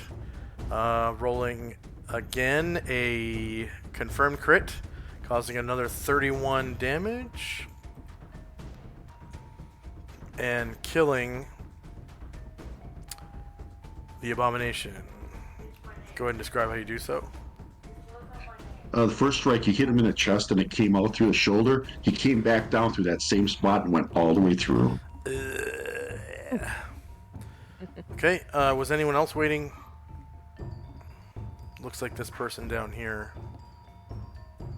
Oh, yeah, he was just waiting for opportunism that never presented itself.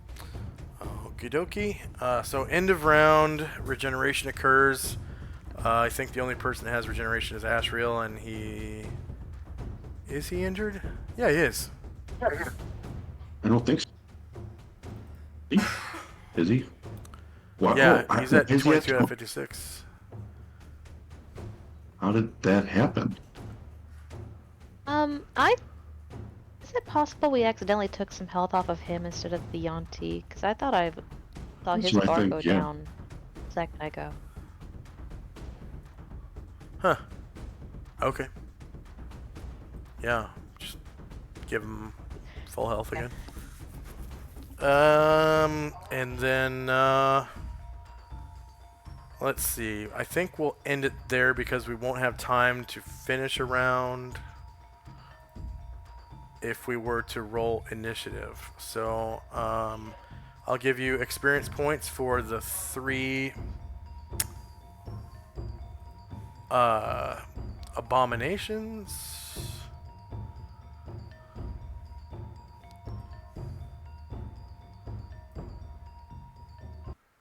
There we go.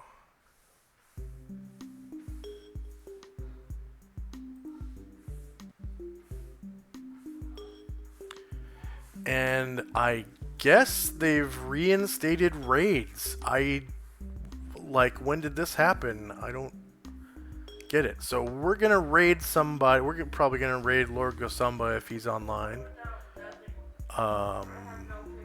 But I'll grant you guys your experience points first before we go into that. The Yanti Abomination is worth 9,000 experience points. You guys killed 3 of them without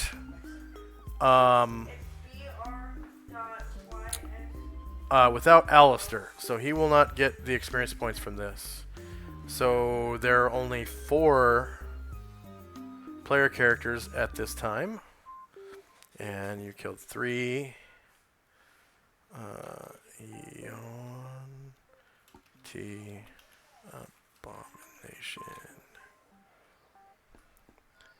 and they're worth 9,000 points. Player characters is 1, 2, 3, 4. NPCs is now 11 again because of Gargamond, right? Right? 11. Yay. We're back up to 11. And number of creatures defeated was all 3. And then their hit dice, they are level 9. And Warriors and Bards is back up to 8 again because Gargamond is alive again. So this XP bonus will go to Gargamond. Or XP award, that is. But not the ones prior to this in this session. So Gargamond would get 1421 plus he's what, level 8? So 30 per warrior level would be another 240. Or is he level 9? I gotta check. And I guess I'll remove the X from him on this screen. And also reinstate his character animation. That's right, viewers. He is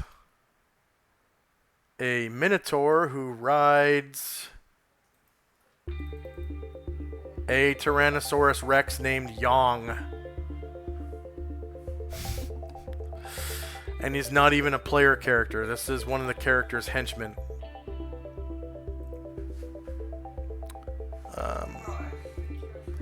Yang is hurt really bad. No, I did a heal on him. He shouldn't be. Oh, you cast like heal the spell? Uh-huh. He's got like a metric foot ton of health. With what? How did you cast heal on him? What? I did it several sessions ago with Baron. With Varen. Varen can memorize heal. Okay. Okay, so I'll just raise his health up to maximum. And did anyone gain a level? Looking at you, Dante. No. No? Wow, okay. Man, you guys got... Let's see, chat log, display as pages. Show on one page, okay. Show on one page. And it's group XP.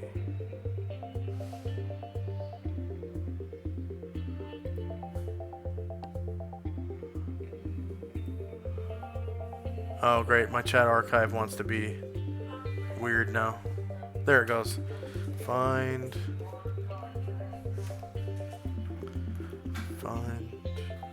group XP. Enter. Suppose it's just 1,000 short.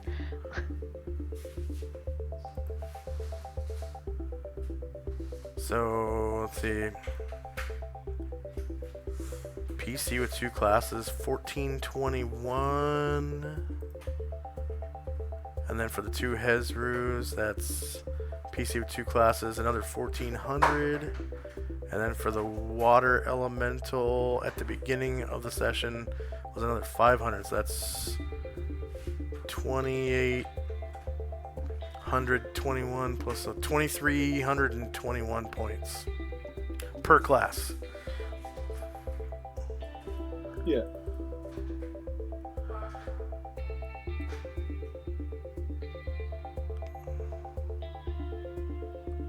Oh, you already did all your math.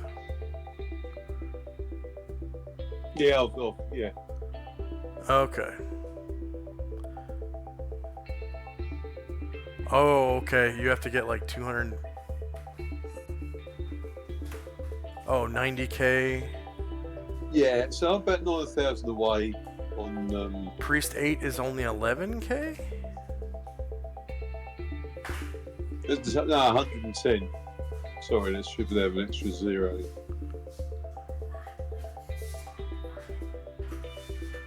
Yeah, Priest 8's 110. Yeah. And Wizard 8, Should be 375. Oh, yeah. 90. Whoops. Ow. Alright, and then I'll check to see if Lord Gosumba is streaming. Let's see. Back to Twitch. And Dungeons and Dragons. No, he's not. Wow. A friend of mine, Soul the White Angel, is streaming Dungeons and Dragons. So we'll raid Soul the White Angel. Looks like they're playing a 5th edition campaign, and it's part 59 of ongoing homebrew. Soul the White Angel. Alright, any questions, concerns, or comments for me from the players? Well, had a good time. Alright. For our viewers, thank you very much for watching. Please like, share, and subscribe. And hope you enjoyed today's session. If you are interested in donating to St. Jude Children's Research Hospital, we should have a link somewhere on screen for that. Also, if you want to support the channel itself, You can subscribe for free with Prime by clicking on the little crown icon on the right-hand side of the screen. And then I think there's a way to do that with a button on screen somewhere if you don't have Prime. And if you want to support us as a group of players directly, you can make there's a link down below to PayPal if you want to give us a tip or something, or a small donation for tokens or dynamic lighting or anything like that. And then if you want to give us a monthly pledge, there should be a link to our Patreon down below. And if you do pledge, as little as $1 gets you special access to a channel on our Discord for our online community. The Discord is called Wizards of the West Coast, and it's the channel that I'm in whenever I do world building streams. And I usually chill out in the patrons only voice channel, so you can, if you're a patron, it should add you automatically to that channel. If your Patreon email is the same as your Discord email. I think that's how it works. The system should add you automatically. And I just want to say thank you again for watching. Hope you enjoyed. The next time I stream might be later on tonight. Probably do some world building stuff. I'll probably do a spell or two, maybe some monsters, and I have a lot of maps to work on. So I'll probably be doing some maps later on tonight. If not tonight, then maybe like Tuesday-ish. And then there's a game that I play in on Friday nights. That's a first edition AD&D game where I play a human fighter. We usually play almost every week. Sometimes we take like 1 or 2 weeks off because the DM has business out of town or something. And then is everyone able to make it to our session next Sunday for session 441? Yeah. Mm-hmm. Okay, so I will definitely schedule our session for next Sunday. And our stream for our Sunday game, the Orb of Solynod Hex, starts at 10 a.m. Pacific, 1 p.m. Eastern. And we play for about 5 hours, as you can see. It's 3:03 p.m. Pacific right now, which is 10 hours from start time, and 6 p.m. Pacific. So, yeah, we play pretty long time. 5 hours is usually about 2 hours longer than what everyone else plays. So, long sessions. And, yeah, hope you enjoyed, and we'll see you next time. Bye-bye. We're going to raid... Bye. We are going to raid Soul the White Angel. So it's, let's see. /raid Soul the White Angel. All one word. Let's see if that works. Raid has been created. 2 viewers are ready to raid Soul the White Angel in 5 seconds. 4. 5 viewers. Bye-bye. Bye-bye.